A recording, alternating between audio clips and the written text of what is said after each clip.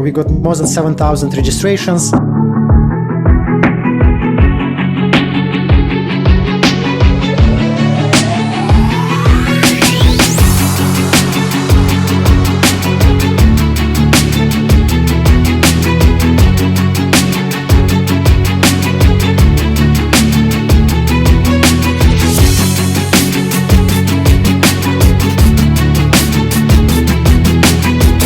Today, it's like both the best time in the history of probably the world to be building interesting things.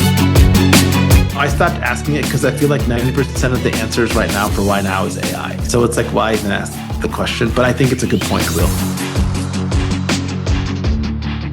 Hello, everyone.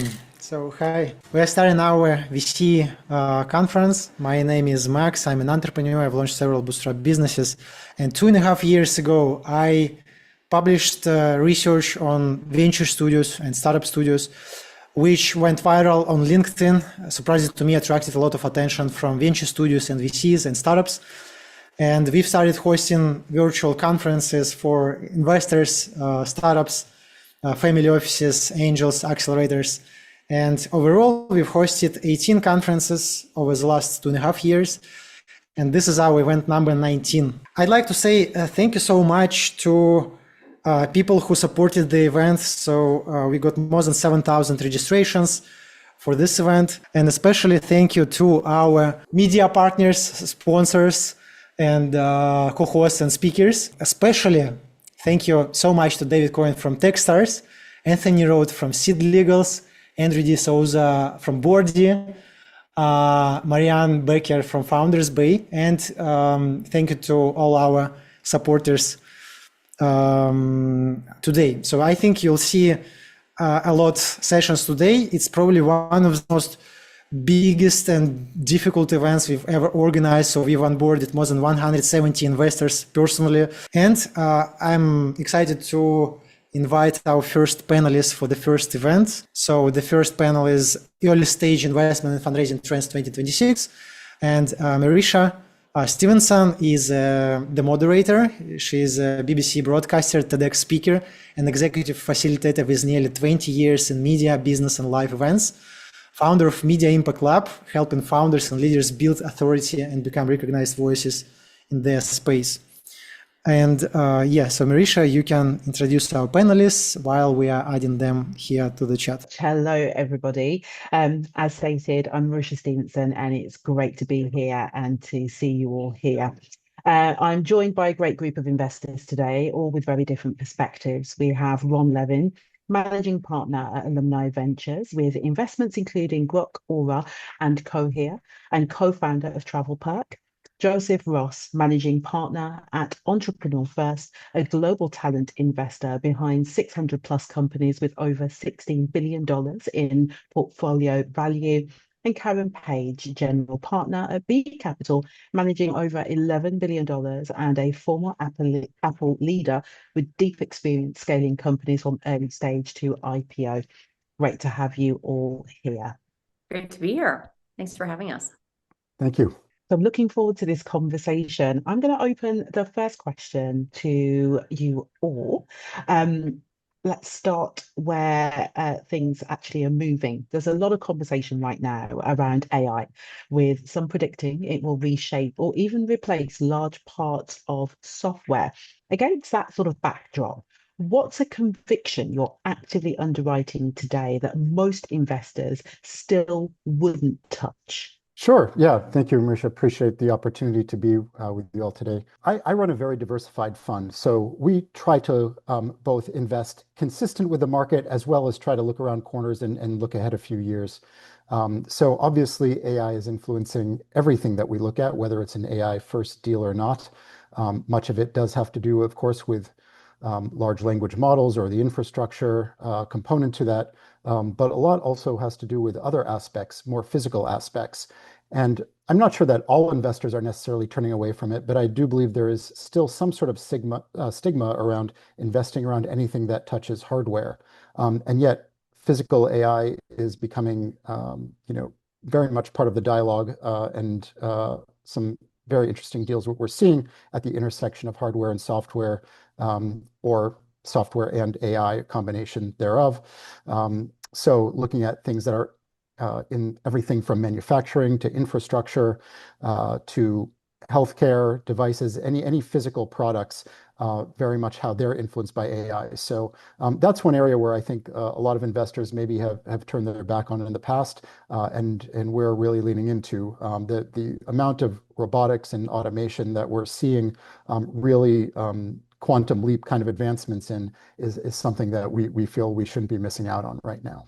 Thank you. That's great. Karen, if I can come to you, please. Yeah, look, we've seen a very, very broad shift over the past several years, from a kind of broad tech to very heavy consumer generic SaaS to the AI everywhere, infra heavy, with vertical specialization in some cases, but capital has been concentrated in far fewer companies.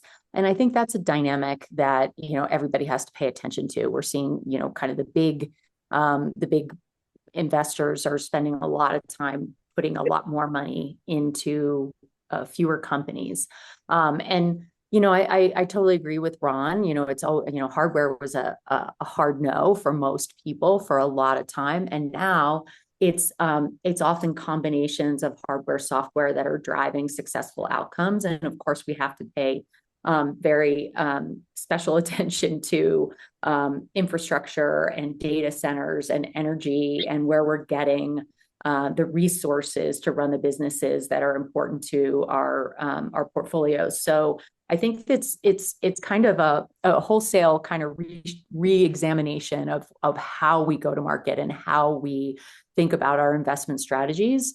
And I think that'll continue for some time. It's a shakeup. We're looking at things entirely differently, and we don't know exactly where the outcomes will be. And I think smart investors are looking at, where the specialization will need to go. They're looking at geography because there's certainly a ton of high opportunity companies that aren't in the Silicon Valley ecosystem, although we certainly have seen the magnetic pull back to Silicon Valley. But I do think that it's going to require us to really understand where our smart money should go and how to help those companies thrive. Thank you, Karen. Joseph, if I can come to you, please. Yeah, I mean, I really echo what everyone else has said around hardware. We have about 600 or so companies in our portfolio, so working at scale as well. And, for years, whenever we had a robotics company, it would be the hardest thing to raise the next round in our portfolio, even if the founders were amazing and even if there was a really great trajectory of the company. I think the narrative has completely changed on that. So maybe not so contrarian now, but, it's definitely shifted. And I definitely have experienced that too. So definitely experienced that shift. I think that really, honestly, everything sort of seems up for grabs right now, which is really exciting.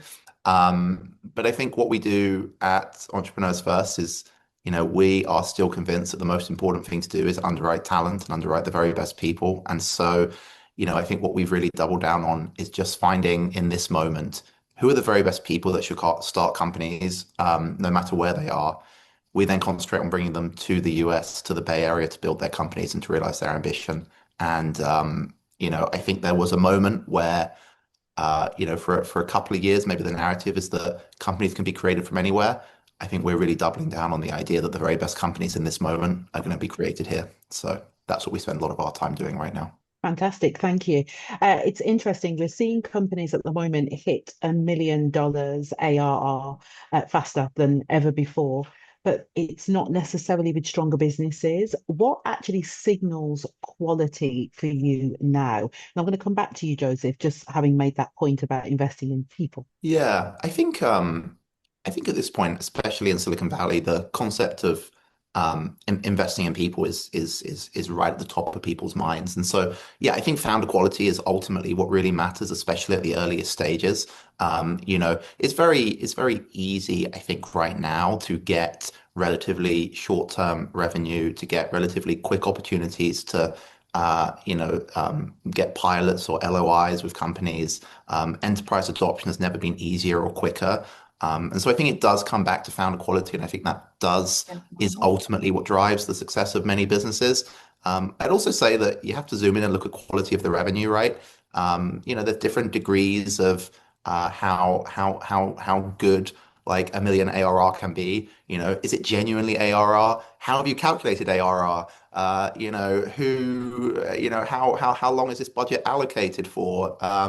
And so I think that really you start to understand the business a lot better when you actually zoom in to that revenue. I think it's never been easier to get surface level revenue. But I also think it's hard to get high quality revenue still. And so, I want to back the very best founders to move really fast, capture great revenue, and then double down on that.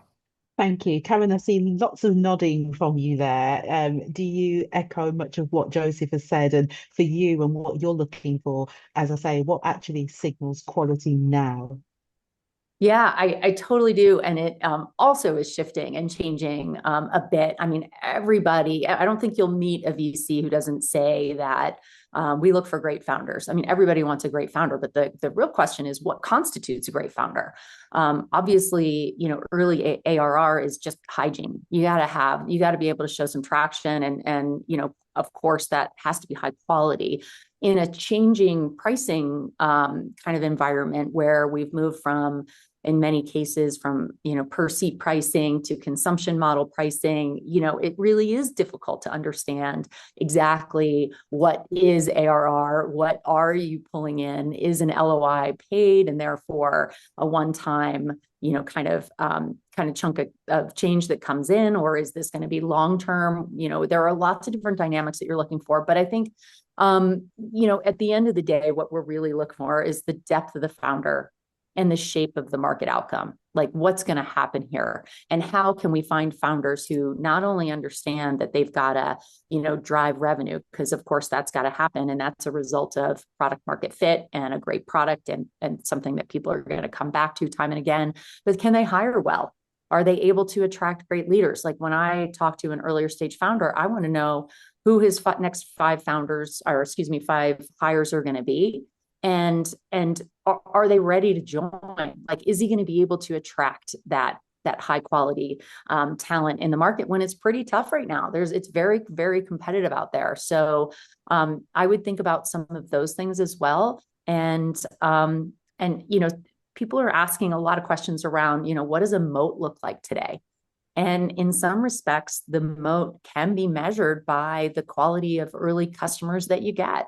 Are you able to get them and keep them? And of course, then, lots of other factors come in, the data, the other sorts of things. But can you attract early customers, keep them, hire great talent, and pretty importantly, meet the milestones that you set out to meet in this current round of funding? Yeah, I'll pick up on that, both points that both Karen and Joseph made. So, to Karen's point around team, I mean, it gets said very often that team is everything. I publish a Substack. My next one will come out Thursday morning. And the title is The Number One Lie That VCs Tell Founders. And this is really the point of why a VC will pass on a very early stage deal. And it's very hard for a VC to tell a founder, I'm passing because your team is not up to it. But that's really the main reason why we pass, despite all the other noise around that. We might shape that and say that differently or not say that at all. But if you're getting a pass, it might behoove you to look, what can you do to improve your story? You can't make up a fake background, and that's certainly part of it. But there are things you can do around building a robust team, even if it's advisors, building up the tools that you need to prove that as maybe a first-time founder, that you have what it takes to not just create, but to also really build. So that's, I think, kind of something that I think founders can think about, more how to tell that story, because the human element is so important kind of at particularly this pre-revenue or very early revenue stage where product market fit is not yet obvious. And coming back to Joseph's, excellent point on quality of revenue that we look for, how do you sort of see that? In the moment, it can be kind of hard to tell if a company has some early revenue, even hitting 1 million ARR, and perhaps counterintuitive and maybe a little bit contrarian, is to some extent, I actually look for breadth over depth of revenue. So, if you get a big customer, a couple of customers that have really big contracts early on, that's fantastic, but that might just show that those are early adopters who happen to be looking for the product that you've built, may not say a lot about how scalable your revenue is. I'd love to see maybe 10 or 20 early customers that might start small, but you have a land and expand, and if things go well, those are going to be able to scale up. So that would be, one other bit of advice that I might keep in mind as companies are first going to market and proving to investors that they have product market fit. Thank you so much. Really valid points there.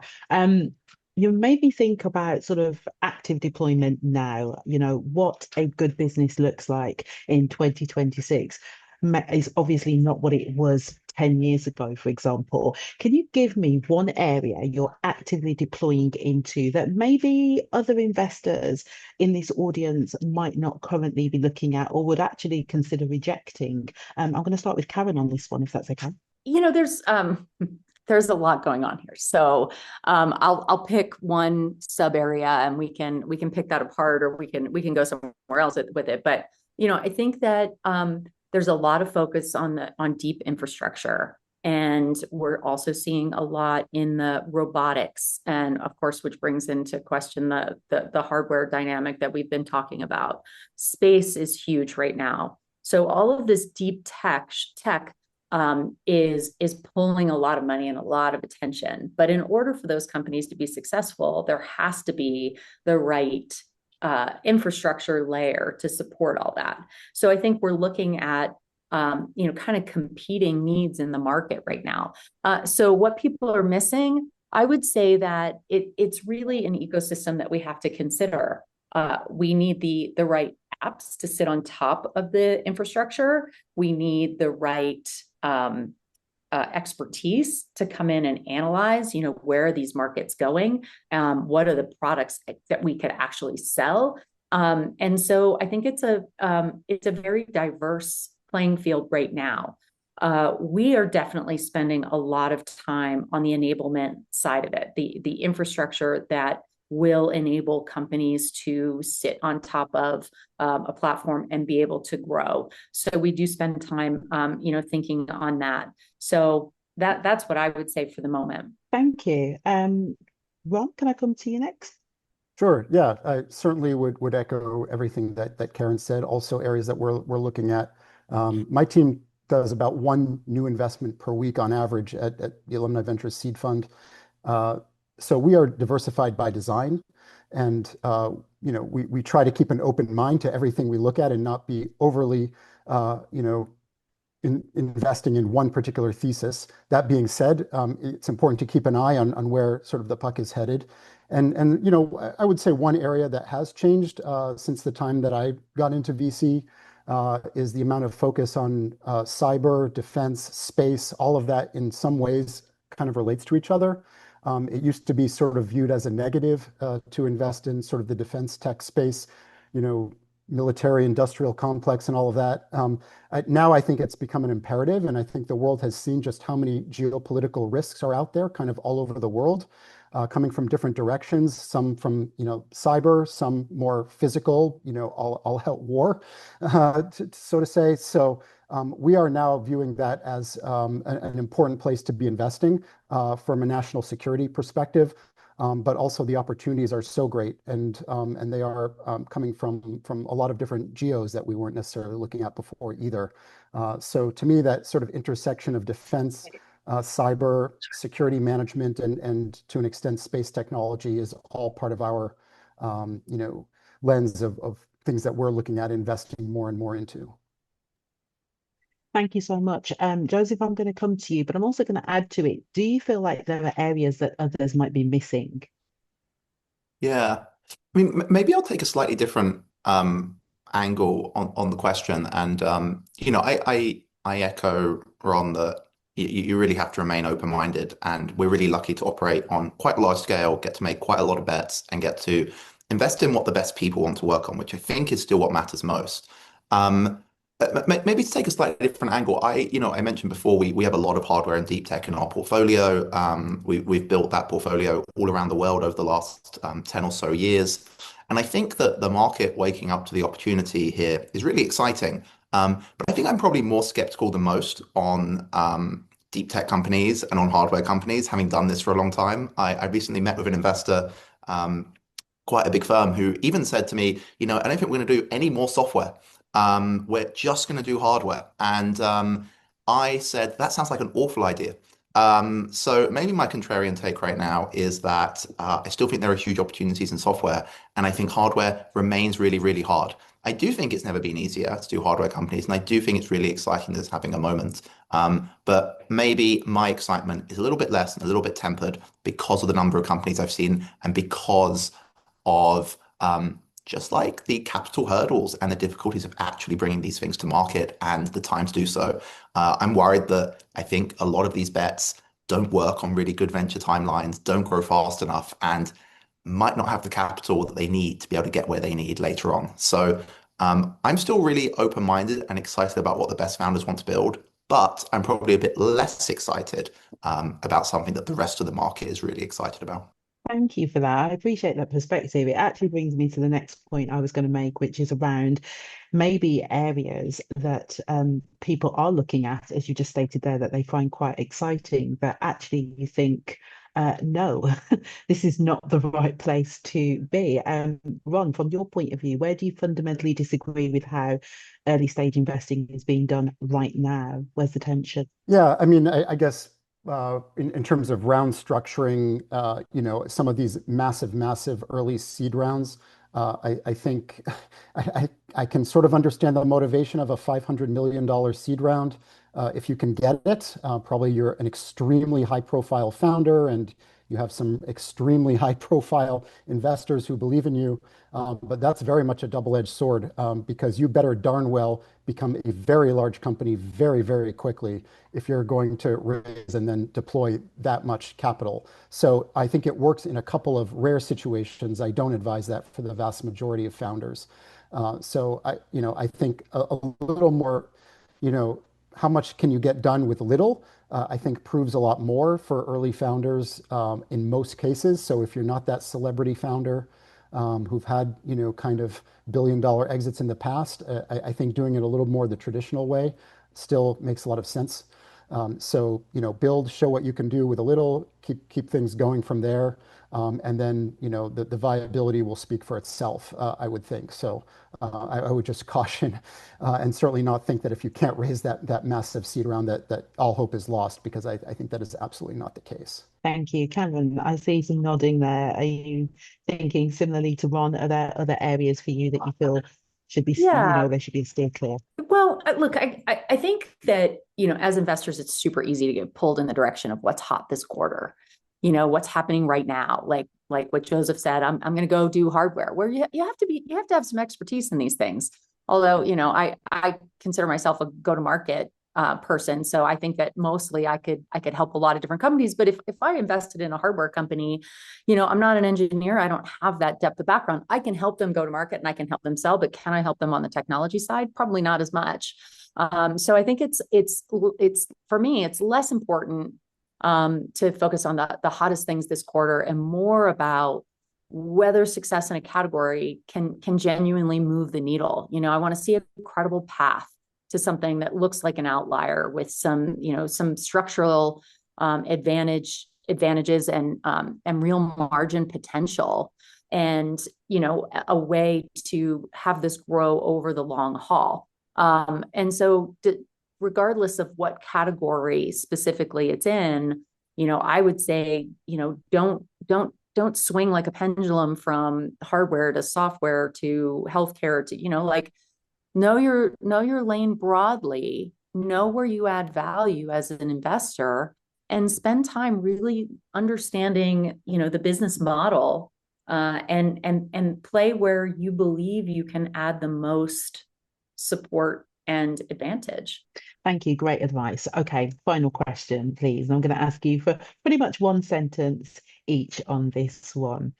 What's one thing as founders that you that still believe about fundraising in 2026 that is just no longer true. I see nods, so I'm going to start with Well, there's a Gené. lot that's changed for sure. I mean, it used to be that if you were, pre-seed, seed A, and you had X number of dollars in revenue, you could almost guarantee to go out to market and create, some buzz and some competitive advantage. I still think that, smart founders are taking advantage of the early traction and thinking a lot more about the storytelling and the narrative around it, and being hyper strategic about building their networks around an array of different types of investors, so that they can stage their approaches and really find the investors that are going to be the best match for them. It's a very long relationship in most cases. I think in some ways when I talk with founders, look, it's never been a better time to build a company and to raise capital, but it's also never been a weirder time. And I think you see that most in, a very common question, especially for first-time founders going out and building something is, what do I need to achieve? What do I need to hit to raise the next round? Like, what does my company need to look like? And I think the truth is that it's probably never been easier to raise at the early stages, like pre-seed and seed. There's a lot of capital and different opportunities for you. But I think in many ways it's never been sort of harder and more confusing and a little bit more murky to do the later rounds. And I think there's no longer clear like revenue metrics. I think there's a lot of different things that in totality might make your business look really exciting. Obviously, if you're growing, if you're doubling every month, or you're, adding $1 billion in revenue in a month like you're Anthropic, then, life is really easy for you. But most businesses aren't like that. And so constructing that story and understanding where to aim for and understanding what good looks like and trying to work out where the market is going to stand on just like the metrics that you bring to them in the future, I think has changed a lot. I think there are companies that would have looked great a few years ago who are going out to raise A's who no longer look great because maybe their revenue trajectory isn't fast enough or they're not hitting enough. And so, yeah, I think the biggest thing that's changed is just like all of the metrics, all of the rules around what constitutes being able to raise at a different stage. And I think it changes very rapidly based on the market sentiment right now, especially at the later stages. So seed never easier. There's downsides to that, like Ron mentioned with some of these rounds. Later stages, never more different, I think. So differentiation and defensibility, just keep hammering that and keep an eye out for what competitors are doing, because this is the fastest moving environment that I've ever seen. Fantastic. Thank you all. It's been a really sharp and very useful conversation. Thank you so much. Thank you. Thank you very much. Yeah, thanks so much, Merisha and Karen, Joseph, Ron. I want to say again, thanks so much to people who posted announcements on LinkedIn. We got 1,300 plus posters by different attendees for this event. And I'll select some winners here for the books. So I think I'll select 5 winners here on Zoom and 5 winners also on LinkedIn stream. But let me show you the books. So first, Give First, Brett Feld, co-founder of Foundry Group and Techstars. The Almanac of Naval Ravikant by Eric Jorgensen. The Venture Mindset, Ilyas Tribulaev and Alex Deng. And some books from our sponsors and partners. Fundraising for Founders by Andre Justin. Success by Design by Louis Daniels. And for those who love marketing, Steal This Headlines, 100 Famous Ad Campaigns by Jeffrey Goldsmith. And Hyper, The Untold Story of Marketing Data by Attila Todd. So these are the books we are gifting. During the previous events, we've gifted about 600 books to different attendees who supported us. Now I have some other interactive activities. So I want to ask you, and please let me know in the comments, what is your favorite sport? Recently, I started playing paddle, and I do it every like 2 times a week. And so I have a glass here to practice it. Yeah, so I have paddle, but now like I have another very strange sport, which I practice on average only once a month. And I bet no one from this audience on Zoom and on LinkedIn, no one does it. So I do it only during conferences. And if you want, you can guess what is this strange sport that no one does. And yeah, I saw this nunchucks, and this is a strange sport I do during events.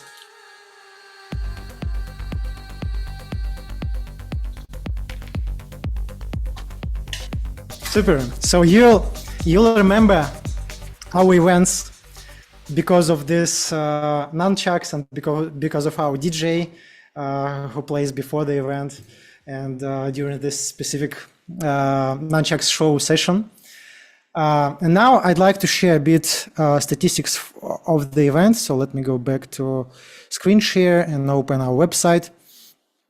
So we publish the registration statistics here.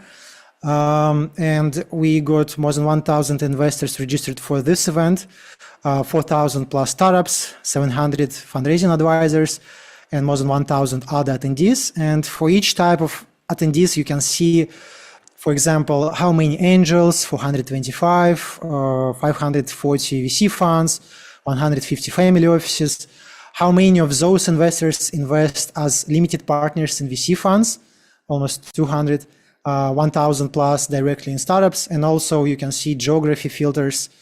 You can see startup stages where investors invest in.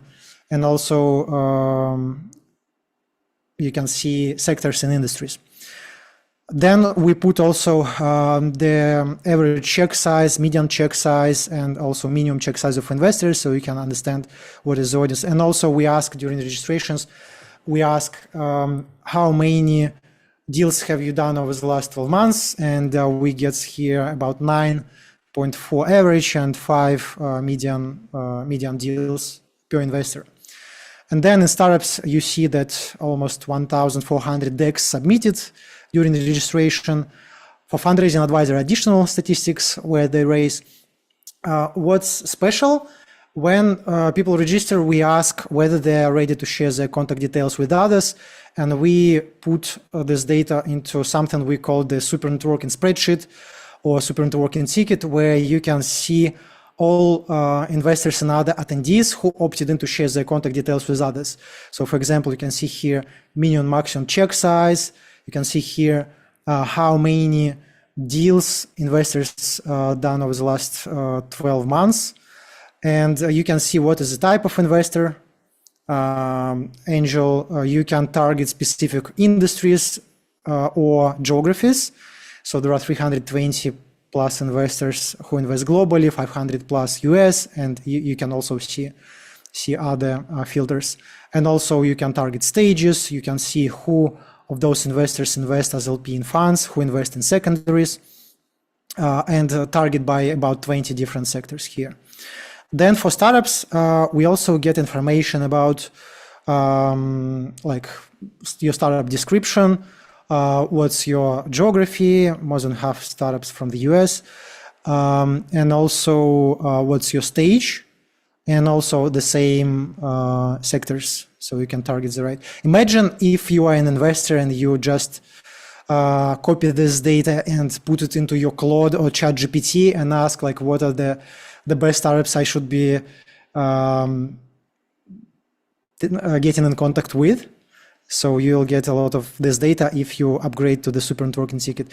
Then for fundraising advisors, we ask what is your monthly retainer and how much do you charge success fee. And so there are multiple fundraising advisors who work without retainers and who charge specific different success fees. And you can also see how much capital these investors fundraised over the last 12 months, so you can target the right ones. And of course, we gather here information about with what type of startups you work, whether you work with VC funds, in what geography. And then other attendees, we have here scouts looking for deals. We have here someone planning to invest, so aspiring investors, planning to launch a startup, entrepreneurs, someone looking for a co-founder, and also description of this person. So I think if you just go to, I don't know why, but many people went to breakout rooms now. but okay, I think our team does something with this. Okay, so here you get all the information, and we have also added about 3,000 investors from our previous events, and each list has minimum maximum check size, and also type of investors and everything. So you can get this if you go to our website, click on, let me know what happens if I click on join. I don't know, but yes, if I click on join, I see the ticket, and here you can find this super networking ticket. Then I also want to explain you very short what is the annual mega networking pass. So we hosted 18 events previously, and if you click here, see the list of databases, you'll see all the events and their prices earlier. And also we give you access to the next 12 months of our events, at least 4 to 6. I think it's likely 6 to 8 events we'll host over the next 12 months. So I see breakout rooms already joining, many people joining there, but let me try to explain you in some time how it will work. So, and this is now with a huge discount of 89%. So we do, during the event, we do still promotion. And if you buy it during the event, then you'll get huge discount for this annual mega networking pass. What happens next? So is Nathan Beckord already here to start introducing our next speaker? Yeah, hi, yes, Nathan. Sir. So Nathan, yes, Nathan is our long-term partner and media partner and promoter of our events, and also moderator. So he's the founder of Founder Suite and Funding Stack for founders and for VC investors. So Nathan, over to you.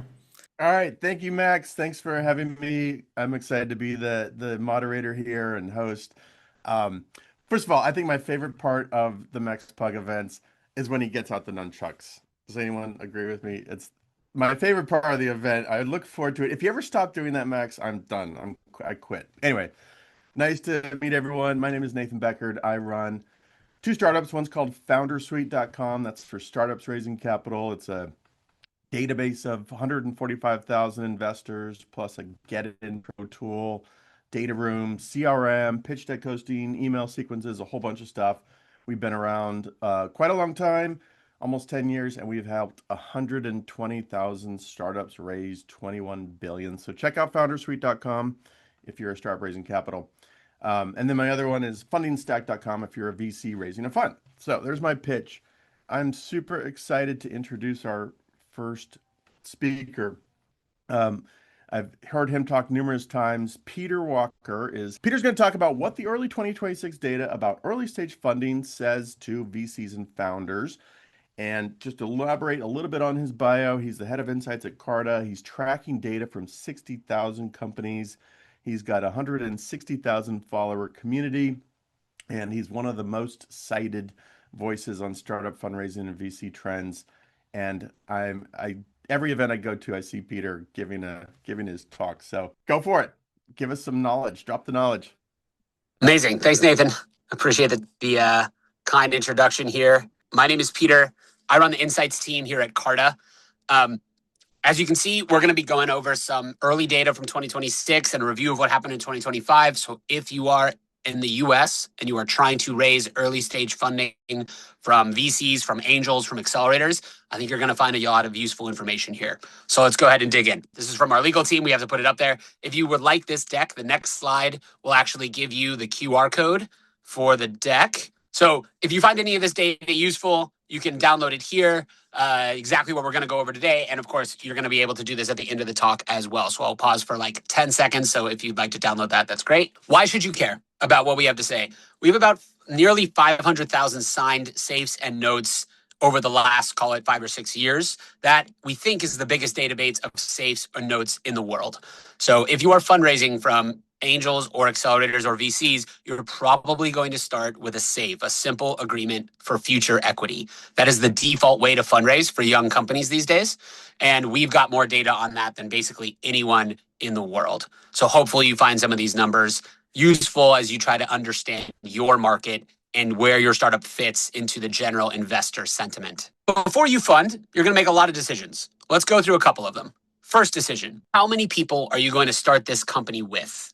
This is a massive, massive choice, of course. Your co-founders are probably the most important people that are going to be in your company. One pattern that we see in Carta, which is really clear over the last decade, is that solo founded companies are becoming far more common. So in that last year, 2025, 36% of the companies that joined Carta were actually founded with solo founders. They had no other co-founders in the business. So that's really cool. It's awesome to see that solo founders are becoming more and more a significant part of the venture ecosystem. However, in the next slide, you're going to see something that not quite as good for solo founders, which is that startups that are actually getting VC funding actually tend to have at least one co-founder. So 36% of all the startups on Carta have a solo, but only 20% of the ones that actually get VC funding. So there is a little bit of a bias against solo founders from VCs. There's a lot of reasons for that. Some of them are bad reasons, candidly. Some of them are decent reasons. But in general, just know that if you are a solo founder, you might find it a little bit more difficult to fundraise than your co-founder friends who have 2, 3, or 4 founders in the company. Biggest choice you're going to make. You and a friend have started your business. It's just the two of you. You haven't raised any money. You haven't hired any employees. You're at the very beginning. How do you split up the equity in your company? You know, that orange line at the top of this chart, that is 2 founder teams. What percent of 2 founder teams split right down the middle, 50-50? And you can see that over time, it's become more common to just go with a 50-50 split. But I think one of the things that most entrepreneurs don't understand is that the majority of entrepreneurs will choose something other than 50-50 when they are splitting up the equity at this early stage. 51-49. So one founder with 51, usually the CEO, one founder with 49. That is the most common split that we see for 2 founders on Carta. For 3 founders, it's 45, 33, 20, and then on down the line. But basically what you need to take away from this is that there's usually one founder with a little bit more equity, and that founder is almost always the CEO. So unequal splits are actually the default. Equal is a little bit of the minority when it comes to splitting up equity before you fundraise or you hire. A little bit of a different story than what you hear from most accelerators, et cetera. So if there's one thing to take away from this, it's that you need to have a vesting schedule on your own equity. If you're going to raise outside money from VCs, from angels, from anyone, you need to put your own equity on a vesting schedule. And I know that sounds odd, and I know that sounds silly. It's your business. Why wouldn't you own the equity outright? It is to protect you from your own co-founder leaving. So co-founders leave all the time. In about 25 to 30% of cases, by the time a company has gotten to year 4, it has lost a co-founder. And that's only the companies that actually make it to year 4. So it is a high likelihood that many people on this call will end up losing a co-founder. If that co-founder walks away with 50% of your company, unfortunately, you're no longer fundable by any VCs. So the vesting schedule, while it seems onerous, it needs to be in place to protect yourself and your fellow co-founders against the breakup of that founding team. And honestly, it happens quite a lot. I wish it didn't, but it does. Now you're hiring employees. You're going to start your option pool at about 10%. So that is the amount of equity that you're going to set aside for the employees that you're about to hire. Some VCs will say start it at 20%. I think that's way too high. You can start it at 10%, and then every time you fundraise, you're going to get a little bit more equity to employees. What are you going to pay these people? The first hire at a startup that is not a co-founder receives about 1.5% of the business. That's not annually. That's over the full 4 years of their grant, of their initial grant. That is a very large amount or a small amount, depending on who you are. Of course, some first employees receive 3%, 4%, even 5 or 6% we see. Some receive less than 1%. It's going to be an art, not a science. These are very difficult people to hire, and they're basically establishing your culture. So I think you should be pretty generous with them in terms of equity. But here's where the benchmarks currently sit for U.S. employees that are hired number 1 through hire number 5. Of course, one of the biggest stories around startups these days is just that people are hiring a lot less. So that black line on this chart, that's the number of new hires per month across all Carta companies. It peaked at about 75,000 in a single month, and now it's back down to 25, 30,000 or so. And there's a lot more companies today on Carta than there were in 2019. So to be honest, I think one of the biggest changes, and you're going to see this in the next chart if we flip to it, is that companies are just staying smaller for longer in terms of their headcount. So the number of employees that work at a Series A company used to be 25. Today, it's more like 16. By the end of the year, we think it's going to be more like 13 or 14. So that's a really big shift. Fewer people moving really quickly and using a lot of AI along the way. That's kind of the current startup world that you're building in. It used to be cool to talk about how many people worked for you. Now it's kind of cool to talk about how few people work for you, at least if you're trying to raise money from VCs. However, this does not mean that a lot of these startup employees are going to come cheap, especially if you're hiring AI ML engineers. Those people are commanding very high salaries. You can see the equity is that orange line. It has risen up and up and up since the beginning of 2023. Look, these are really people that are in high demand, so you're probably going to need to pay a decent amount for them. All right, let's talk about fundraising. Everybody uses safes. I know there are some people probably on this call who don't like safes. I'm sorry, 9 out of 10 times it is the right decision, and the market has moved that way. So you're going to get familiar with safes if you're raising between, call it, $100,000 and $3 million. It's probably going to be on a safe. Second thing, the safe that you're going to want to use is a post-money safe. That is the most common kind of safe. That's the left chart, the orange bar. It's about 80% of safes these days. On the right side, you're going to see the terms of that safe. They sometimes have a valuation cap, sometimes a discount, but most of the time it's just a valuation cap that you're going to be deciding with your investors. So what is the cap? The cap that you see, if you raise $1 million in the US, $10 million is the median valuation cap that you most often see for these companies. But the range is super wide. VC is incredibly unfair. Let me say that again. Venture capital is incredibly unfair. Everyone on this call, if they had the same product and talked to the same investors, would get a different deal because it is about you as the founder and the early team first and foremost. So there is no right answer to the idea of what should your valuation be at this early stage. Investors are betting on you as the founder, and you're coming with different kind of credibility mechanisms.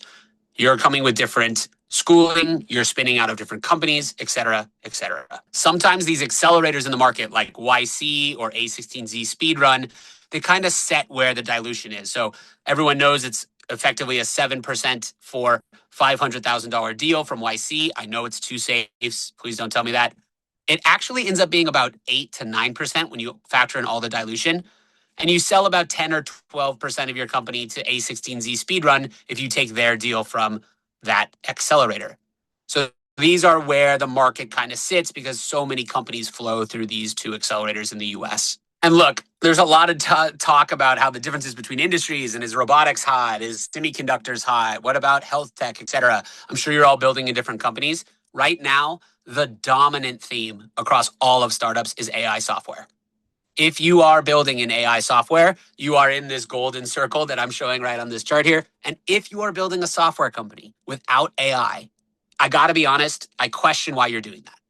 At least you're going to get a ton of questions from VCs as to why you're doing it as well. So if you have a great reason, I'd love to hear it, but you better get good at repeating it because that's the first question VCs are going to ask you every time. We're going to wrap with what's going on at the seed stage for those of you that are a little bit beyond pre-seed. Seed stage is getting pretty wild here, y'all.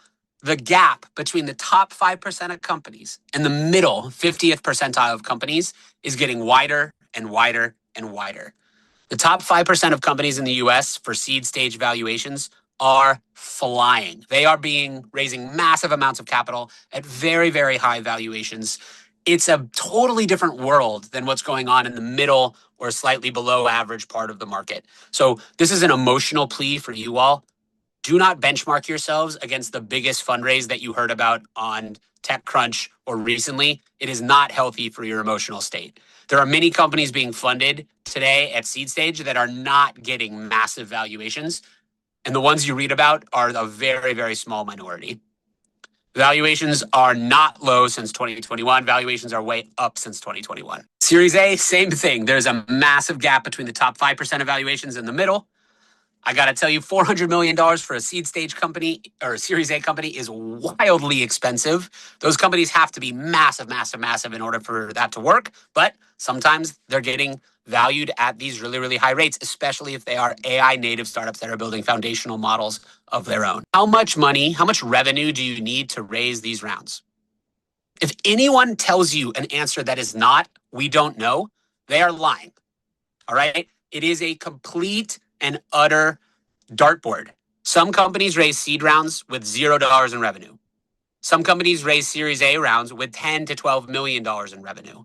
It is all over the map. What it comes down to more than anything is two things. Who are you as the founder and the team? What is your credibility, et cetera?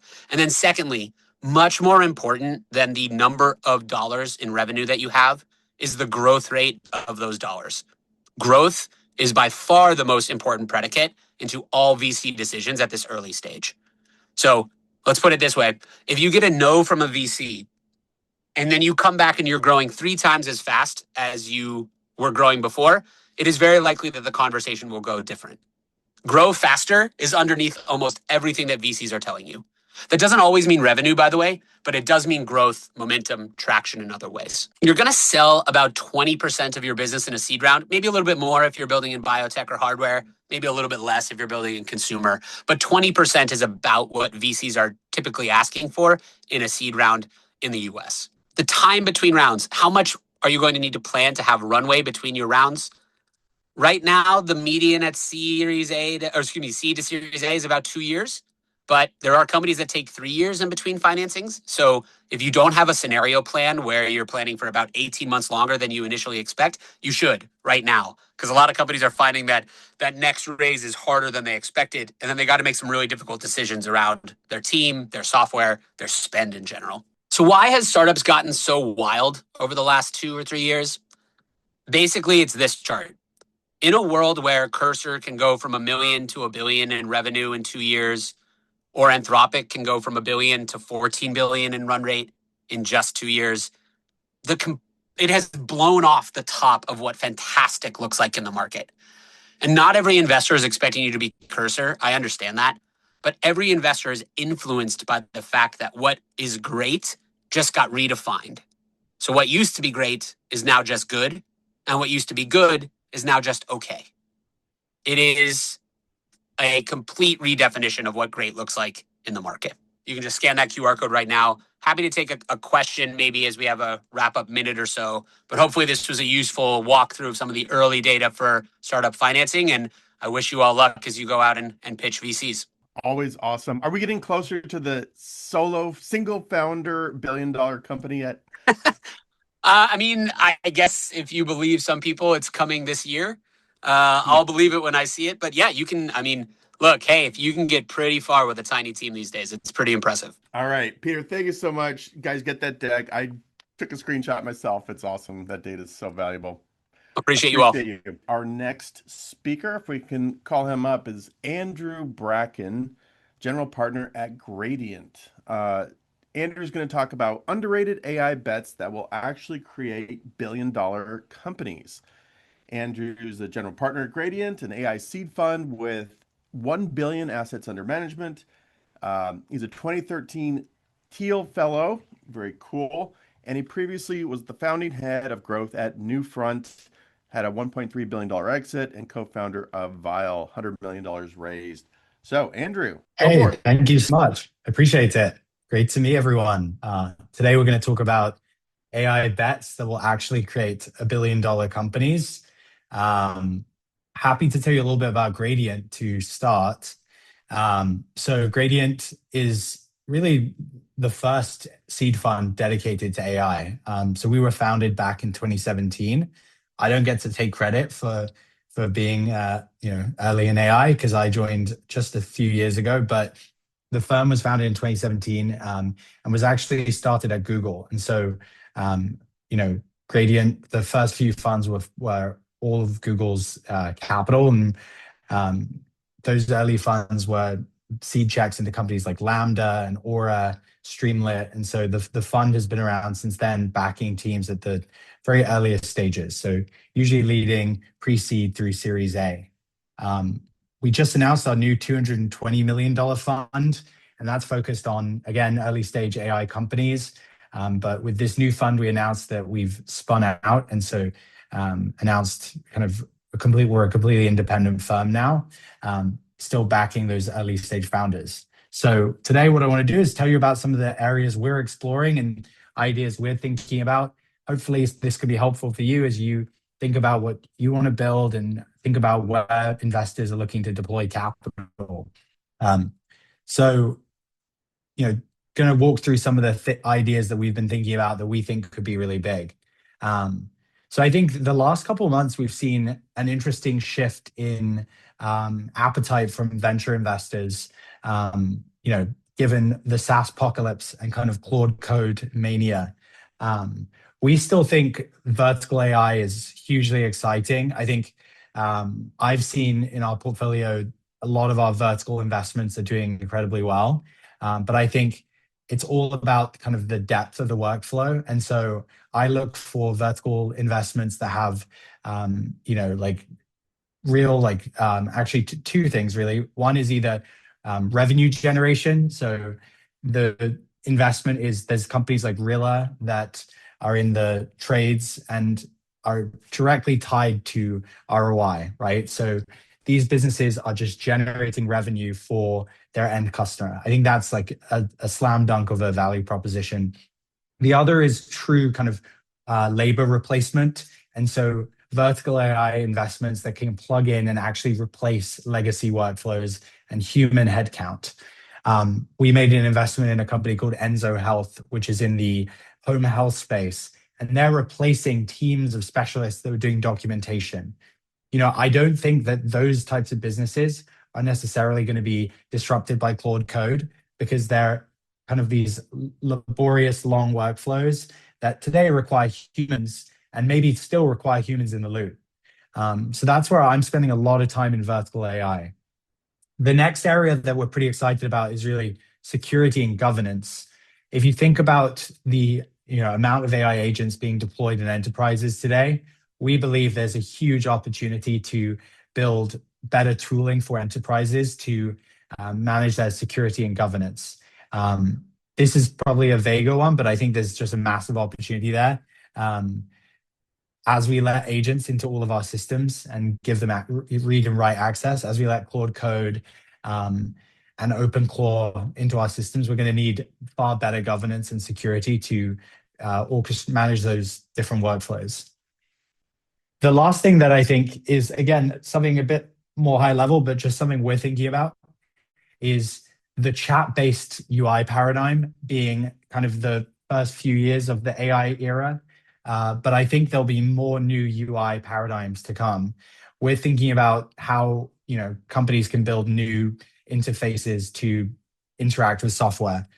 Over the past year, we've seen voice kind of take off, and voice has probably been the kind of fastest growing new UI from the past 12 months. But we think, especially with where models are going, we think that there's going to be a number of new UI paradigms that you could build for new AI applications. And so pretty excited about that space as well. Here are a few more. One that I'm especially excited about is replacing these legacy systems integrators. If you think about the amount of spend that there has historically been on the implementation of software, it's actually 3 times larger than just the cost of software. And so that to me is such a massive opportunity.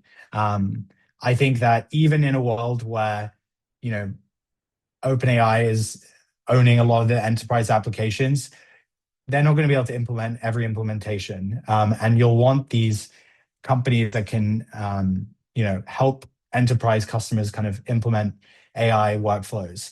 And so we believe there's kind of a new class of SIs coming. Obviously, you have a lot of the incumbents. You've seen OpenAI announce deals with McKinsey and Accenture and some of these companies. But we think that just the implementation of software and management of it is going to be a huge problem that someone needs to solve. And I think another example of that is really just the hottest role you see at AI companies today is actually forward deployed engineers. So if you look at Decagon, you look at Sierra, you look at OpenAI, they're all hiring forward deployed engineers at scale because end customers actually don't know how to deploy AI. And it's not really a one size fits all or a one-time approach where you're going to implement AI workflows and then, leave them forever, right? You actually want kind of more of an iterative approach, especially as models improve. And so we believe that there's a pretty exciting opportunity to build kind of an AI forward deployed engineer to help deploy and iterate on the deployment of new workflows and models. And that's an area that I'm spending a lot of time. The next one that I think actually fits in nicely is really the opportunity with open models and open source models. We think that the open source revolution in AI is actually in the earliest days. And we're going to see much, much more orchestration and implementation of open models in enterprises. A lot of enterprises, want to own they want to control of their models. They want to be able to fine tune. They want access to the model weights. They don't want to send their proprietary data, into the cloud, into kind of a black box with OpenAI or Anthropic. We think there's just a massive opportunity to offer better orchestration of models for enterprises, especially on-prem, where a lot of companies today, have to operate on-prem and want to run models in their own, hybrid cloud or on their own servers. And today there's I think a real opportunity for companies to build in that space and allow enterprises to run their own models. And so definitely spending time there. The last one, this is kind of near and dear to my heart because I spent a number of years running a healthcare company, Vial, and have spent a lot of time investing in healthcare here. We think that AI is going to be a massive, player in healthcare. Already seen healthcare is probably one of the fastest growing verticals where you see AI adoption. And we think there's a big opportunity in care coordination and patient navigation. One company I'll shout out we invested in is called Rovi Health. We led that round with Lightspeed, and Rovi Health is basically building AI tools to help patients manage their care and drive down costs for self-insured employers. So if you're a self-insured employer and you have 1,000 employees on your plan, how do you help them access the best possible care while also driving down your costs that you're ultimately accountable for? And we think there's just such an interesting opportunity there with large language models. You have hundreds of millions of patients accessing care, and historically many of those patients fall through the gaps, whether it be in a hospital setting from an insurance perspective or direct to consumer. We think AI is going to unlock a massive opportunity there where helping patients access care and navigate the insanely complicated healthcare system. And so these are some areas we've been exploring. Very good. Let's start off with what's an interesting recent investment you guys have made that kind of represents this thesis, if you have a good example. Yeah, so we invested in a company. Actually, I can't. There's one that I guess I can tell you without saying the name. You can talk about. I don't think we've announced. Yeah, exactly. So we invested in a company building in the open model orchestration piece, and so building new coding tools and coding agents that are open source. And so that's kind of a secondary adjacent thesis, which is that many enterprises also will want their IDE and coding agents to be open source. And so if you're orchestrating these open models and using coding agents, you may also want to know the underlying, be able to audit the underlying code behind these coding agents. And you may also want to fork them and kind of customize them and build your own custom coding agents for your kind of enterprise workflow. Oh, yeah. We have a question from Jean or Jeannie. Does the closed system require on-prem? Some are touting that system is safe using AWS. And she adds the context that she's in a regulated space, clinical research. Any thoughts on that? Yeah, I think that a lot of the model companies are exploring how they can deploy on-prem or build solutions for highly regulated industries. But I think ultimately firstly, it's just such a massive market and fast growing market. The amount of spend, if you think about like government use cases, if you think about highly compliant industries, it's like a massive market. But I think that ultimately model companies and don't want, they're not going to give customers access to their model weights, and they're, ultimately I think a lot of customers are going to want deployment of fully open source models, especially as these open models get better and better. And so you're seeing open source models are improving at rapid rates and catching up with many of the closed source models. Cursor, it was leaked is forked to Chinese open source model for some of their internal models. And so I think you're just seeing, models catching up very quickly. When you're looking at new deals, new potential startups to invest in, how do you how do I ask this, look ahead towards the future and ensure or make a bet that they're not going to get, kind of taken out by the next release at Claude or something like that, Yeah, I actually met a venture investor at a big venture firm this week who told me they spend a lot of time talking to researchers at AI companies to try and understand their roadmap, which is pretty interesting. So I think everyone is thinking about this.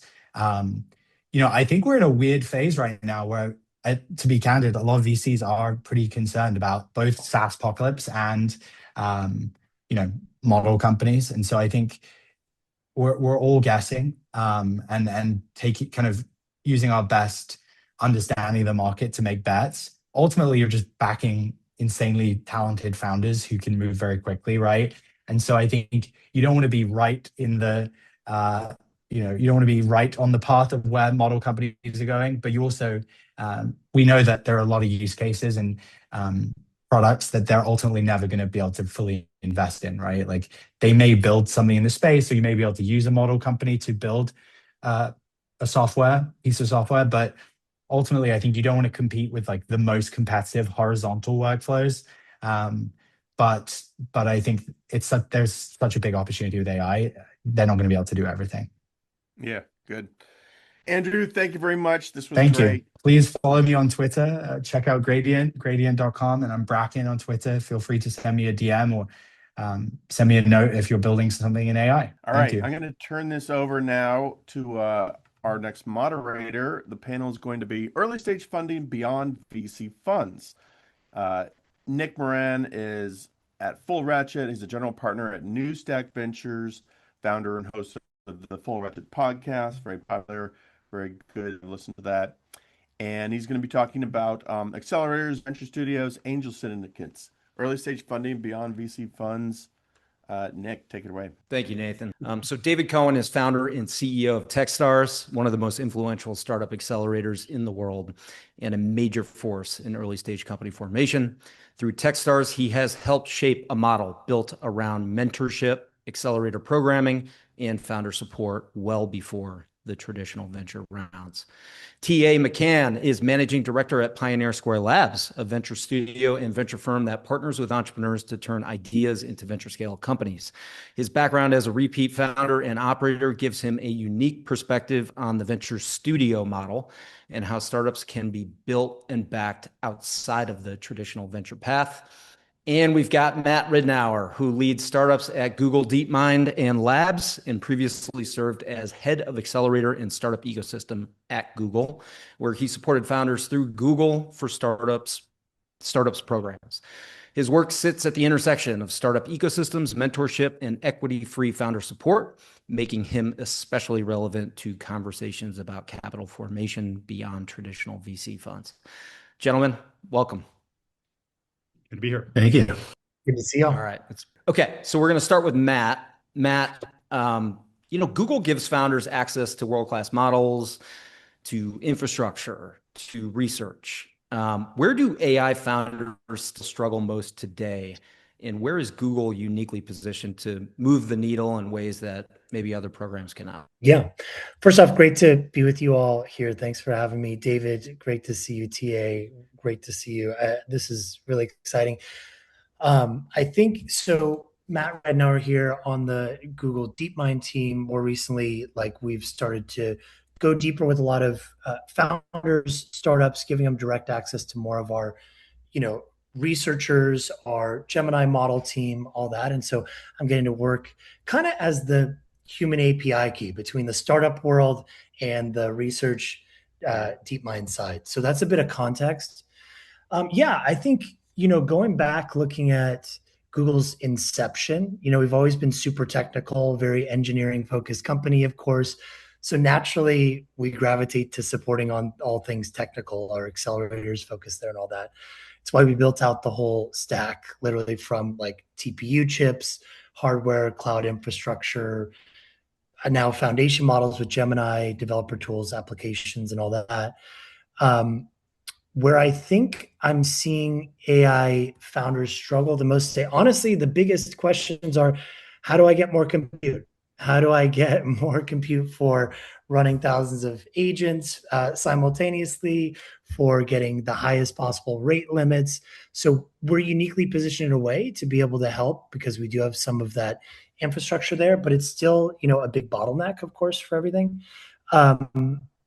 I think also something I'm seeing is, in a world where you could build anything, what do you choose to build? And I think I was hearing the end of Andrew, who's a friend at Gradient, talking about, what will the future become for some of these startups, and thinking about incumbents. And I do think it is a big question even for us around like, where is the puck going? And we don't honestly always know exactly. We have some theories, but it feels like things are moving so quickly right now in the industry that it's hard to even project 6-8 months in the future of what exactly the world will look like. So the question is, as a founder, if you can build anything, what do you choose to build? And I think that's becoming a really, really interesting question. Thank you, Matt. David, I'm sure you've never gotten this question before. Not on TFR with me, but Techstars has gotten more concentrated, right? Fewer companies, more capital, more focus, went through a bit of a reset or refresh. So what did that process teach you about what founders actually need from an accelerator versus the things that didn't work so well? Yeah, I mean, so the context is our 20th year, right? So learned a lot over a long period of time. And I came back just about 2 years ago after 4 years as chairman, not working in the business every day. And I wanted to take a fresh look at everything. And that happened to coincide with this incredible moment in the history of history. I feel a little bit like I felt when the internet was born. Not just when it was born, but when I realized what it meant. And when AI was born, I was excited, and then I realized what it meant, and the opportunity to intersect that at this moment, sort of coming back and looking at, what are the assets of Techstars now that you can rebuild it, from the ground up in a few weeks, right, with the systems you have around it, like every founder hopefully is doing with the assets they have, right, or even established businesses are doing with the assets they have. We're able to sort of look at that and say, okay, all of you startups are being asked about your proprietary data that you're generating in your mode, and the humans you have in the loop, and the assets that you have, right, that aren't assailable by some 14-year-old with a laptop, right, that just wants to build software that now can build whatever they want.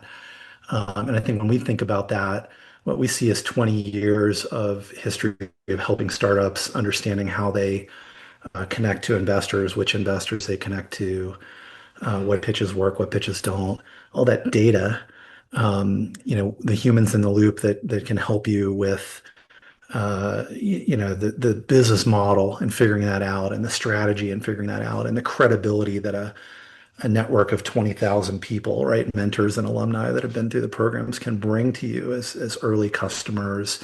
And how do we assemble those real advantages we have, in addition to the capital we have and the track record we have around this stage of investing, to sort of be as powerful as we can in this moment where you can recreate everything so quickly, right? And so I think the things are the same. The primary value is the network. What I mean by that is built-in customer base of a large portfolio of 5,000 plus companies, built-in strategic help and advice in dealing with the really hairy things around, what is the strategy going to be? AI is not going to help you fire your co-founder and get through it okay, right? You need people that can help you through these things. And so it's sort of figuring out how you optimize this amazing network of humans and this amazing 20-year history of portfolio data on having invested in 5,000 companies to help your portfolio as much as possible with AI. And that feels like a really exciting thing to be in the middle of. It's why I don't shave anymore. Who has time for that, right? You just constantly walk away from your computer. You're missing, hours of capability that you could have built to help founders succeed, right? And so it's just a really exciting time to be kind of rebuilding around those assets that we have. And maybe we'll go to TA now, right? The very well-respected, well-known Pioneer Square Labs, TA. So, venture studios love to point to higher hit rates. Talk to us about what PSL does differently at company formation that you think makes those odds better than maybe the traditional, founder goes it alone path. Yeah, great to be here and great to see you guys. Can I answer the question you asked Matt in 2 points? So one is DevOps is still really hard. If you're an AI forward, user, knowing how to deploy and manage is hard. And I hope that Google and the rest of the, hyperscalers are helping all of us founders do that better. Number two is most of these early stage companies now are very tech forward. And most of those tech founders forget that you actually have to go find customers, and that's really hard. And it's actually getting harder as you have more capabilities to find customers, to engage customers, and customers have lots more choice. And customers have lots of internal dialogue of like, wait, do I want to buy a solution or just build my own thing? So finding customers has become increasingly more difficult, which now comes back into sort of the question you asked about the studio. So I'd say the first part of a studio is we help a lot of people who basically think they want to start a company, never start it, because we kill it before it comes out of the studio. So over 10 years, we've tested over 550 ideas. We've only started 45 companies. So all those other ideas, they started off as good ideas. And many founders or less experienced founders or people who didn't have a studio would have gone to start those companies and raise some amount of money and likely failed. So the first point was, let's not start companies that are doomed to failure from the beginning. Number two is let's make sure that we build in really good customer discovery, customer development. So we have a lot of tooling, we have a lot of process that is like, can we really find real customers who want to take their credit card out and pay for the thing that we want to go build? So customer discovery, customer development. And then third is what I would call a capital advantage. So we have a venture fund alongside the studio. So we're the first investors in all of our companies. So that provides value to the company, but it also means that we're finding all those downstream investors before we start the companies.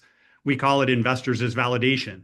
So if we can't find investors who are going to be excited about the founder or the idea or the traction or the narrative or the competitive advantage, et cetera, then we'd never start that company as well. So building all three of those in, and I've been doing this game for nearly 30 years now, mentored 1 million different companies, been involved with Techstars since the early days as well. A lot of founders don't think about figuring out, will investors invest in this thing until it's way down the path. And then when it's really challenging, they struggle to raise capital. So those are some of the things that we do in the studio. I'd say the last point is in the early stages, you need very small amounts of a lot of different functional areas. It's difficult to hire fractional people, especially fractional people who know how to work with each other. So design, engineering, DevOps, security, operations, go to market. And so a studio usually has one or more people who do that they can fractionalize across a lot of different companies and then at varying levels. So it's not always 50%, sometimes 25 or 50 or 75 or 100. And you can modulate that over the months while something's building in the studio. Very good. Awesome. Well, thank you, TA. Maybe we'll go back to Matt. So Mr. Ridenour, you see a huge volume of AI startups. You see them early. Talk to us about where you see founders getting the most traction, whether it be like the deeply technical founders with a big distribution or go-to-market edge, and where are the gaps right now in 26? Yeah, I'd love to hear from David and TA on the same, and I think TA kind of teed it up really well. I think on one hand,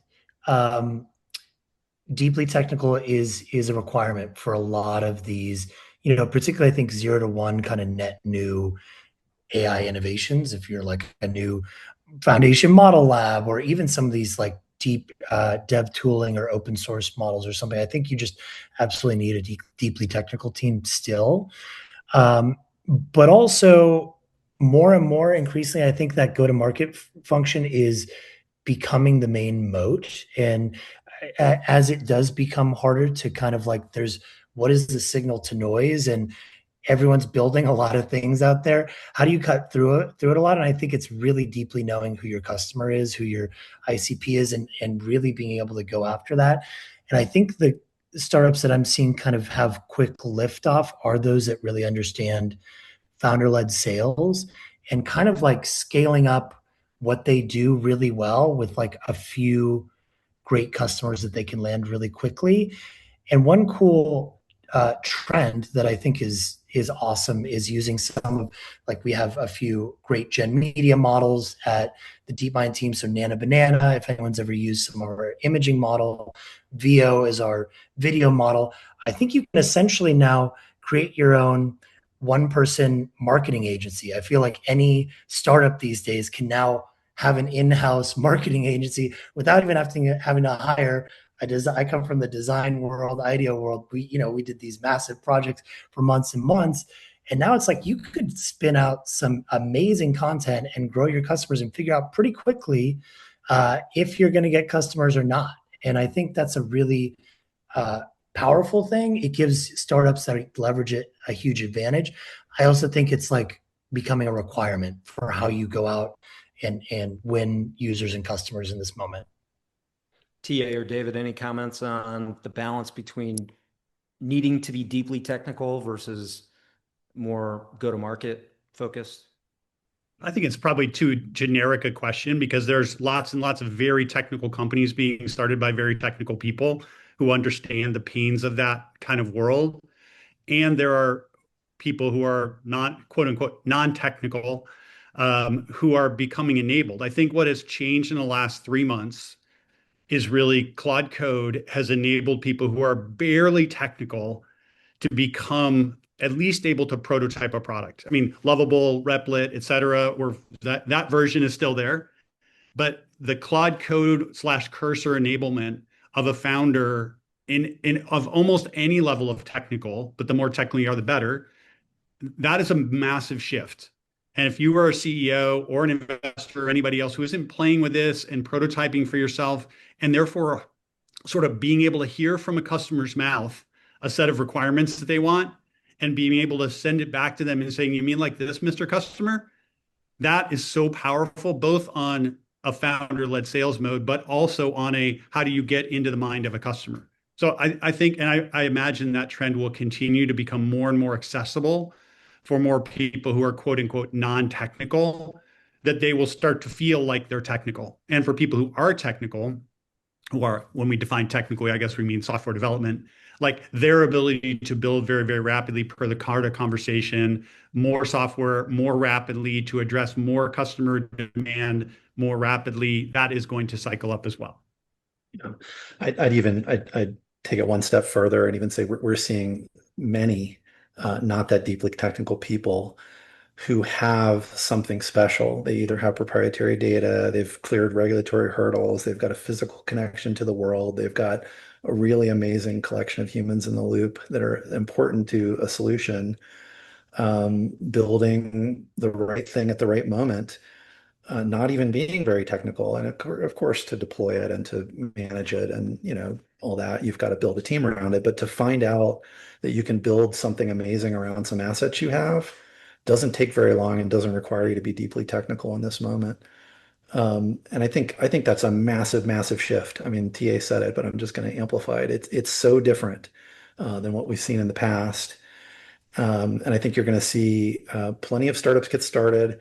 I think, to Matt's point, yeah, you can build your own internal, marketing agency, but so is everybody else. And the number of emails that we're all getting by automated SDR is a zillion, and we're all ignoring them all, right? The way to break through the noise is you've got to have credibility, right? You've got to have a reason for people to pay attention to you.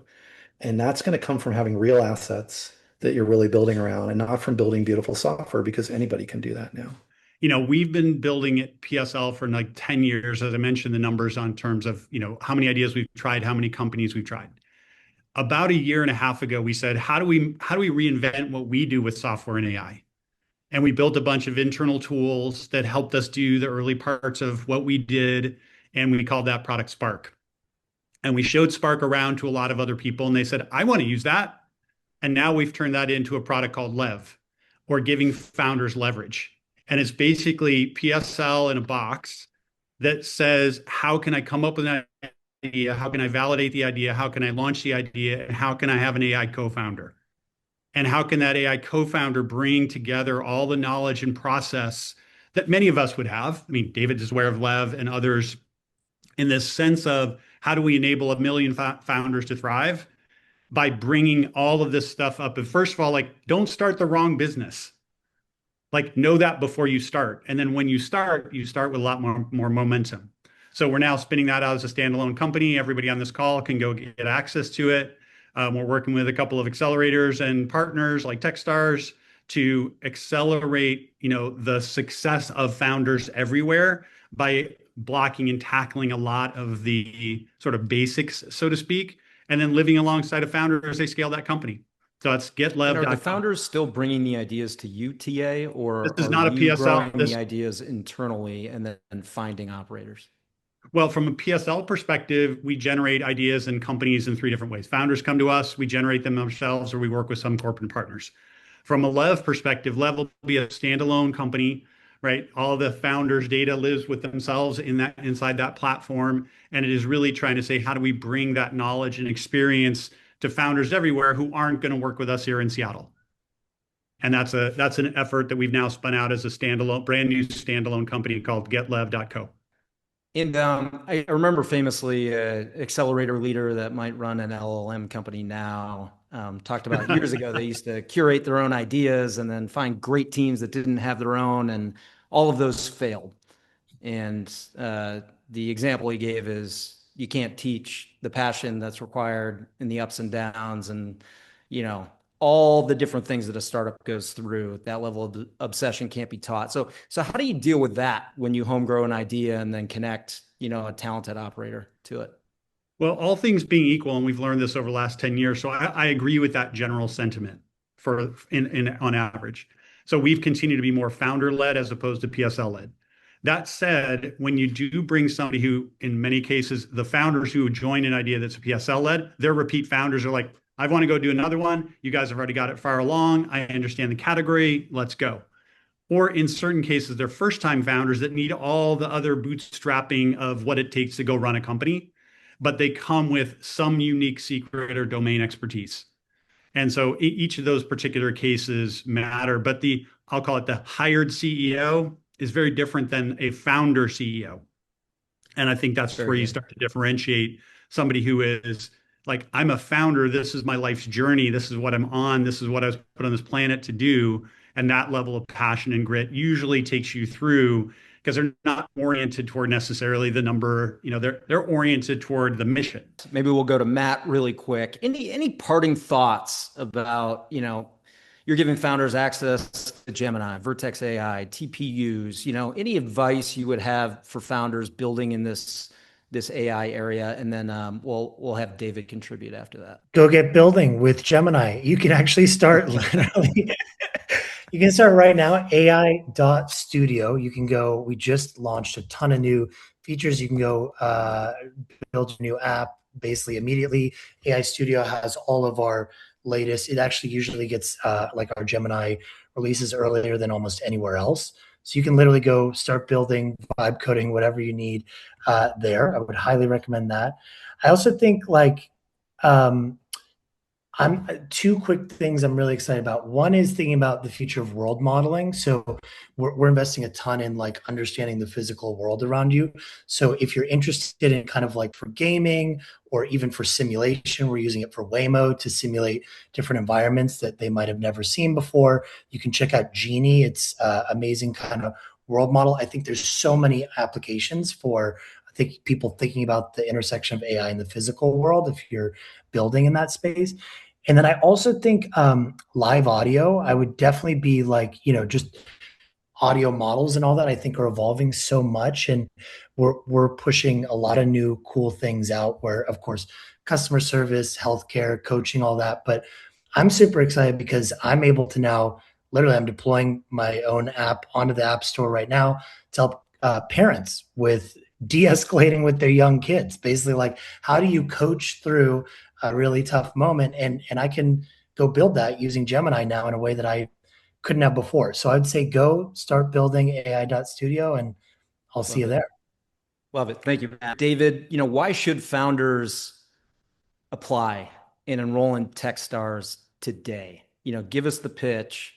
AI native founders building. Why Techstars over maybe going it alone or another accelerator? Yeah, sure. I mean, look, if you're a great founder, you've got a great insight, you're going to build great software. I mean, that's the ante, and it's now so much easier than it was. But if you're going to win, right, you need a fast start with customers. You need a moat that is unassailable.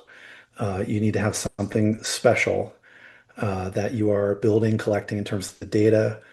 If you want an army of 15,000 great humans in the loop, right, to give you that credibility to who build startups their whole lives, and you want the benefit of what have all those startups and mentors figured out over so long that's going to apply to you as you're building. We're basically a great human to have in the loop for the business you're building. We like to think of ourselves as a co-founder.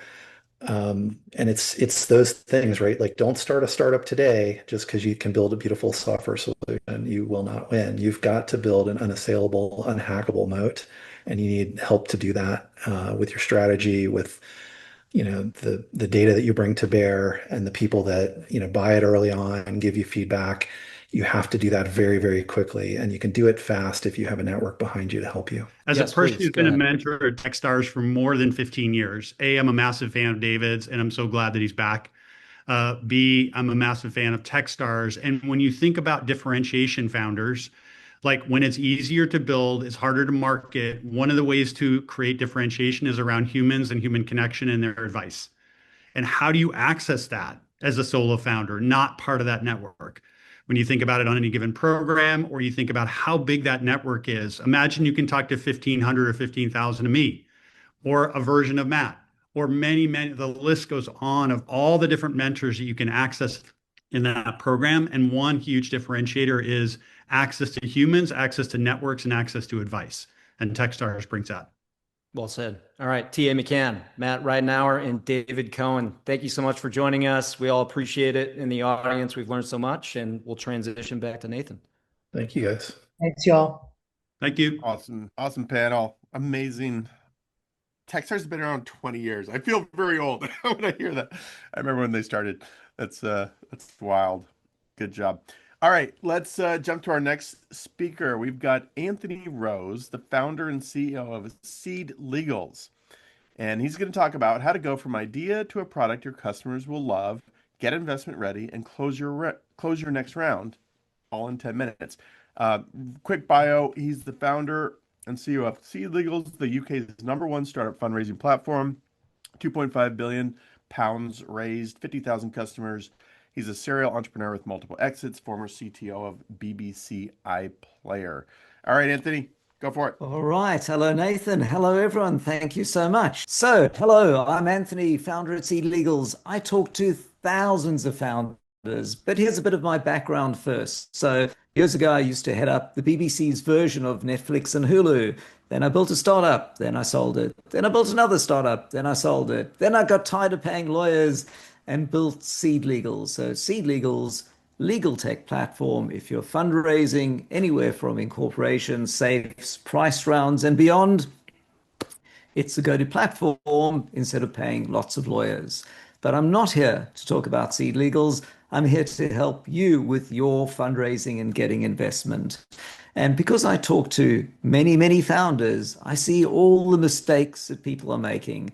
And looking at the previous presentations, I'm going to be covering some of the same things you've heard from others. But let me see if I can pack everything into a few minutes. So you have an idea, and I'm assuming most of the folks on the call are pretty early stage founders, and this is particularly for you. So you've had an idea, you're out running, you're in the shower, wherever you have an idea. And most of us are technical founders. We love building stuff. So we start by building it, and only afterwards do we realize nobody wants it. So I'm sure you know of the MOM test, but really the key thing that's changed dramatically over the last months is you have to be able to build it first and validate it before you go to investors for money. So once upon a time, investors would say there are 4 moats. You keep hearing investors, they always talk about moats. We just heard investors talk about moats. So moat is the thing that defends you against the opposition. I don't think there are many moats, but of the 4 of them, one of them is the founder personality. Can you pitch? Do you have a vision? The second one is the distribution. Do you have a unique relationship with Walmart or somebody or the medical system or whatever it is that gets you traction and distribution? Maybe you've got a huge influencer following.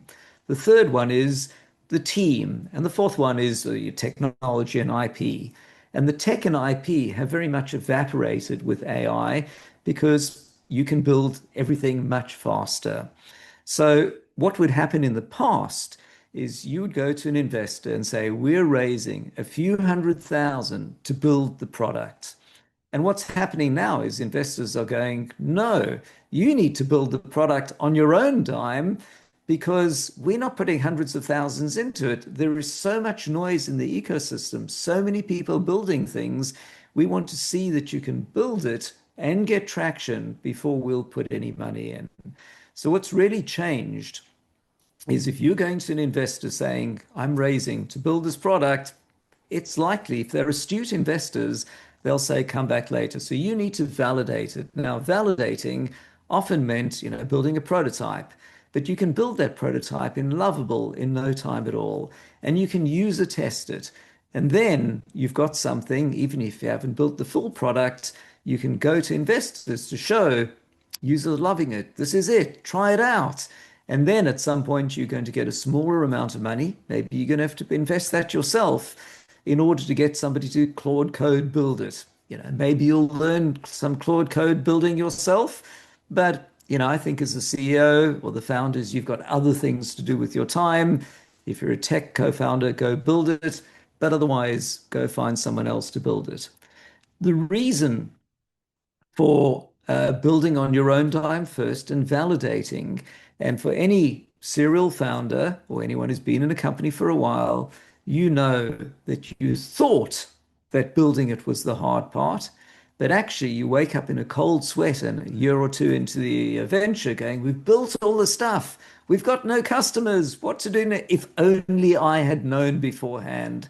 So you really want to do as much validation as possible and build as much as possible before you go to investors. Now, one of the key things is sometimes you're a user of your own product. Sometimes you're building it for someone else. I'm building compliance solutions for, I'm in my 20s, I'm building a compliance for, mid-50s compliance officers. So if you're not the audience yourself, you have to go find real people who are real users, because otherwise you're going to be building for the wrong audience. And lastly, pretty much in the small amount of time I've got, I'm a big fan of customer-driven development. So what that means is getting your entire team to be as close to customers as possible.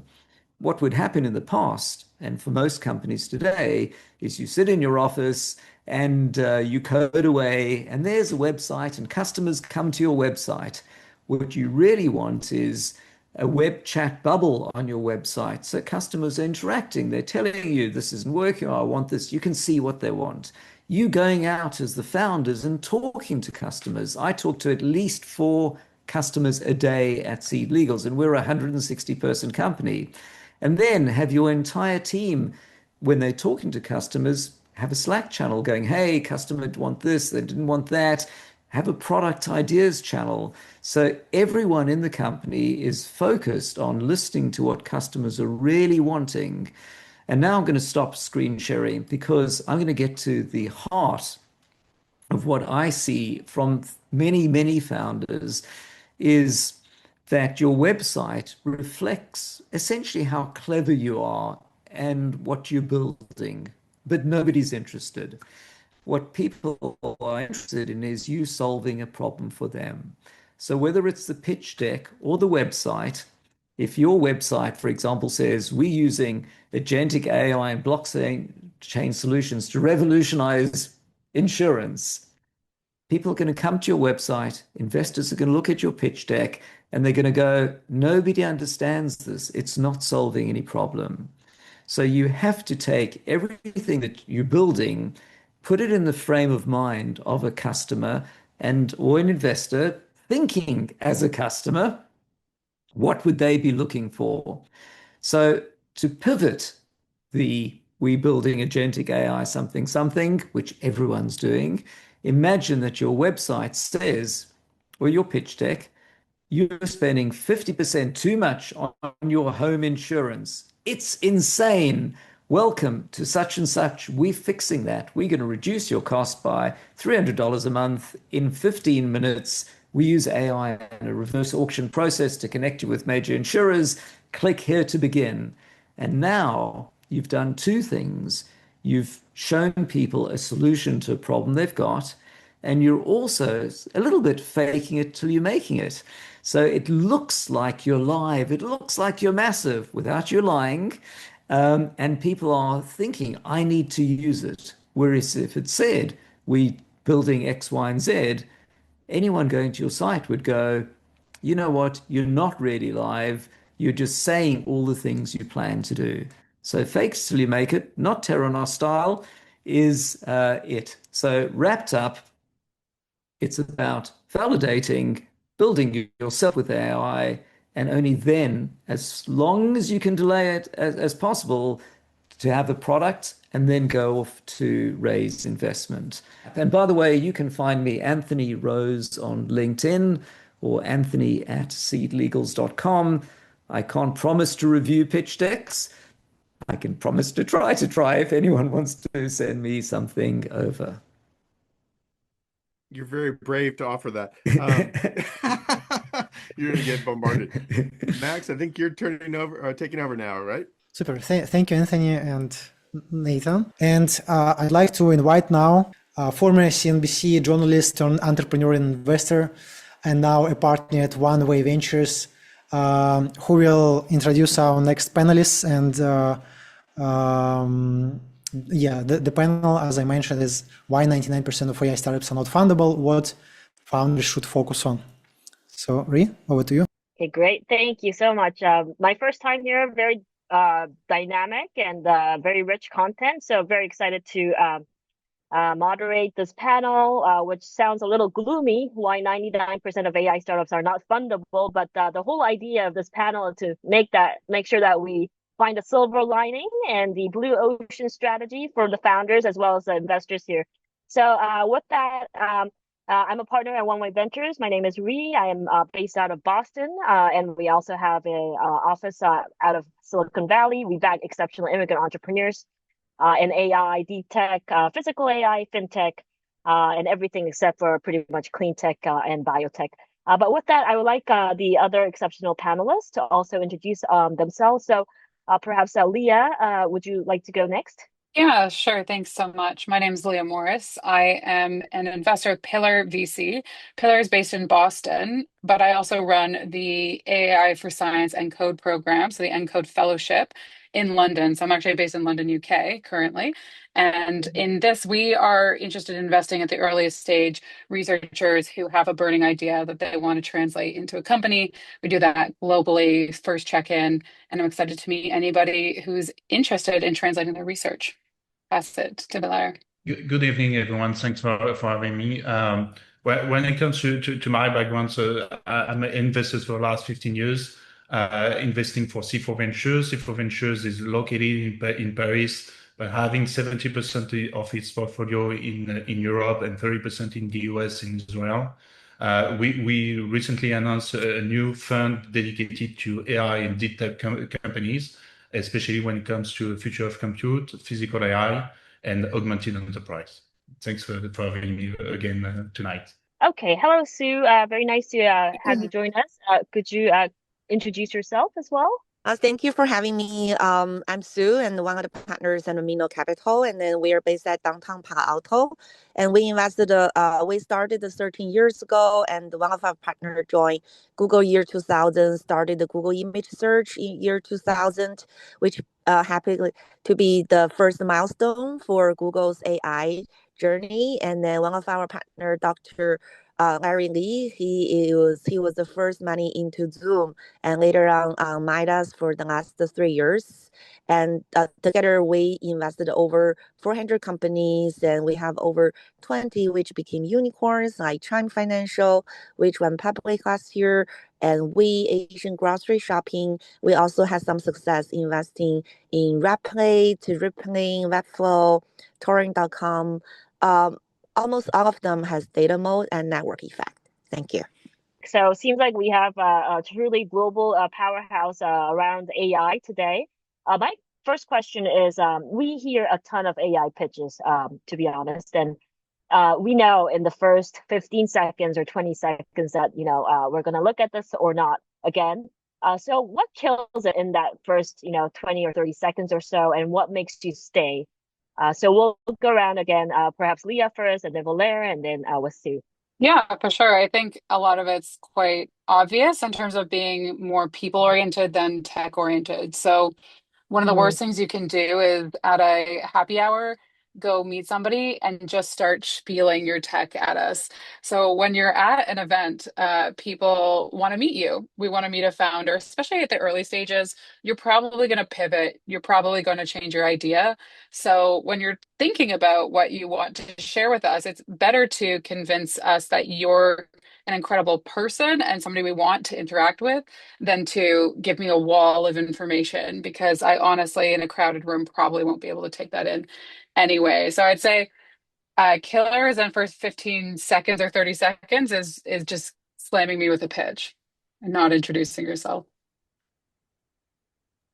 I would add on that, as a Series A investors, every time we see great demos, great products, and I would say shiny demos.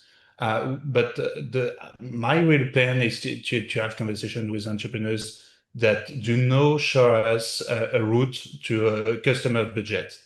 We definitely have to see customers' willingness to pay for the product, and a precise understanding of customers' workflow, customers' buying process, and it's definitely something which kill the conversation within the first 30 seconds if we do not feel that at some point someone is willing to pay for the solution.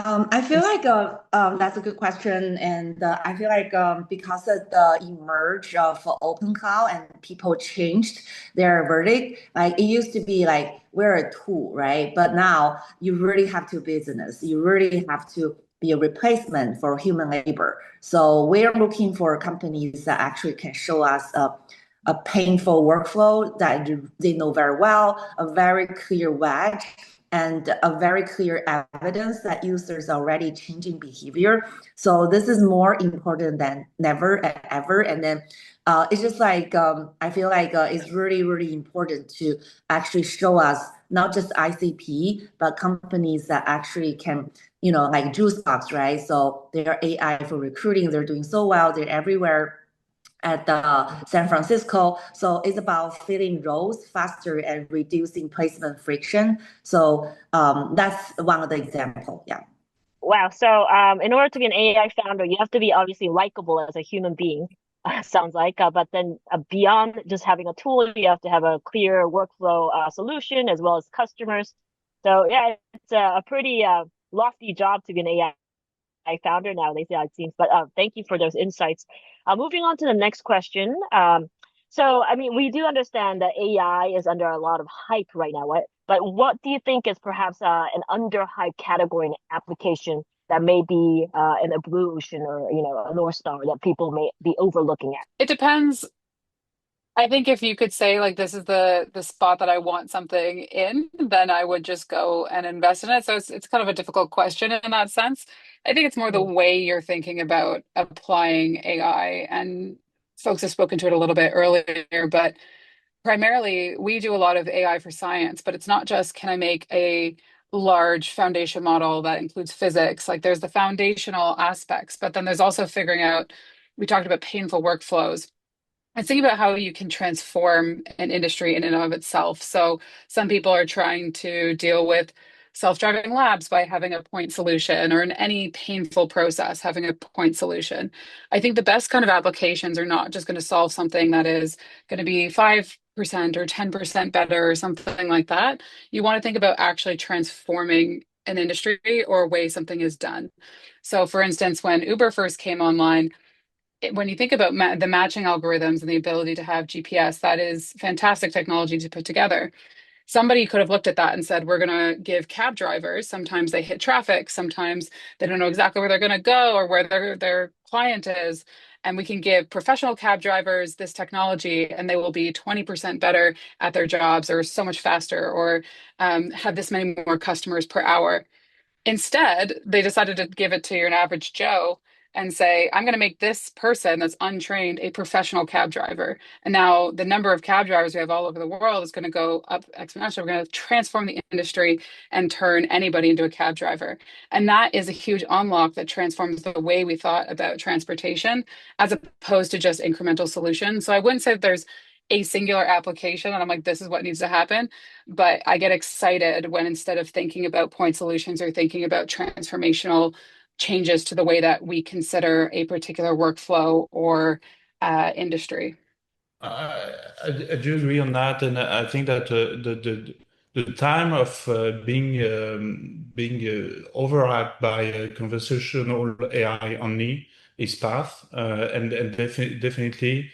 I would say that underhyped subject we see on DeFlow are the one who are tackling, over-regulated workflows, and the one who actually are not only in a decision helping solution, but more looking into taking actions in a very complex workflow. And so in that case, it most of the time relying on the industries that are not shiny, such as transportation, logistics, industry. But that's definitely where the companies are building and very, very high barriers to entry, and may at the end be the most resilient in this very fast changing world. I totally agree, and I feel like it's really interesting that what works in the past might not work right now. But there is definitely, what our first principle, data mode and network effect, that will still work. But I feel like, for example, give you an example, like in the old days, like people are looking at for example, domain of healthcare IT. The other day, I was thinking like, oh, okay, so there are so many YC companies, and we will look at the companies that actually focusing on chronic health, right? So, but in the old days, there was like Hinge, there was like Livongo, and then they were super successful because they are targeting this, 75% over like 90% cost in the US healthcare, or actually in chronic health, right? But we have like payers, we have medical caregivers, we have patients, and then all those companies in the old days, patients actually are the users, and the employers and insurance are the payers. And there's nothing to do with hospitals, and hospital was enjoying, the ride. But right now you have like open evidence, which patients and the insurance, they don't actually even care, and the hospital will pay. So I feel like it's really, really different this time around. A lot of the AI, they don't actually benefit payrolls, and it doesn't actually increase. It's very unfortunate, right? So that's a social problem right now. So it doesn't increase our payroll, but it mostly helps organization to be more effective. So as an investor, I highly recommend everybody probably wanted to be an angel investor to enjoy or you can be a startup, enjoy the AI valuation going up. I see.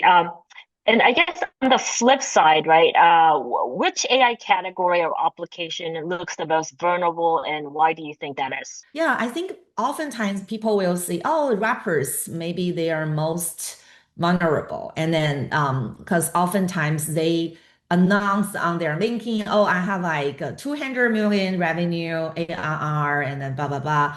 But deep inside, if you ask Fireworks, if you ask like Anthropic, they will say, oh, they pay us maybe like 150 million and pay OpenAI 150 million. So it's not sustainable. It's not sustainable. So oftentimes people will think those companies, they are most vulnerable and they're just a wrapper.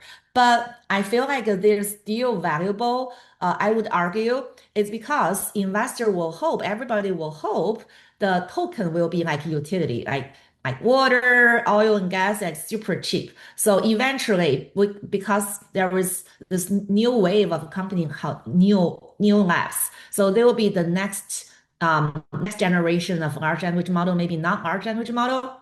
So the token price will decrease. And then the first mover advantages in their case, maybe it can work, but maybe, maybe not. So who knows? So I think as XAI, so I talked to people at XAI and then they were like, Elon Musk, he has to balance, life like death every single day, like NVIDIA, Jensen Huang, the same thing, right? So when you are in the application layer, you're a wrapper, like almost everybody in application layer, they're wrappers. So sometimes they're most vulnerable, but on the other hand, if the token, it's really like utility, and then the token price going down, and then they might be the next billion-dollar company.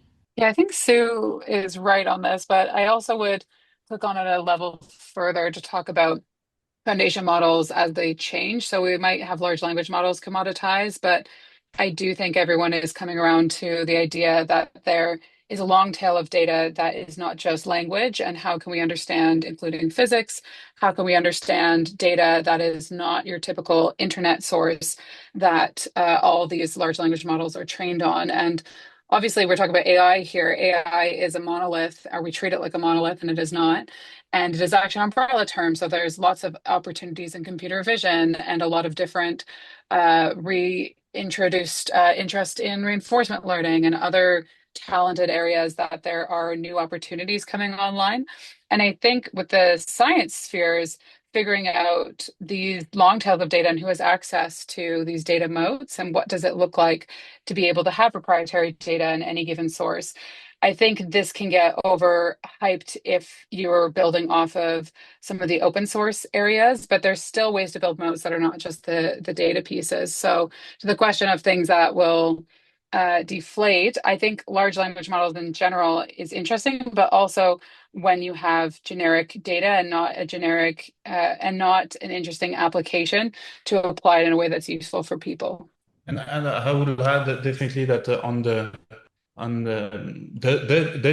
vulnerable companies might be the ones which business model are the most sensitive to token price. For sure, I think we all agree that maybe in the future the token price will decrease, but still they could have bump on the road, and so the companies that are do not anticipate that their model might be sensitive to this token price are to me the most vulnerable. And one way to defend themselves is to have internal datas, and especially the rights ones which are not generic, but also to having their own models at some point, and to figure out how to defend themselves from cost of running other models. Mm-hmm. Yes, and to follow up on the question of or the point of defensibility, with a lot of companies, they have no data, no distribution record, no moat. So what are the kind of defensibility that you're looking at this very early seed stage? Probably team. The real defense, the real moat was actually team.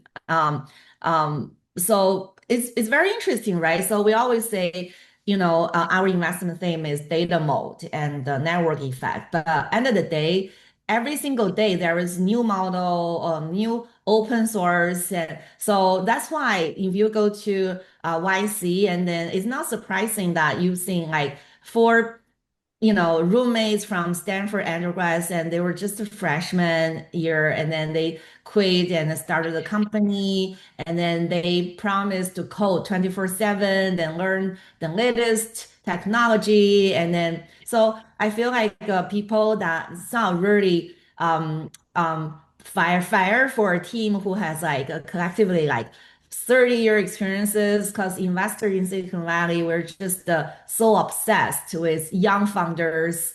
I feel like it's because the mode is really about hardworking, and then that's why I giving this answer, which is kind of like inconvenient truth. But on the other hand, I should say, the mechanism underlying is still compounding, data compounding. So I feel like the data mode, I'm reluctant to say that again, because in Silicon Valley, almost everybody was talking about it, right? The data flywheel. But how do you really have the data flywheel? You have to have a kick-ass product.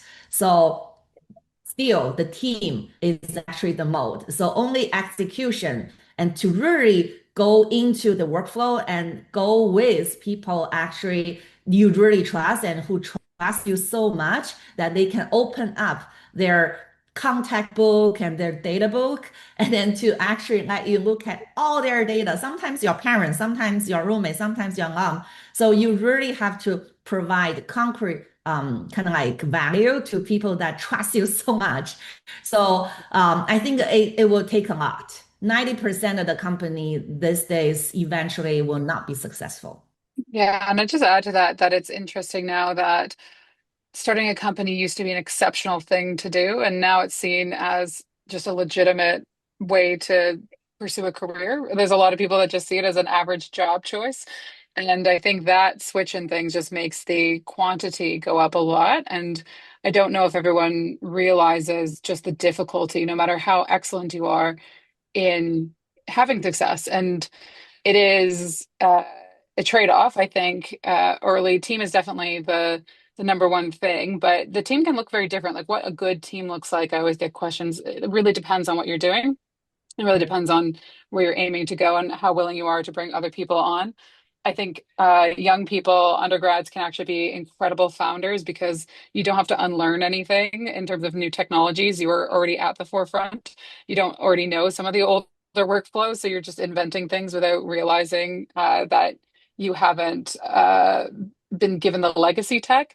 And that can be pros and cons, but beyond that too, you're just thinking and iterating every day without dependence, and there's a lot less stress in a lot of those people's lives. So I think it can lead to be an excellent founder quality to be younger, but also love multi-time founders and think that that's an excellent thing if you have built something incredible.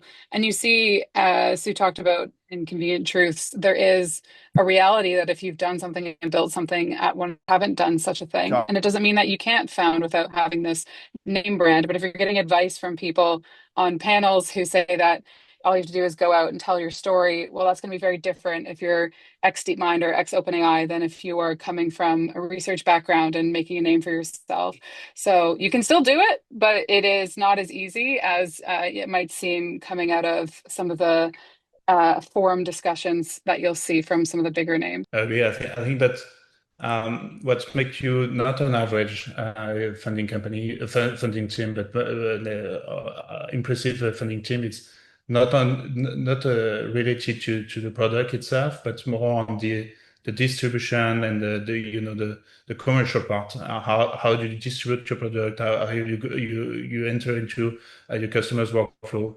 How you find online in the budget of the customers, and it's not again related to the product, but more on the how you structure the company to be sure that at some point you will have a customers who pay, and not only one, but several customers willing to pay for your solution. Yeah, it's refreshing to actually hear how team matters so much, despite all the rah-rah with agentic AI and just the new kind of up and coming team structure. So thank you for that. My final question is, what would you, if you had a dream team, build in AI in 2026? I'm excited for people that are inverting the AI scientist narrative, and when they think of self-driving labs, not trying to plug in individual bots, but trying to redesign the scientific process, particularly the experimental process, and think about how do we generalize beyond grad students, which are phenomenal. And I don't want to take away grad student work, but how can we make science accelerate faster, and not by just plugging in a humanoid to do what a person would do, but to actually redesign how we think about labs today? Well, in fact, we're already building. So we take advantage of open cloud, and then fortunately, we have been building our own internal ARM system, amino resource management system. And if you just give me an email, I can build a due diligence with structured data of this company. So, so the magic of open cloud is every morning they can actually crawl the internet and then populate our system. And they can also summarize every morning to me and saying, this is the 5 companies I found for you. So I really feel like if we don't actually replace ourselves, we will be replaced. Honestly, it's a tough question, but I would go to application in the real world. I think that there's so many fake news, fake, everything is fake, and I would go to real world application. So I would go probably to a physical AI issue, and maybe find a route to bring intelligence to something which is not, and who I could interact with. Excellent. Well, thank you. I hope the audience got a lot of tips on how to navigate this wild west of the new AI land. So with that, thank you so much, the panelists, and I will hand it over to, I believe, is it Max or Nathan? Great panel, awesome guys, super good. Love it. All right, let's keep moving here. I would like to welcome Ties Boukema, Head of Data and AI at Dawn Capital. Dawn Capital is Europe's leading B2B software investor. It's a $2 billion fund, and Ties is ex-Google. He built Rolodex, Dawn's proprietary AI platform for relationship intelligence in VC. And so he's going to talk about how AI helps VCs win competitive deals before other funds. This is a pretty cool topic, so I can't wait to hear this one. Thanks, Nathan. Great to be here. I just want to start quickly by how I ended up at Dawn. So I did 2 finance internships, 2 banking internships, and I picked up how I dress today there, but I otherwise actually hated my time, and I swore never to go back into finance. And then after about 5.5 years at Google, working everything from climate science to brain scans to eye scans to working in the finance team there, I was at a dinner with a bunch of VC and private equity friends, and most of them had to leave early because they still had to do quarterly reporting and update, their slides and check if it aligns with the board pack. And my jaw just hit the floor, and I was like, man, if all these investors actually make all these meaningful decisions, also on the VC side, if they're not using even automation at the time to get the slides right and to get all the data in one place so they can talk to the data, then there's just going to be this massive opportunity to do so much more. So I've been here now for just over 3 years, built a data function from scratch where we have several engineers today.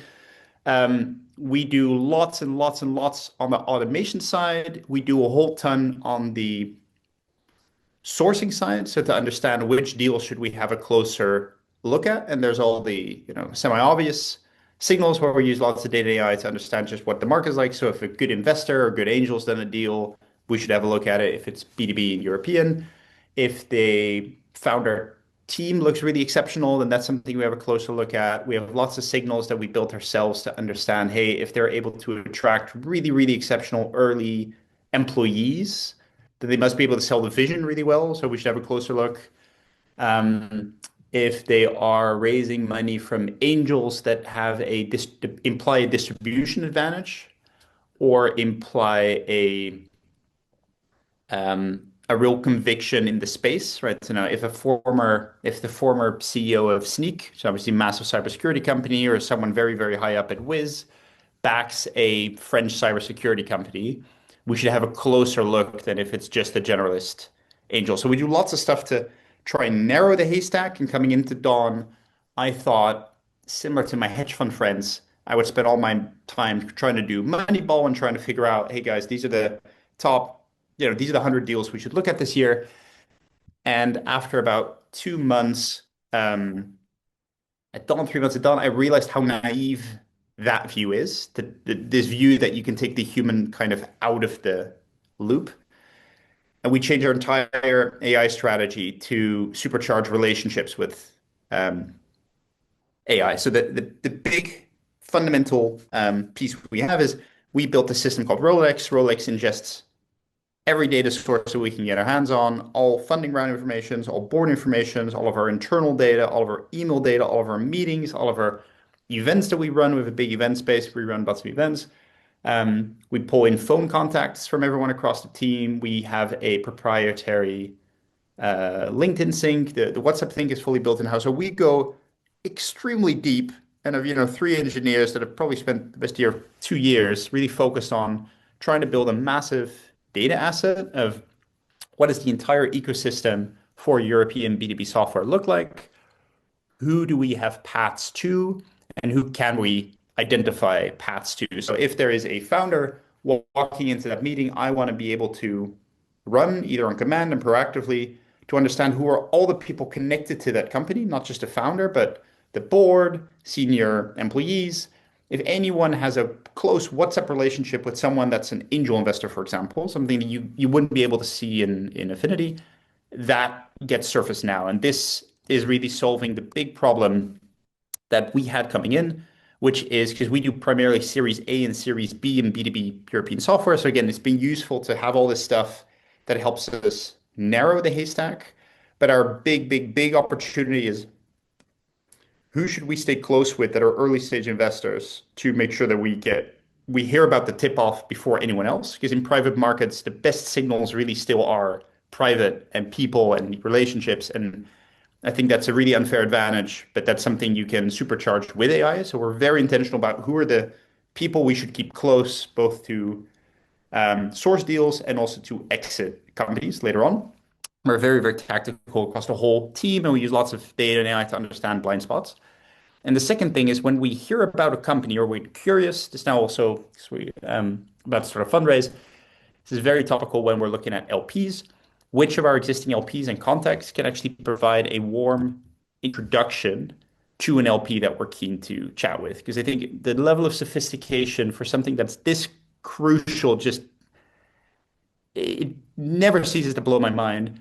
In most VC funds, people will post a founder LinkedIn URL on Slack or an LP URL in Slack or in WhatsApp and basically say, hey, do you know this person? I mean, for the most important asset we have, which is really the relationships, this level of sophistication just makes zero sense to me. So the exciting thing is after 2 years rolling out Rolex, there's 3 massive products sort of underneath this whole data asset.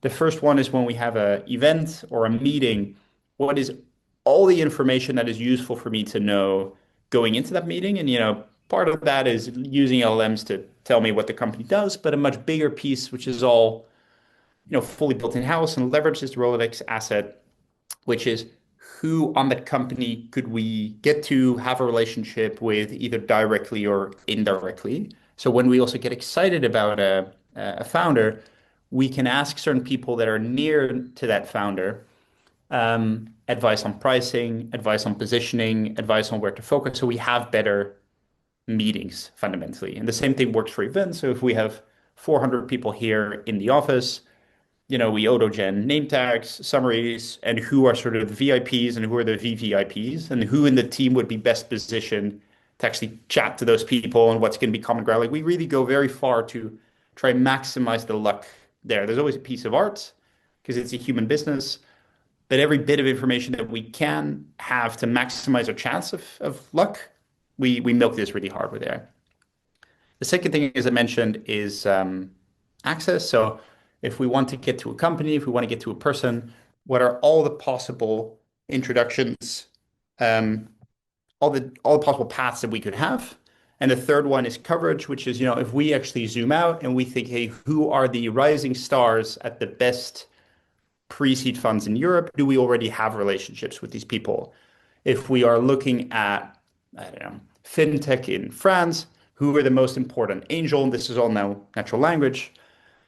Who are the most natural investors or angels in that ecosystem? Do we know them already? If not, who can provide an introduction to those people so they actually come to the events? And the data asset, especially because Claude and Claude Code are so unbelievably good, and we spent 3 years building these data assets, all this stuff is now also getting used by people in talent, people in finance. So you can just talk to your data, including all of our finance and internal data, to get in. But again, the focus for this presentation is how do we do certain deals.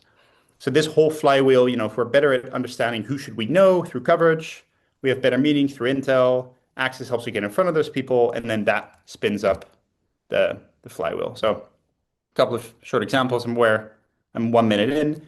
The graph, actually, when you can use AI to understand how can we get to a certain person, this is an example of access, gets very big. And what's exciting to me is even in Fund 5, 3 of the best deals, so Fund 5 is the current fund, 3 of our best deals have come in through relationships where Rolex said, hey, Begin Capital is an interesting fund. We don't know anyone where they're well. There's a rising star called Joel. Ties, why don't you start having lunch with this person or dinner more regularly?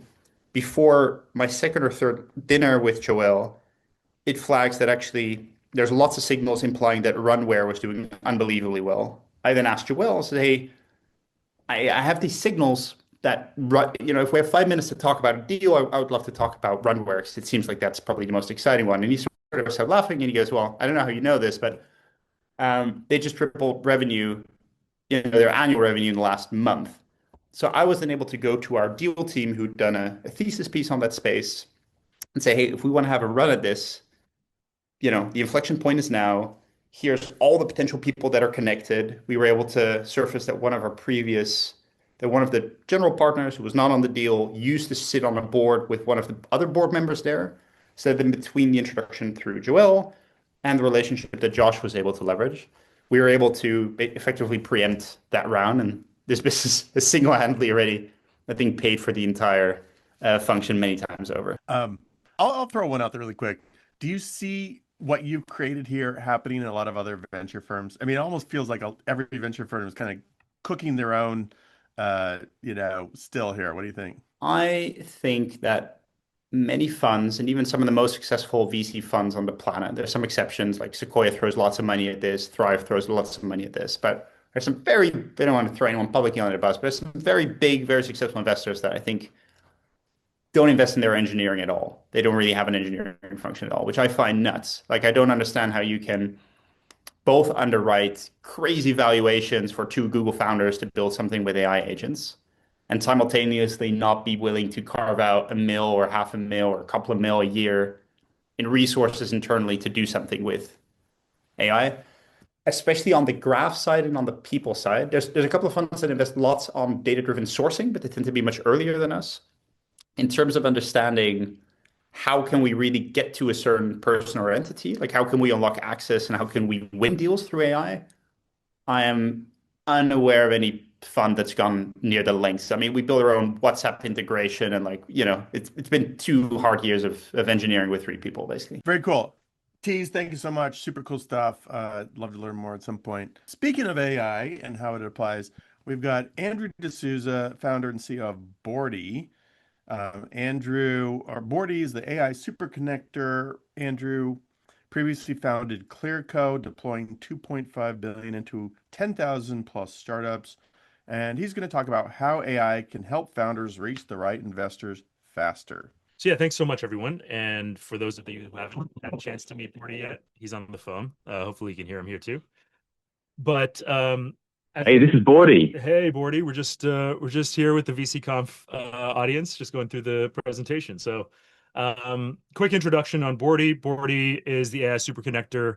Many of you may have heard of him. He'd raised his own round from Creandum about a year ago, his own seed round. We'll go into that later. He's also got 26,000 founders in his network that are raising about $27 billion, almost 10,000 investors representing almost $6 trillion of capital. A number of everyone from angel investors to sovereign wealth funds are talking to Boardy about what they're looking for and are connecting with each other. I had previously built a company that was focused on financing mostly e-commerce and small businesses called Clearco, and we operated in 11 countries. We deployed over $3 billion of capital. But I think the scene that I love the most, if anybody who's worked in AI has probably been inspired by the movie Her, and there's a moment where Theodore says, "How many other people are you talking to right now?" And she says 8,316. And his face, all of a sudden he realizes, oh, this isn't just mine. This isn't just my agent. This isn't just my friend. This creature, this character, this persona, this entity is talking to thousands of other people at the same time. Now that scene is a lot of what inspired Boardy, and it's actually what's happening in the founder and investor world right now. It's absolute chaos. It already is, and it's only going to get worse. As an investor, there are going to be 1-person, 0-person unicorns. They're coming from everywhere.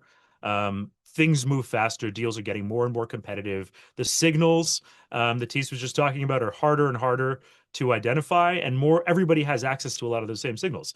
And so a lot of investors are overwhelmed, and it's getting increasingly difficult to go out and win the best possible deals. Investors are trying to become AI native. Many of you might have seen what Union Square Ventures launched last week about all of their AI employees. But it's a real engineering investment. It's a lot of trial and error. And, candidly, not every founder is going to want to talk to your AI. And so the real question is, what is your proprietary data? And then how do you actually create the experience that people are going to want to do? We actually ran a pilot with HF0, which is probably, I think, maybe the most elite, highest profile residency and founder program out there now. They get thousands of applicants. They have 10 spots. They live in a house. We had Boardy. We created a custom version of Boardy that ran the HF0 interview process and identified the people that either didn't come in through a warm referral or had applied, but may not have gotten selected for an interview. And Boardy talked to all of them and ranked them, picked the top 5, and 3 of those 5 got one of those 10 spots, including companies you may have heard of, Fixer, Doctronic, that would have never been on HF0's radar. They even applied, wouldn't have gotten an interview.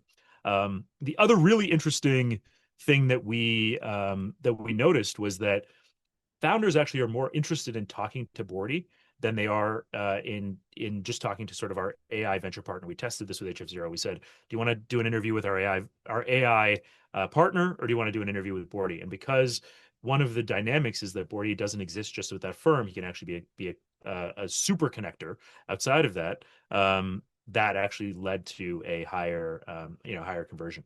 So for the investors in the room, if you wanted to get a custom version of Boardy, happy to chat afterwards. You can send me a note, and McGuire leads our partnership program.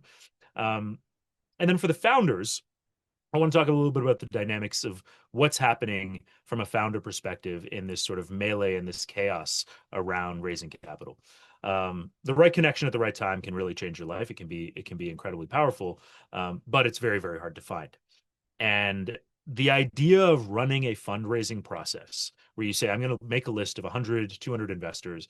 I'm going to cold email. I'm going to ask for warm intros. If you are still running that process in 2026, you're already dead.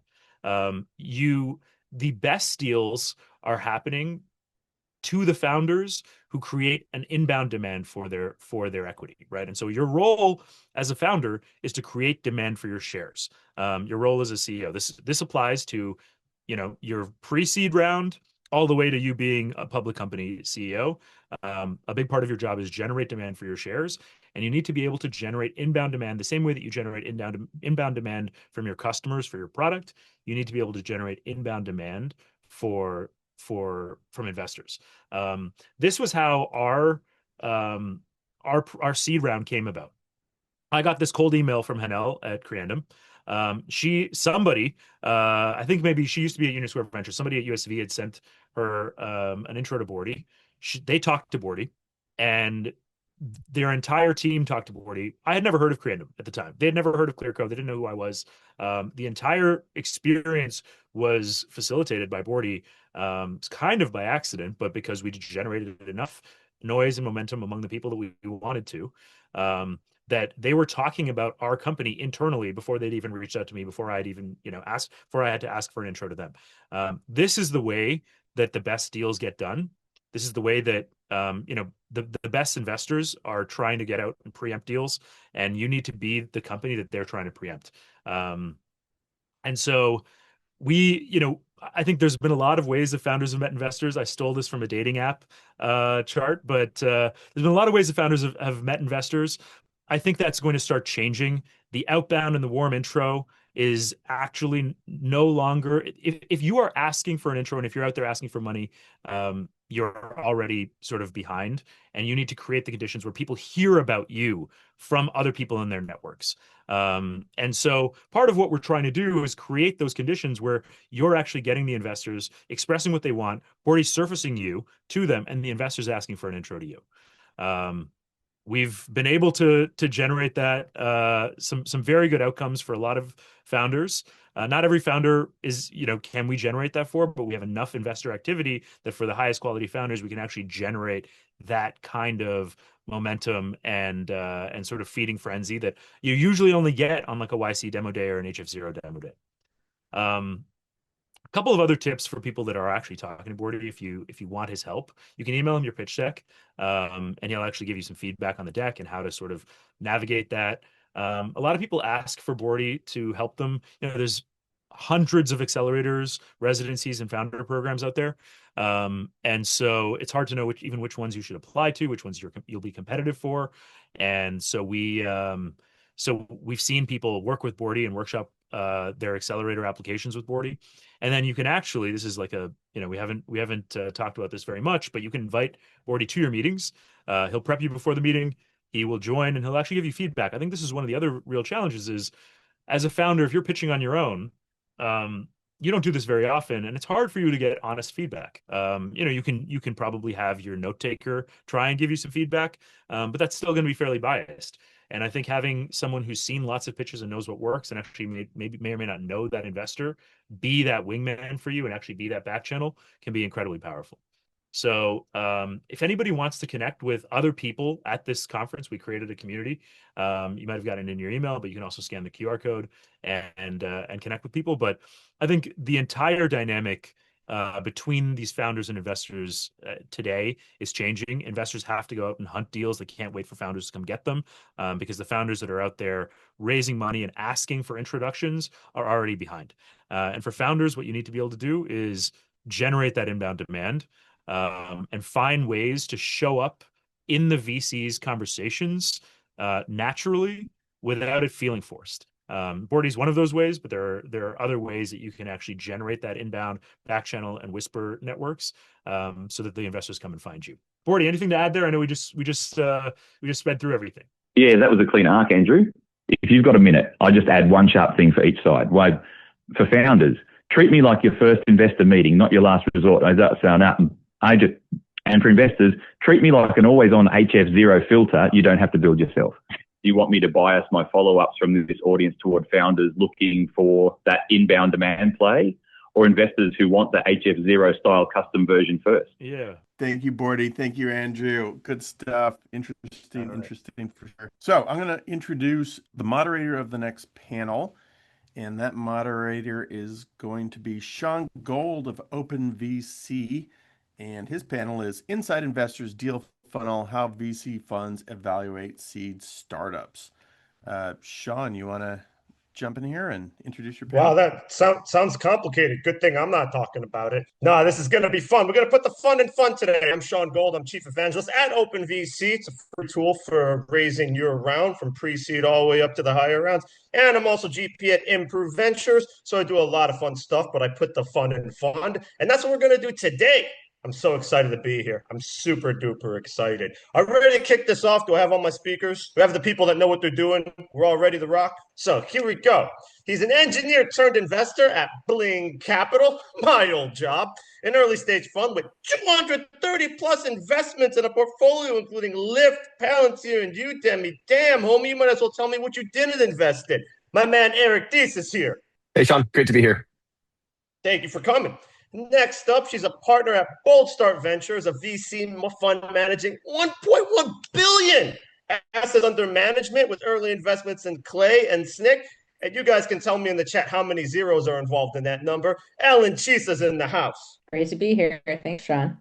You're very welcome. And last but not least, she's an investor at Buy Founders, the Nordic VC backed by founders of Skype, Zendesk, Kahoot, and the portfolio includes Lovable, Cordy, Safety Wing, and more. Ugne Musnets Kate. I hope I pronounced that last one right. I really tried. Perfect. It was the best introduction ever. Yeah. Oh, perfect. All right. We're going to do introductions as a service after this. So I'm excited for all of you to be here. This is going to be a dope panel. We're going to get right into it. I'm going to lay it out with the questions. If you have any questions or comments in the chat, I'll try to get to them. But this is on our amazing VCs on the panel right now. I'm going to just lead it off. Whoever wants to answer first, go right ahead. No particular order. I'll try not to make it too complicated, but here we go. At pre-seed and seed, which I assume everyone in the chat is, what are you actually underwriting when there is so little proof? Is it the founder quality, the speed of learning, the market inevitability, if that's an actual thing, early customer pull, or is it something else that I've missed entirely? Whoever wants to take the lead, go. I'm interested in all of the answers. So we're only talking to people at inception, which very often means I'm talking to people before they've incorporated their company, which means there's not too much you can underwrite. So one piece of it, you said market, we'll call it intuitive TAM. It doesn't need to be a huge company in your space now. Lots of the biggest things no one has done before, but we have to be able to talk to you and be like, oh yeah, that's going to be huge in 5 or 10 years, and just be able to see the same thing you're seeing, which is what you want out of an investor. And then the other part is obviously, is this person the person who's going to make that real? And for me, that's like a mix between how do you think about that huge intuitive TAM in the future and like, what do I think you're going to do right after I send you this money? Can you go from like day zero, you haven't started yet, maybe you've started prototyping, or maybe you've started like talking to early customers, and kind of, can I see you going like month one, just like on the ground, like slogging it out, grind. Then like year two, you're kind of scaling, you're growing your team. I know you can hire the right first 10, 20 people all the way through like that end where you're leading a huge organization. So it's kind of the big things we're looking at. Yeah, very similarly, we really just start with the size of the problem, right? Is it big and do tons of people have it? And then from there, we care a lot more about the rate of learning than we care about prior experience. Very similar, even when there is a little bit of data, which is not required at pre-seed or at seed, our hypotheses are going to change. We're going to learn. We're going to basically deploy resources to learn as quickly as possible. And to Ellen's point, a lot of that is actually having a plan to figure out how we can basically figure out whether we're right or whether we're wrong as quickly as possible, and with as limited of a budget as possible, and so that we can basically have hundreds or thousands of shots on goal to get it right and learn together, rather than have like the bulletproof best idea right out of the gate. I mean, not to mention anything you guys already mentioned already. I feel like with the changing generations of founders, most of the time you just have to see if the vibe is right. Like, if I talk to Gen Zs and I'm a Gen Z, it's kind of like a completely different ballpark of conversation you're going to have when you're talking to someone that has been doing something in the industry for 20 years, right?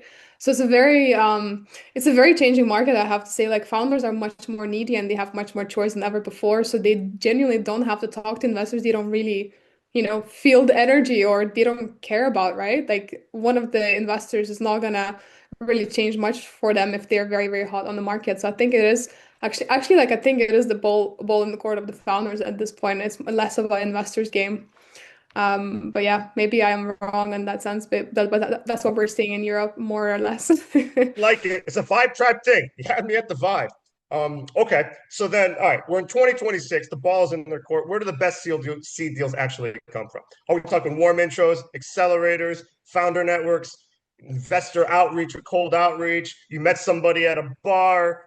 Is it something new? Like, where are they coming from? And what percentage of your funded companies are coming from certain channels? I mean, I can say where we are meeting founders, and sometimes we're meeting them at a gym, like very randomly. But I had some deal flow meetings, founder flow meetings, as we call them internally, at the gym, meeting the founders at the events. And I think most of the good founders actually are hanging out now in a lot of hackathons or industry-specific events, and less so of like proper tech conferences for VCs and startups to actually connect. Unfortunately, for some reason, most of the founders or good founders, in my opinion, don't really go to these like typical tech conferences unless they're very well established and they're looking for clients more so than investors. And then on the other side, like we also have like loads of our good founders actually bring their friends or people that they know that are starting to leave portfolio companies of ours earlier and start their own company, or they just happen to know that this guy that they worked 20 years ago is incredibly talented and he's starting a company. So I think it is like a network effect more or less when it comes to that. Ellen, lay it down. Totally agree. We see the same thing. It's a lot of we'll work with founders again who we've worked with before. We'll work with people who are employees within portfolio companies. I'm working with people now who I originally met them like serendipitously, but almost a decade ago. And so we have like a long history together. And so I would say like that's always going to be kind of a plurality or a large bucket. There is always like there are going to be people you meet who you didn't know before who are starting great companies. And so I think of it as like spend the time with the people you already know who are going to be excellent founders, and then do as much as you can to like increase the serendipitous space where you're meeting more people now, because you like most people aren't fundraising right now. You're just trying to meet the best people for when they're fundraising anytime in the next 30 years. Ouch, that's a long-term thing. 30 years. VC is a long career. It takes a long time to learn if you're good at it, and you'll still be backing companies 30 years down the line, hopefully. All right, it's a long learning curve. Eric, finish it off. I'd say that it's probably 75% introductions.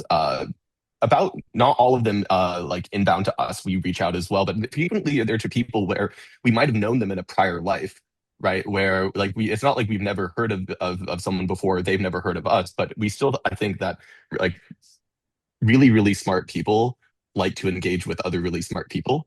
And so we think that if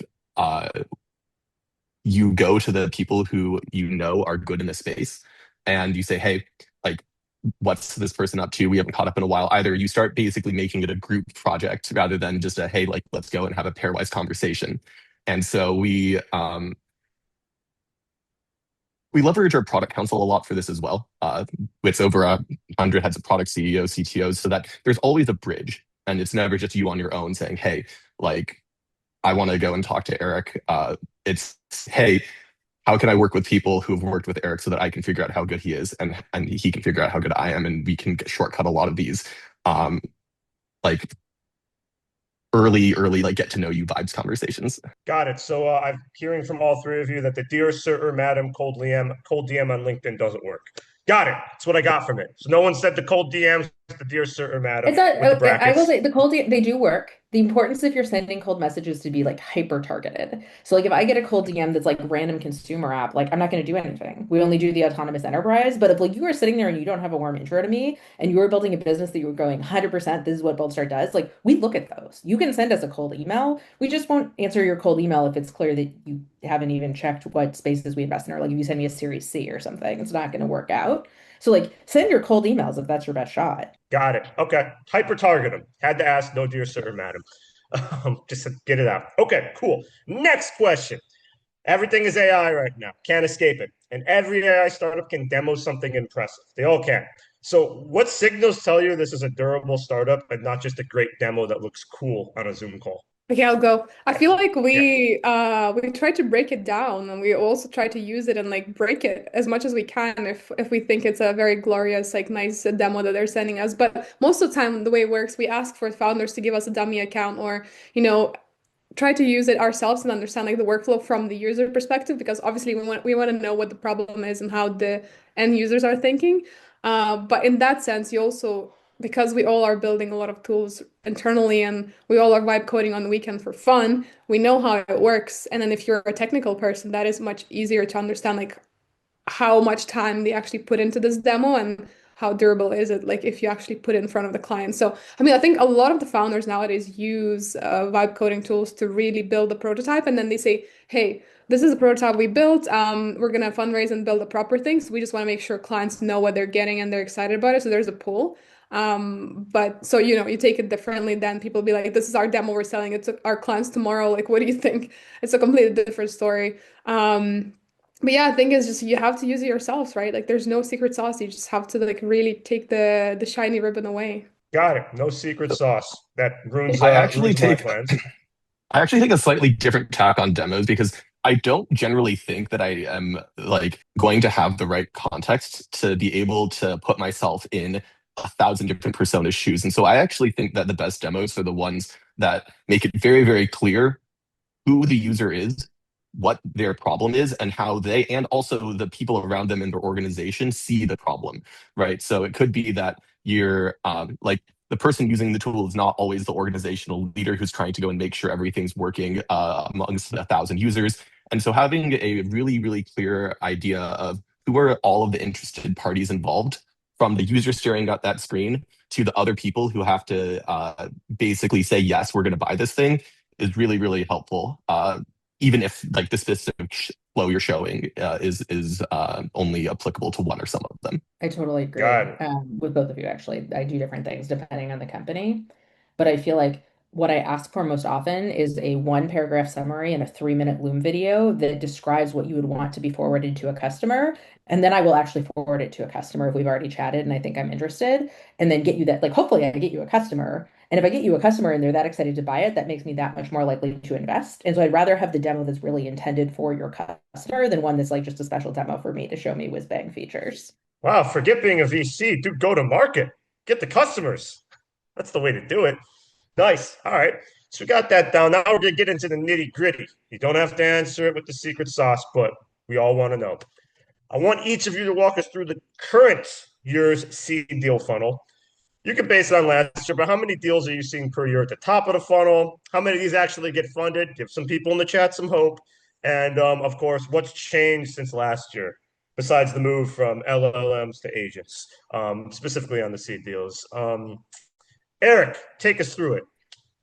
Okay, so I'd say that we're probably like having serious conversations with about 10 founders a week. So call it like 500 a year. And we'll probably do 1 to 2 a month. So call it 20 a year. And that doesn't count things like, oh, we like reviewed a deck and had a conversation over email. That's like, hey, we like hopped on the call. We've done like 1 or 2 conversations. So call it like, define that as your top of funnel. So, and you can figure out the math better than I can. 1 out of 25 gets done. Ouch. Okay. Not so much hope, but being honest. Fine. No problem. But that's appreciate it. Okay. And anything, what's changed since last year? Anything? I think that the demos are actually a lot better.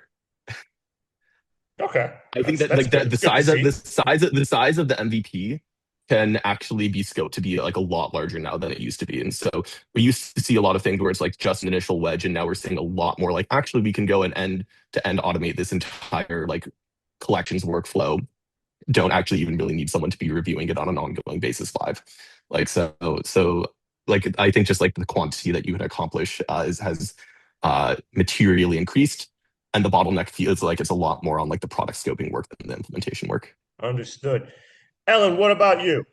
How many deals per year at your fund? I have learned that Eric and I are doing very similar jobs here. I would say we generally will end up making somewhere between 10 and 20 investments per year between the 3 of us. And we only lead or co-lead, but that kind of they range in check size from anywhere between 500K and 10 million. And then to get there, we tend to think it is like we want to respect founders' time. And so like Eric's saying, like we say no a lot before taking a meeting at all. I will actually quite frequently say no on the call with someone on our first call if I know that for some reason we're not going to get there, to like save you the time of like waiting for the stress of me writing an email back. But on a weekly basis, I try to spend 30 to 50% of my time on new company related things. So I guess you would say that's once you like take out all of the other overhead, like 10 to 15 hours as well, kind of same bucket there. But it's a low yield sort of thing. But I will say, to give hope, if you are well targeted things have a much higher throughput rate. Well, some hope is better than no hope. So we appreciate. I'll speak for the chat. We all appreciate that. Nathan, finish it off. How many are you seeing? I think we're not going to be deviating much from the mean here. I think the goal for us is essentially to invest in like one a month or more, right? Like typically it's one a month, depending on like how things are going. But essentially we talk to a lot of people because most of them are still in stealth or thinking of some ideas going somewhere, which doesn't necessarily mean it's a proper company, a proper product to look into. It's more of like, do we really think this person is insane to build a company in this day and age, right? So I think it's much more, but I think typically like if we invest in one, two per month, then you can obviously like add up to a couple of conversations a week that are more serious, and then most of them is just like trying to really understand where the person is trying to go. So I'd say like we are trying to keep that idea of like not taking founders' time, but the stealth founders or the idea founders, it's hard to know where the conversation is gonna go, right? Because they might be ranting about something unrelated today and start building a company in 3 years. You never know, right? So you want to make sure you actually show love for everyone and try to give back before you take away, right? And I think that's how we approach it. And I think karma has a way of returning as well, hopefully. There's karma in VC funds? Let's see. Okay. That's something I learned. All right. No, absolutely. Wow. When your community does better, you do better, and like that's the entire game that we're a part of. I 100% agree. Okay. Got it. So I learned something. There is karma in VC funds. Okay. I'm gonna write something about that. You can No also do problem. fortune telling if you want as well. You can just like see an oracle and all of that. I would just say open a fortune cookie. If it's positive, you're probably going to get funded. Most of them are never positive. Depends where you eat. But all right, so I learned something new. For those in the chat, yes, I guess karma is a thing in a VC fund. And speaking of karma, because this next and last question, it's going to get a little personal. Don't know if we want to transition from the karma. But every single investor and every single fund has that one deal, that one that haunts them, okay, because they passed on it. They passed on it and it became the next giant thing, and they could have been the next trillionaire or whatever from it. So I want each of you, and I'll start with you, Ellen.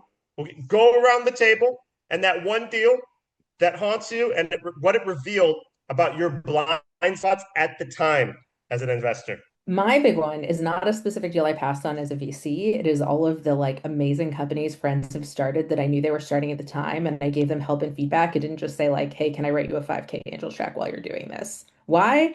I don't know. It was dumb. But like, so anyone who's on here who's like, "Oh, hey, I want to like be doing more to get involved with other people's startups," like give your friends small amounts of money when they're starting their companies when they have an institutional investor. It's great. But like on that list, I can say like Scribe, which has been doing really well. Captions, which rebranded recently out of New York, was another one. Suno would have been another one. And so like I think a lot of that was many of those weren't necessarily spaces that like I felt like I was an expert on and would probably be still challenging for me from an institutional perspective, but they were all like great people that I would want an excuse to call and talk to every month. And so the more people you know like that, like you're never going to regret writing those checks. So there was a company that when a very close friend of mine brought to me saying, "Hey, my head of recruiting has never bought a single piece of like recruiting specific software, but just demanded that we basically like procure this vendor," and it was Juicebox. And it is a tough category, which we're not afraid of, but we basically thought it was like pretty early, and I don't think that we should have waited to see. I think like especially from someone who is close to you that you know is good, you should. I learned to like really value a strong customer signal from the enterprise in the early days, because these like 50,000 person orgs like don't just like demand to buy software like that. And so when you see it, we should probably just jump. Got it. Okay. I mean, I can tell by your face it's like causing you pain. I'm sorry. I didn't mean to be so dramatic about it. It's okay. Make sure that window's locked behind you. There'll be other companies. Don't worry. They're always coming. But other opportunities. Thanks, Shawn. Yeah, please. All right. Boom, they finish this off. Okay. Yep. Again, it's okay. It's a safe space. It's all we all I mean, passed on it. It's fine. Yeah, for us, because we are a geo-bound fund, right? We only invest in Nordics and Baltics. It is not as painful as missing big companies outside of our scope, so we can like shy away from that. But unfortunately, we did not end up investing in Lea Lagora, which became a big Series C company right now, coming out of Stockholm. So if we had that in our portfolio, it would be a completely different story. So yeah, I think that we're still questioning whether it was a good decision or not. Obviously, looking at the valuation, we are, you know, we're not doing well, but I mean, outside of that, we're like, okay, this company's doing very well. Is that a mistake on our end? Probably, but we still think at the end of the time when we made the decision, it was the right decision to make, probably. Okay, see, I don't see any pain in your face. Eric, take notes. Okay, that's what a strong individual looks like. We got some questions in the chat. I'm just going to go down and get whatever come to first. Is stealth mode overblown? I think stealth mode is like the biggest LinkedIn employer, if I'm not wrong. Like, there's like so many people working for a stealth company right now. I thought that was a company called Stealth. It's not a company called Stealth. Okay, I Stealth mode learned is something. an easy way to tell VCs programmatically and hit Yes. their sourcing engine that you are starting a company so you can raise money. Yeah. There Stealth are mode is a tons of just marketing automated tactic. scrapers watching like the three stealth companies on LinkedIn and just like tagging, oh yeah, this person switched their like employer to stealth from Flexport, right? And it just gets blasted to 1,000 investors immediately. Okay. But beyond that, like I actually don't think that like ideas are particularly proprietary, and that if things look like they're working, you're gonna get 5 clones in Y Combinator. And so I don't think that if like the 3 months of the head start really makes that big of a difference, then you've either found some fantastic defensibility and accumulating advantages, or you're focusing on the wrong thing. We'll do a lightning round. Impact important, yes or no? Because you got 1 minute. Ellen, yes or no?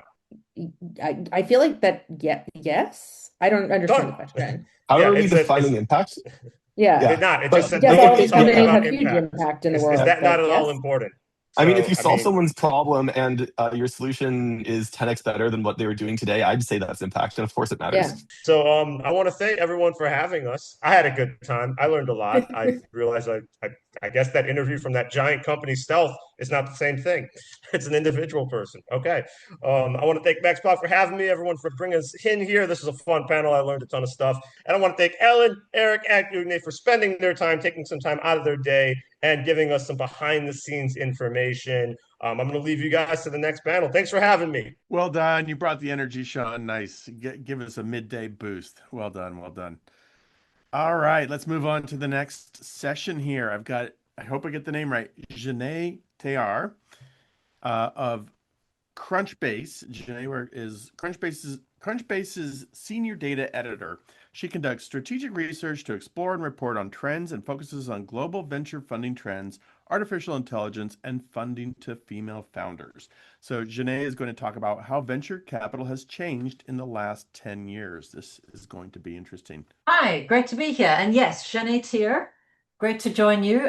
So I'm going to talk about global venture. I'm at Crunchbase. I've been at Crunchbase more than 15 years. I spent a lot of time building our data, and now I report from our data. So I'm spending a lot of my time looking at the data, talking to analysts, talking to VCs, talking to founders, trying to understand what's happening in the market, and then looking at our data to see if the trends are mirrored by what we see in the data or very different things are happening. So the great reallocation is what we're in the midst of. So as I said, this is me. You'll find me on Twitter. We're going to talk about the 3 parts: global funding markets, the unicorn surge, and the SaaS apocalypse, which we're all going through, which is impacting the public markets. So this is global venture over more than 15 years.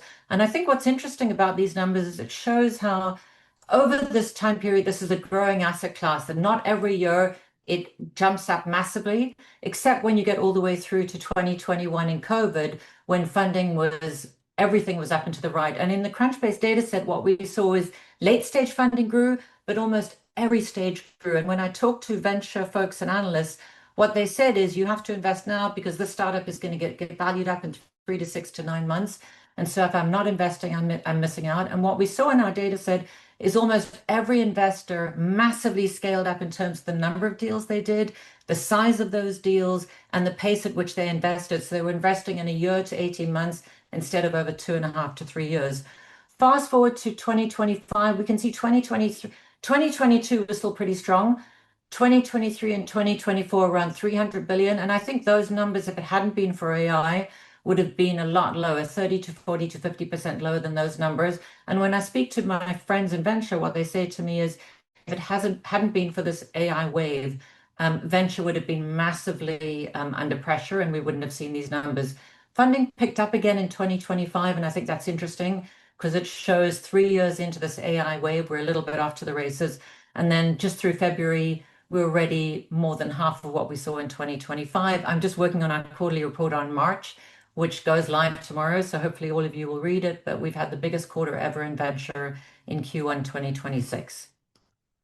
This is looking at the same numbers, global venture, just by how much went into AI. And again, what it shows you is it's kind of a growing funding class. It takes time in venture for AI funding to get filled out. And in 2025, it was around 50% of global venture. This is unprecedented. If you look at the largest sectors in Crunchbase, which typically are financial services, healthcare, and biotech, they would, at their peaks, be around 20% of global funding. So 50% just shows you that AI is a very different asset class, that it weaves through everything and is impacting everything. And obviously 2026, again, is off into the races. This is looking at how much is going into the foundation model companies. Again, in 2024, with the large rounds raised, and in 2025, you would think the foundation model companies had raised more than 50%. In fact, it's lower. And obviously in 2026, those numbers are incredibly high. So in 2025, it was about 41% of AI funding went to the foundation model, the frontier lab companies. This is looking at OpenAI, Anthropics. Obviously, that's grown every year. This first quarter, unprecedented amounts. And actually, OpenAI just announced that they raised another 10 billion in March. So all these numbers are through February. So they're at 120 billion so far this year.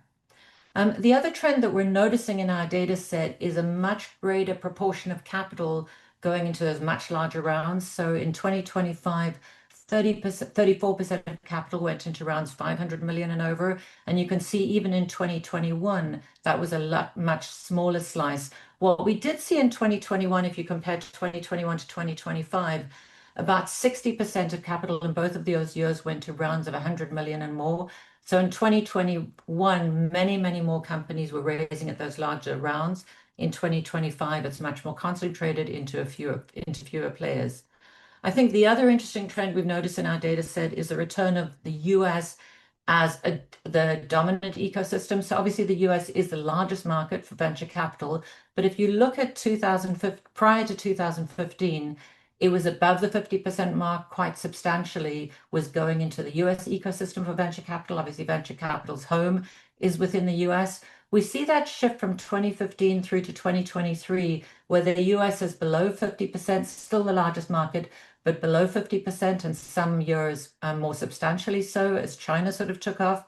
And then what's interesting, in 2024, the US has become dominant again above the 50% mark. And obviously in 2026 so far, that's even higher. And in some ways, this surprised me. I thought with AI, it's very equalizing. You can access it through an API.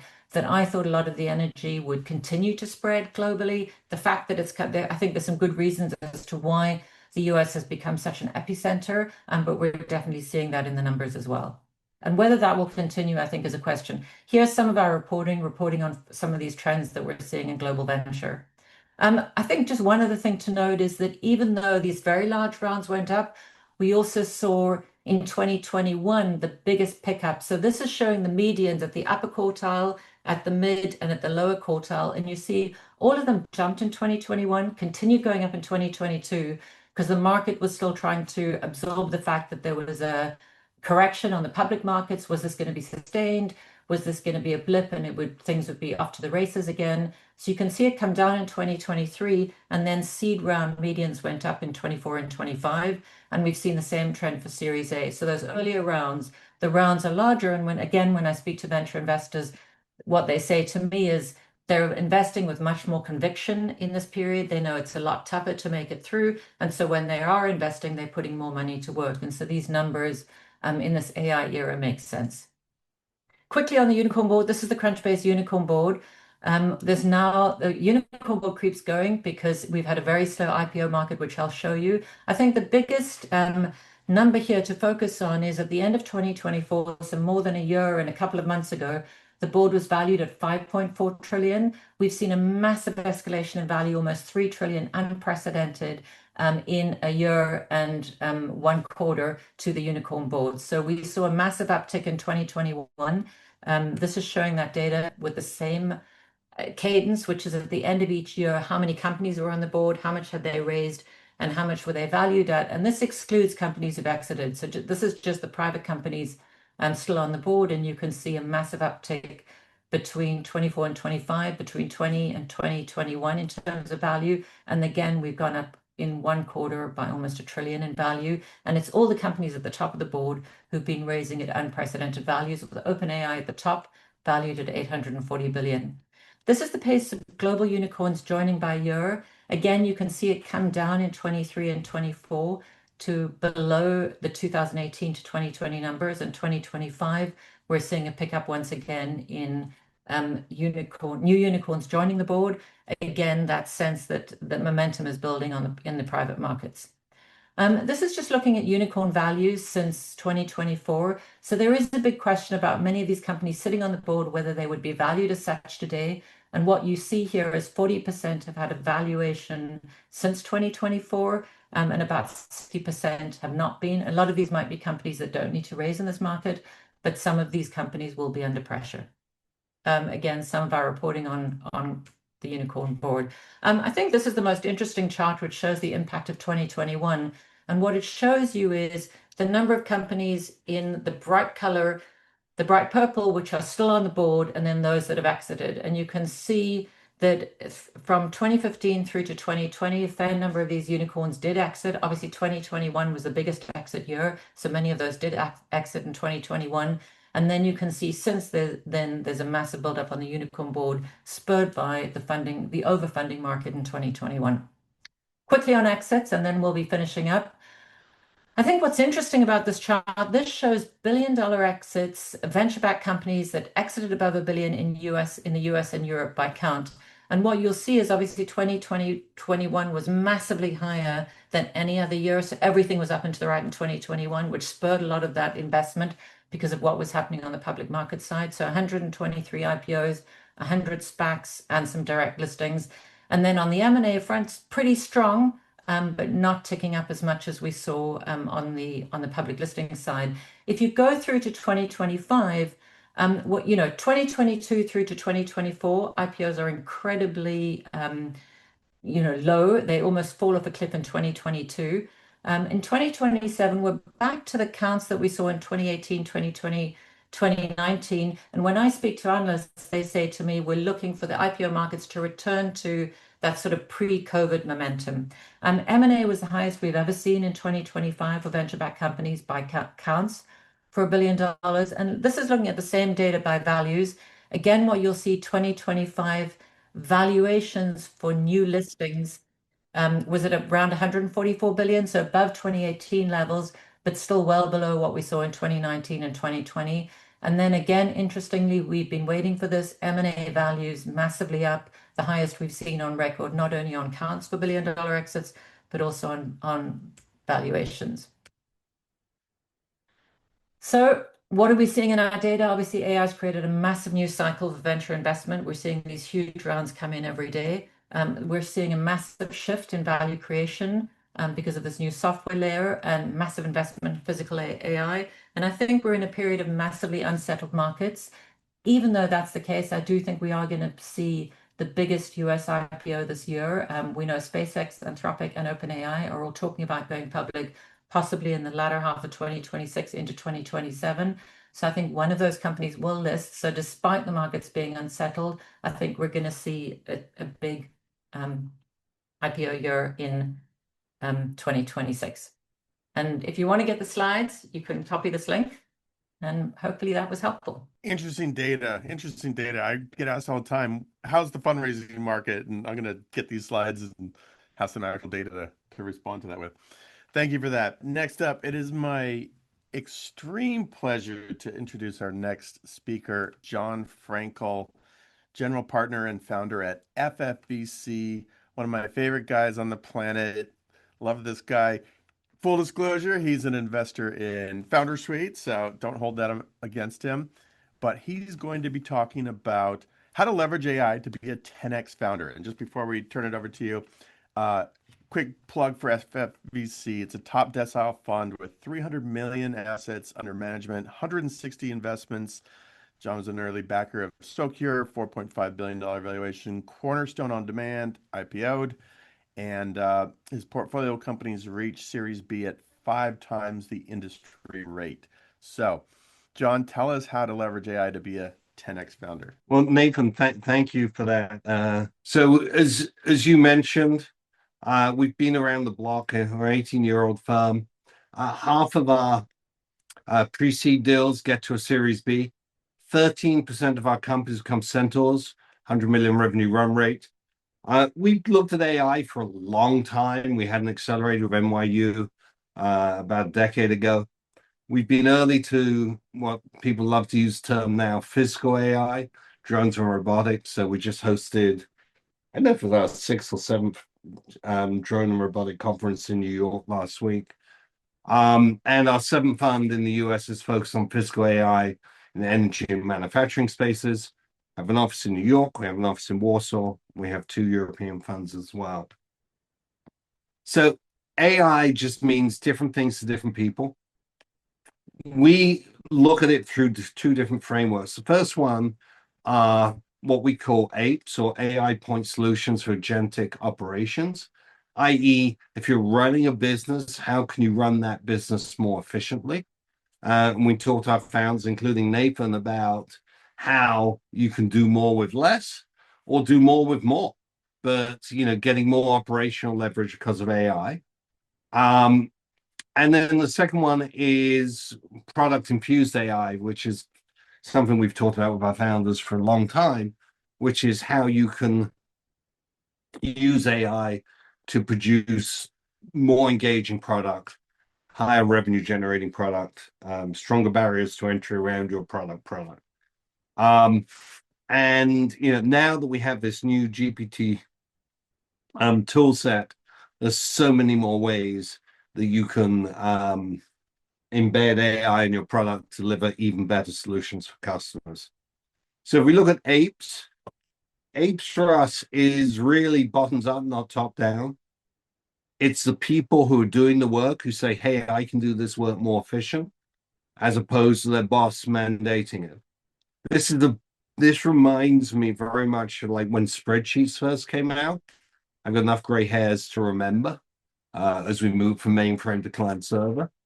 And the most important thing about this to think about is, in the world of work, there isn't a fixed amount of work, there isn't a fixed amount of demand. And so if you can do more with less, you can certainly do more with more. And what you can find is, by lowering the cost of generating software, you can build more software and better solutions faster than you would have elsewise. We've always been constrained by the price of software.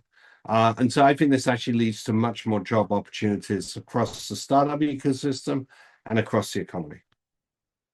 If we look at product infused AI, just think about what customers want. They're generally lazy. They generally want to have fun. And that's a consumer mindset, but it's an enterprise mindset as well. And what happens is, VCs and founders, they look at this sort of price curve going forward, and they behave accordingly in terms of products they build and what they look to do. Simple example is a SaaS product. We talked on prior presentation about the SaaS apocalypse. A SaaS product is a data lake plus a dashboard. Today, it's a data lake plus a dashboard plus an API, so that your data can be used for other AI solutions. It's dynamically generating observations from the data to your customers, saying, here's some anomalies. And then it could even go as far as having an AI listening into a customer's Slack and interjecting with data that the AI knows from being part of your SaaS solution. So it moves very much from a dashboard, which you have to log into and lean forward into a lean back experience where the AI is proactively finding things for you amongst the data, plus the dashboard. In the old tool set, there was a limited number of things you could do.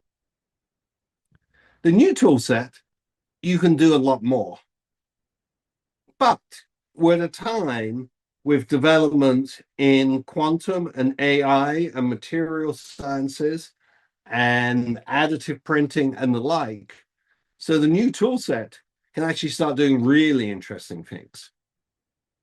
So you're not just limited to a discipline, the intersection of these disciplines.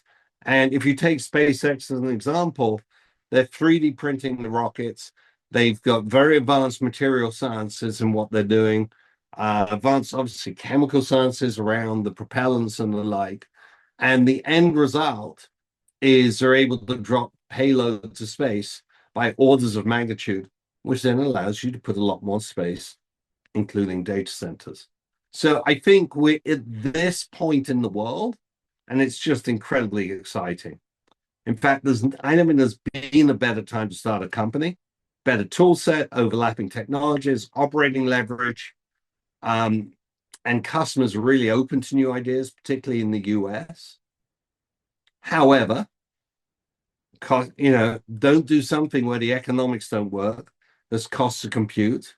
And the other, however, is just as you can disrupt spaces faster, your solution can get disrupted faster. So you really have to think how you build a sustainable business 4 or 5 years from now. When this tech stack has changed so fast, we don't even know what it's going to like in 4 or 5 weeks. And that's it, Nathan. Amazing. Great. John, what are you seeing? Maybe talk about a recent deal you've done that kind of, captures what you're looking for in AI powered startups. Anything you want to? We've invested in drone companies for a long time, but there's a new drone company out of California, US Avionics, and their idea is not just jet engine drones, go faster, carry more weight, more electricity on board, not just swarms of jet engine drones, but they don't want any joysticks or whatever involved. So they want you to have a control panel where you go, there's something going on there, go and investigate and report back. That's like the command line. And then layers of AI work out how many drones, what happens if one of them's engine stops, what to do when they get there, as they evaluate what to do there, what's the next thing to do, etc. So lots of layers of intelligence to reduce this down to something strange. As anomaly here, go and investigate and report back. And that obviously has military implications, civilian implications, but you can also set it up around a data center or high value target, a prison or whatever, and just say, monitor for anomalies. And it should be smart enough to know what all that means. That's an example of where the intelligence layer is just built in throughout the stack. What are the fundamental AI infrastructure problems you're seeing across the enterprise tech stack, i.e. agent drift, lack of shared memory, AI agent governance and compliance? I think the simplest thing is, unlike every other technology revolution we've seen, this is moving so far and so fast. Any answer on a Tuesday could well be outdated on a Wednesday. Sure. So I think a lot of these problems are being addressed and solved, and you're getting magical solutions come up. The biggest issue we've seen is sometimes the AI is so expensive that it actually doesn't lead to an economic solution. And so I think this trade-off between locally hosted open source models versus going to the best of breed and paying for your tokens and everything else, all of that tension is playing out. But like any other business, you want something that is 10 times better, 1/10 the cost, and defensible. And carving that out, the solution is what's really important. what are your favorite kind of moats? I mean, like you just said, this is all changing so fast, and a hot startup on a Tuesday can be yesterday's news on a Thursday. What moats do you guys kind of look for when you're looking at deals? I think the best moats today are brands. Brands are sort of stubbornness and laziness people have to do something they did before. So if you like a Mars bar or particular candy bar, you're going to buy that again and again and again. Even, for whatever reason, the advertising can support that, but it's the underlying brand. And so what we've seen is with the viral adoption of some of these technologies, the instant branding that happens is kind of amazing. So it comes down to virality and just hitting a pocket of interest with a solution that just engages people. Take a super quick question. Oh, if yours is very quick, Shawn, I'll give you the unmute button here. Has to be in like 10 seconds or less. Go for it. Thank you so much. I really appreciate that. My name is Shama Zehra. I'm the founder of brand Jetsy. So my question is very much about the brand that you talked about. And that's what we learned also, that, the brand has a lot of value. But how, as an investor, you would put valuation to the branding?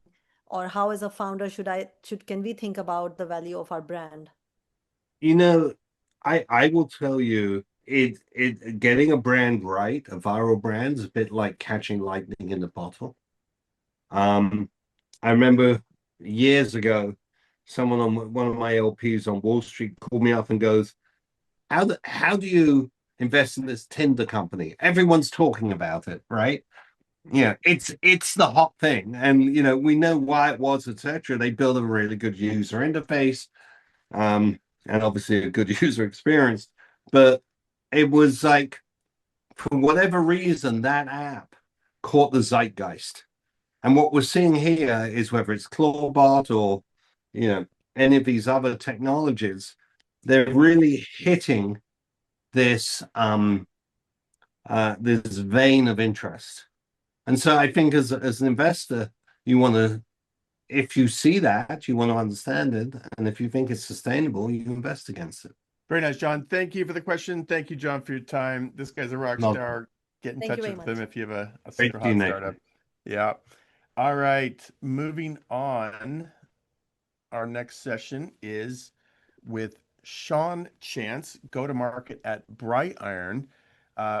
Shawn was an ex-partner in Omer's Ventures, a $750 million fund. Now he heads go-to-market at BrightIron. He's got 20 years across VC product and sales leadership. And Shawn is going to tell us about AI changed go-to-market forever. What founders and VCs need to know now. Nathan, thank you for a fantastic intro. I'm super happy to be here. Yes, as a recovering VC, as a recovering late-stage co-founder, and now as somebody who basically does nothing but work with startups on go-to-market. GTM has changed. I was listening to all the previous panels and obviously the previous presenter and sort of what John mentioned. This is a pretty logical segue from that. I know we've only got 10 minutes, so I'm going to jump in really quick. Not going to do too much in terms of a reintro. Spent a bunch of times at a bunch of companies, and essentially has brought me to a point where I work now on the thing that I care the most about. And I can tell you, from having done it as a founder and as a VC, the thing that matters the most, and no matter what you do, this is true of being a VC and being an operator, your go-to-market makes the difference between success and failure. And so that's why I kind of zero in on this, and that's what really the spirit of today is about. The firm that I represent, you can think of as really, it's like an outsourced value creation team. If you're familiar with sort of like the big VCs of the world, this is the team that we had at Omer's Ventures, and we've essentially recreated it as an outsourced fractional service. So we do fractional finance, the full stack from bookkeeping all the way to CFO. We do the same thing on HR, and I lead the go-to-market function where we do essentially the same thing. We work with over 100 clients simultaneously on all these things. So we have a super interesting data set, and that's really what the impetus was for today's conversation. The party line that I give you is this, right? The promise of AI and go-to-market is that it breaks this thing that for the longest time, certainly I can tell you as a VC, this gave me a lot of gray hair. It was the subject of consternation in many board meetings. It's the idea that your customer acquisition cost and the cost of a lead scale linearly together. You got to put more money into the Google machine if you want more leads. You've got to go to more events. You've got to hire more BDRs. Whatever type of business you're in, your go-to-market up until now scaled in a very linear way. And that's a hard thing to break. You know, it's easy as an early stage founder to think, hey, you know, like my customer acquisition cost is going to go down later as I get sort of more data and I get better. You know, a lot of VCs on this call are probably going to laugh because oftentimes they tend to actually go up, which is a scary thing. But we're also not living in an era where you can kind of Uber your way to growth. You know, most investors that I've heard so far at this conference are saying they're looking for more efficiency.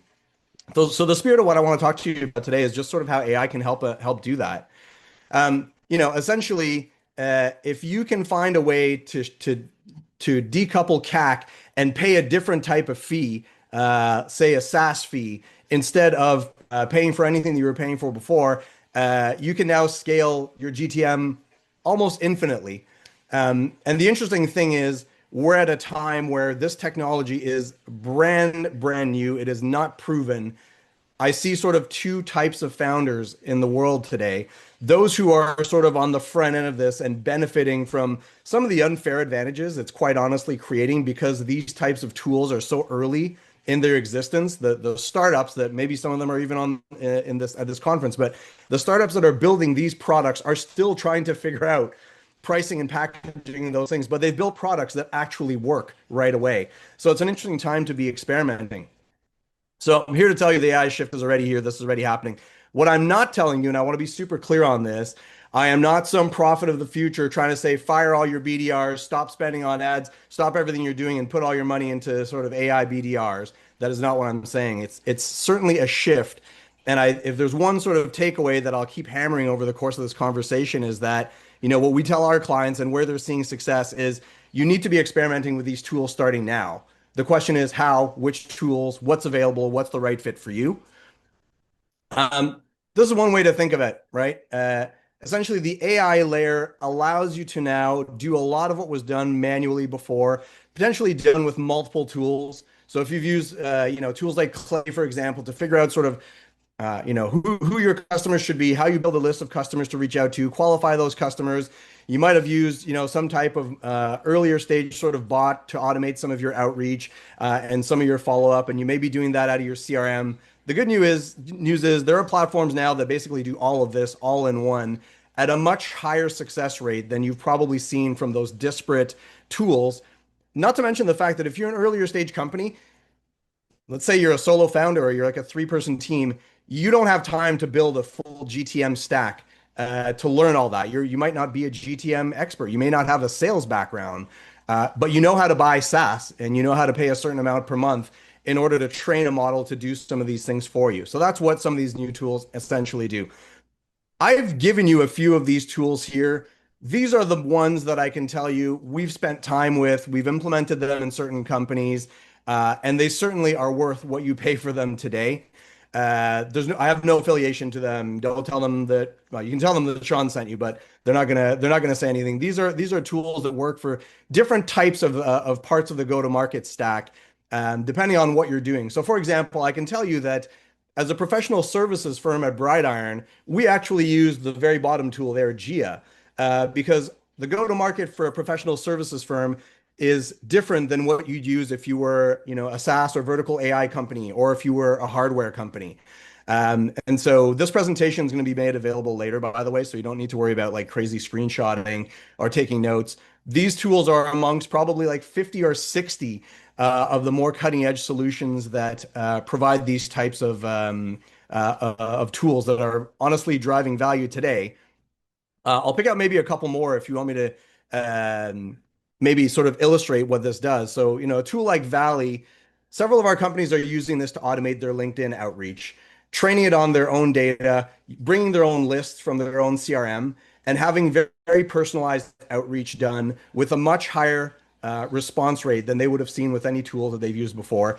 Again, this is the sort of AI magic layer. This is sort of the secret sauce that keeps tools like Valley from being just a wrapper on an LLM or something that, you know, a technical founder could build sort of on the weekend. You know, tools like Apollo are really completely full stack and multi-channel. So they will automate things like your LinkedIn outreach, but they will also automate your email campaigns for you. They will also automate lead intelligence, building your list. If you're the type of business that knows your customers well and says, hey, we want to make sure that we're reaching out to companies when at moment X, when they think X, or when they're looking for this, a tool like Apollo will actually help identify that moment of inflection and in real time act like the very best BDR, reach out to that potentially hot lead at the right time, bring that in, and then you can decide if you need a human in the loop to handle that, or if you want an AI workflow to be triggered like a sequence that you'd see in your sort of garden variety CRM. And so all of these tools do sort of different things, but what I'm here to tell you is by adopting any of these, your costs don't scale. These are all tools that work based on a SaaS fee, usually in the low thousands per month. Obviously, there's sort of different pricing packages for all of them, but they certainly scale in a more efficient way than adding people to your team or paying more for ad dollars would. This is sort of the way that I think that companies today should think about this. None of these tools work if you don't actually understand who your customers are. And so it sort of puts the onus on you as a founder to say, who's your ICP and how much work have you actually done on figuring that out? You can certainly use these tools for ICP hypothesis testing if you're a really early stage company. They can do that really effectively. If you've already got a go-to-market strategy that's working for you, I'm not saying you should rip it out and do this. What I'm saying you should supplement it. You should A/B test what happens if you put something like this in on top of, for example, if you're using like an SDR, BDR sales motion. The other thing that's important is it doesn't necessarily replace humans, and you shouldn't think of it right away as replacing humans. It has the potential in the near term. I mean, I think some of the previous speakers were saying that like you should reevaluate what you're doing either on a monthly basis or certainly on a quarterly basis. So, by the time the ink is dry on this presentation, some of this may not be true, but certainly at this time, I wouldn't say that you should completely remove humans. You should still have a salesperson, sales leader, or founder in the loop to make sure it's doing that. And you should measure it. You should figure out what the acquisition cost of customers or the acquisition cost of a lead is through this versus your other channels, so you can decide whether it's actually worth its weight. And obviously, these tools don't figure out your GTM strategy. Selfish sort of self-plug, but I mean, if you've got the right strategy and you're using the right channels for the right ICP, these tools can be really useful. They're not a substitute for that. Kind of already covered some of these things, and I want to make sure that I leave some time for questions because we're kind of getting low on time, but I'll sort of end it with what I started out with. No matter what type of business you're in, whether you're a VC, you're a startup, you're a software company, a hardware company, your go-to-market is what makes you or breaks you. Hopefully some AI tools can help you do that more efficiently because that's kind of the name of the game today. This is me. You can find me on LinkedIn. That QR code on the left allows you to download this presentation if you want it, so feel free to scan it, grab that, and I'll leave the floor open for questions. Thank you. We have a quick one from Matthew Lange, our most frequent questioner. Yes, what concerns, issues do you see with the LinkedIn automation tools that often get blocked by the platform, and also best practices around that? Yeah, it's a great question. I mean, look, I think not all tools are created equal. The best ones are actually working with LinkedIn behind the scenes to make sure that they are not sort of encroaching on any of the restrictions. I would say the same thing for email, by the way, right? Any of these outbound tools are going to be subject to spam filters, all those great things. And so the right tool here and the right, the best vendors in the space have a really good onboarding process, understand how to make sure that their clients, the actual LTV that they get from their clients, or in other words, to make sure that the tool works for you, they understand that you need to be successful. Otherwise, you're going to churn. And you can tell by the way that some of these solutions actually present themselves. I can tell you that in the short list I gave you, a lot of these companies tend to be better at avoiding the spam filters and getting blocked from LinkedIn. But again, these things are changing. LinkedIn, I'm sure, is changing on the back end. Email's adapting to this, and obviously those vendors have to adapt as well. One more from Augusta. What's the most recommended for SaaS? Any comments on anything specific to SaaS? Yeah, I mean, I think for SaaS tools, it depends, obviously, the channels and who your ICP is. So I can't say just like for SaaS, this is the best. I think any of those tools can be useful. I think the question that it begs if someone's asking like what's best for SaaS is Well, in the absence of AI tools, then what's your GTM strategy? I think if you can answer that, then you can figure out what the right tool is that will actually supplement that effectively. And then you can go down that rubric of sort of testing. Anybody who's on this call trying to figure that out, that's obviously what we do. And so happy to chat if that's something that's of interest. Congratulations. Great presentation. Thank you for the time, Nathan. Yeah, great to have you. All right, let's move on to our next one. So we've got, I'm going to turn it over to the moderator of this panel. The panel is top red and green flags when VCs look at pre-seed and seed startups. It's going to be moderated by Sam Marchant at Inaugural. And he's an investor and founder building one of the leading tech podcasts called Now We Build. I'm indeed. How are you? Well, thank you, everyone. It's great to be here. Thank you to everyone on the team for organizing this, and I'm delighted to moderate this panel. Mainly because when I was looking through the kind of hosts and the panelists here, there are some really big hitters. So this is going to be a fun one. So can we do a quick fire kind of 15-second, 20-second intro, if that's okay? And Tim, I'm going to put you on the spot because you're up in the top right-hand corner for me. Thanks for having me. My name is Tim Sussman. I'm managing partner at Pioneer Fund. We are a seed and pre-seed fund investing primarily in the Y Combinator ecosystem. So we're backed by more than 500 Y Combinator founders who join us on every investment meeting and every investment decision that we make. We're the most active seed fund in the world in terms of the number of investments we're making. And as for myself, I went through Y Combinator 15 years ago, and I've been an angel investor and now full-time investor at Pioneer ever since. Awesome. Thank you, Tim. Charles, can I come to you?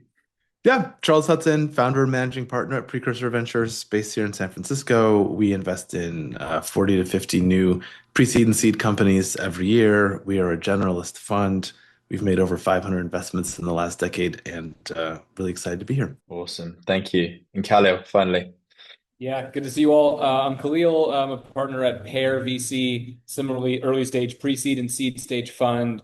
We write checks from $250K up to $4 or $5 million. Somewhat known for our accelerator program called PearX, which the applications are due on April 12th. And so now that commercial's out of the way, I don't need to say it again on this call. And yeah, I was a founder for 15 years before joining the venture side, started a handful of different businesses, mostly B2B SaaS. But similarly, we're generalists and kind of fund everything. Awesome. Amazing. All right, well, look, let's dive into the questions. And I actually want to start off talking about first impressions, okay? So whether a founder's reached out to you on LinkedIn, it's a cold email, or you're meeting them for the first time, what are the immediate green flags that make you think, okay, I need to take this founder seriously, and I'm going to take this meeting seriously?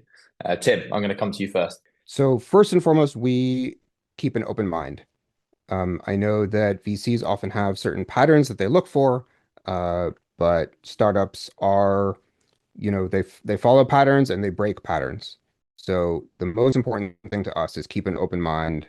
There are a lot of different ways for successful startups to be born. But I will say one of the things that to me is most impressive, or to us is most impressive, is either a track record of impressive achievement before this company, or an early track record of impressive achievement during this company. Even if it's only been weeks since it started, you can really tell the difference between someone who's on an incredible trajectory or someone who's waiting for things to happen. And so that's the number one thing we probably notice in founders that we get excited about right away. Amazing. Awesome. And Charles, is there anything that you would add to that? I think Tim said a lot of what I would have added, which is always feels good. One thing I'll add is I'm always trying to figure out as quick as possible, what does this person know about the problem and how did they acquire that knowledge? Because, we get 10,000 pitches a year. There's so many of them as like, these all sound exactly the same GTM, same ICP, same insight on the market. I'm like, maybe one of you will win, but that's not that interesting. The ones that catch my attention are where someone can quickly explain to me something that's not obvious about the problem that they're solving. And then the way that they came to that knowledge gives me some sense for how they solve problems and think. And Khalil, I'm also intrigued on this question. You've obviously sat on both sides of the table, right? Yeah, I guess, specifically on the cold outreach side, the best thing is to not do cold outreach, but VCs do read their emails, and so like cold outreach works. And so just make sure it's not like AI slop. Like the number of emails that I get from founders that's like, "Hello, Khalil. I see that you are a key decision maker at Pear VC in California." That's a good way to not get a VC to reply to you. And so that's thing one. And then I agree with what all the other folks said. The other thing that is interesting is to you don't want to overplay your hand and say the deal's so hot, we're closing in 2 days. But if there's something that you can do to help me understand the time sensitivity, right? Like I have a number of things that I'm going to do today. Why do I want to take a meeting with you? And so putting that in the initial outbound matters as well. Love that. And I mean, you pick up there on a point around a red flag, and I was going to flip the question around the other way. So I'm staying on you on this train of thought. What about red flags? All right. Obviously AI sloppy emails. That's the number one. What else comes to mind? Yeah. So it's that, I think that, things that are way too long where somebody will put like an entire investment memo in the body of an email. Again, people don't have time for that. A number like people that have really funky, like non-standard links to your deck or data room or whatever else it is. Like I like PDFs, but if you send a doc send, if you send something else that's like kind of standard, that's totally fine. I guess maybe one tip for all these people that are out there, every VC has like a doc send parser. And so I actually had a founder one time, I got on a call and they're like, "I saw you only spent 12 seconds in my deck." And I was like, "Well, actually, like my AI tool spent 12 seconds in your deck. It created a PDF and it put that into my CRM. And I spent, 25 seconds in it." But no, and so like, don't take too much signal from that. But weird links where I have to like create new accounts and stuff, that's hard. Too much jargon, like as Charles was saying, there's so much volume out there. And so when things just come across as like really buzzwordy, it's easy to gloss over. Yeah, I love that. Charles, I'm going to come on you to come to you because you just got a massive smile there. Yeah. Well, two things. One is half the emails I read, I'm like, I have no idea what this company does. I'll read through it and I'm like, I honestly just spent 30 seconds reading through this description. And to Khalil's point, it's an agentic automated, and I'm just like, but what, like, excuse me, like what the F does this company do? And so like have a very clear, simple, concise statement of what your company does. That's number one. The second is like, don't overstate your credentials. I've had some people say, ex Apple, ex Google, ex Deepmind, intern. Nothing wrong with being an intern. I know what you're trying to signal, but it really like kind of irritates me when I feel like people are dropping in credentials that don't signal to me what I think the person wants them to. That always to me gets me off on the wrong foot. And Tim, is there anything you would add to that? No, we have a little bit of an easier job. I think YC filters out quite a few of the red flags that are often seen in even earlier stages. I would say here's something we don't care much about, is how well the founders are pitching. We just want to ask questions. We just want to try to understand what they're doing. Want to understand how they're thinking about things, what they're building. And we don't mind if there's not a polished story yet, if the answers aren't super ultra, rehearsed and practiced. We're just fellow founders, so we just want to talk to fellow founders and try to understand what they're doing. Yeah, I mean, you're getting a lot of love for saying that in the chat right now. So hold on, let's just stay on that train of thought. So when you're in this initial meeting and we're talking about first impressions and we're talking about kicking this relationship off, what are you as an investor or investors, what are we looking at when it comes to assessing an individual who's sat in front of you? If we're not looking at how they pitch, or we're not looking maybe at the deck or the links in the deck or how shiny the deck is, what is it about the human being that sat across from you that really gives you conviction that this is someone you should write a check and back? So we think about the founder and we think about what they're building. I know a lot of folks have the mindset as investors that it doesn't matter what someone's building at the early stage because they'll always pivot. If you look at most of the top companies that went through YC, they were doing the same thing at demo day that they were doing at IPO. Airbnb was Airbnb, Stripe was Stripe. And so we do care what people are building. And we look at the founders. And so I would say we look at, like I said, the rate of progress. So how fast are these founders moving? Are they building towards something? We look at often there's some kind of outlier factor about the founder. It's different for different founders, but something that really stands out amongst all the other founders that we've spoken with. And I really love that. Yeah.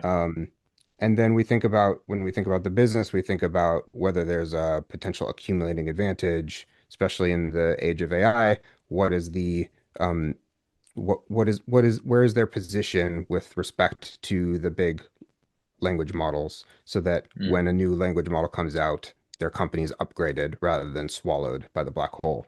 So we think a lot about, in terms of mental models, about how to think about the future and what someone is building. Yeah. And Khalil, how would you add anything to that list in particular? Yeah, I agree with basically all of that. I mean, I'm trying to think, Tim, I appreciate this, like, we don't care how you're pitching framework. And I actually believe that, and I believe that to be true for Pioneer Fund. And I'm thinking through, like, is that true for me? I think that there's, like, I don't care how I don't need you to, like, give me a TED Talk style kind of presentation, but I do think that there's the ability. Okay, I had a pitch yesterday where we all kind of had this feeling that the founder was really spiky, and we can kind of, like, all, unpack what do we mean by spiky, right? Like, it means they're an 11 out of 10 on some dimension, but maybe a 2 out of 10 on others. And VCs talk about how they like really spiky founders.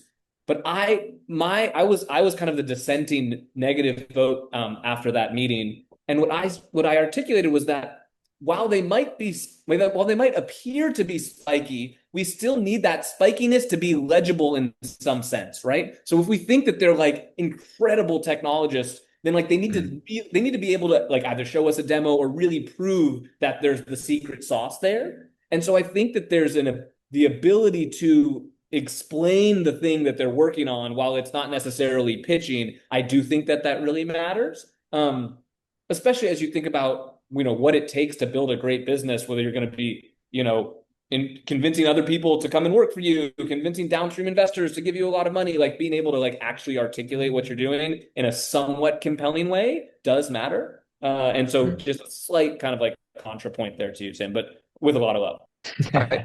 I think it's not that it doesn't matter at all, but I think because it's so legible, investors over-index on that signal.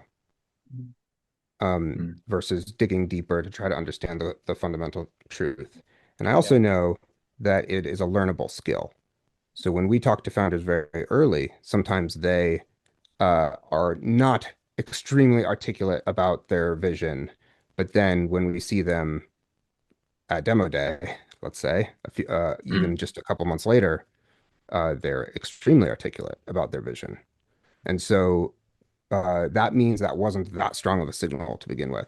And so that's why we don't pay much attention to it.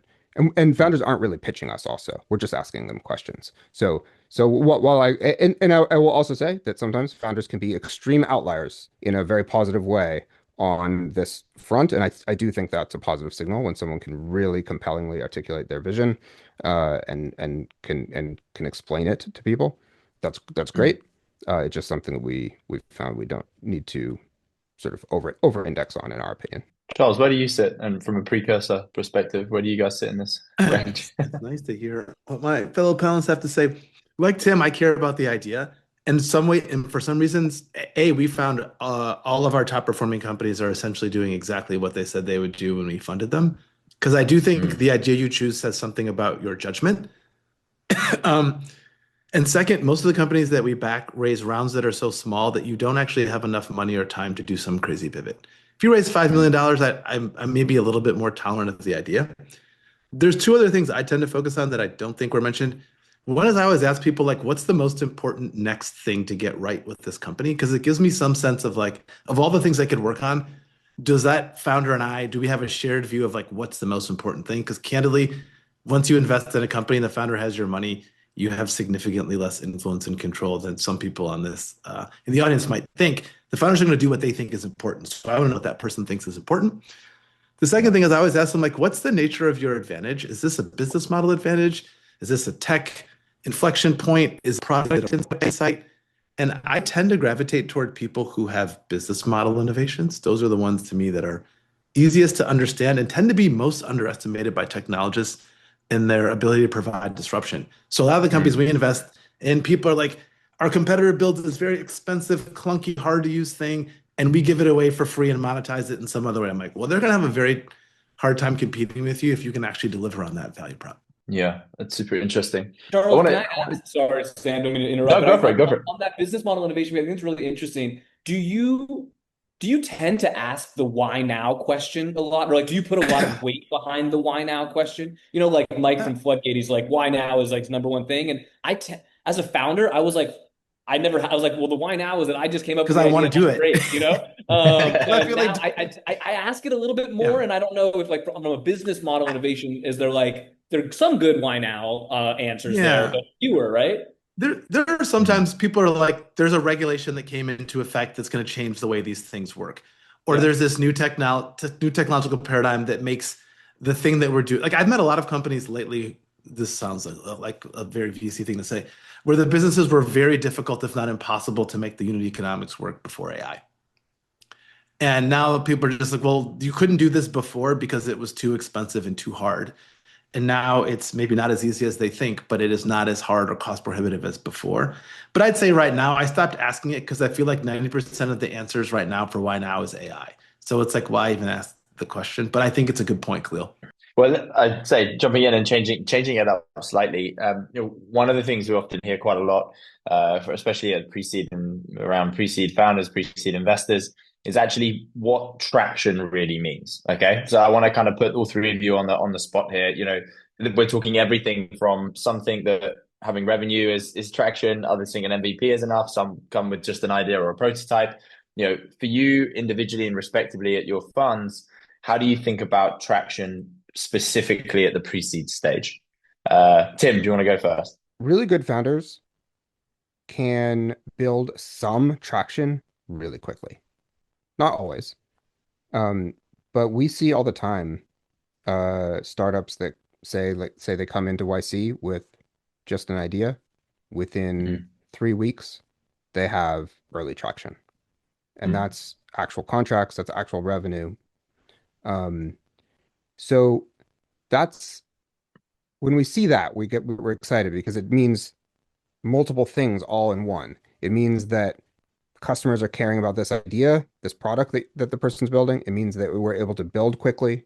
It means they were able to find a way to get in front of customers and try it out.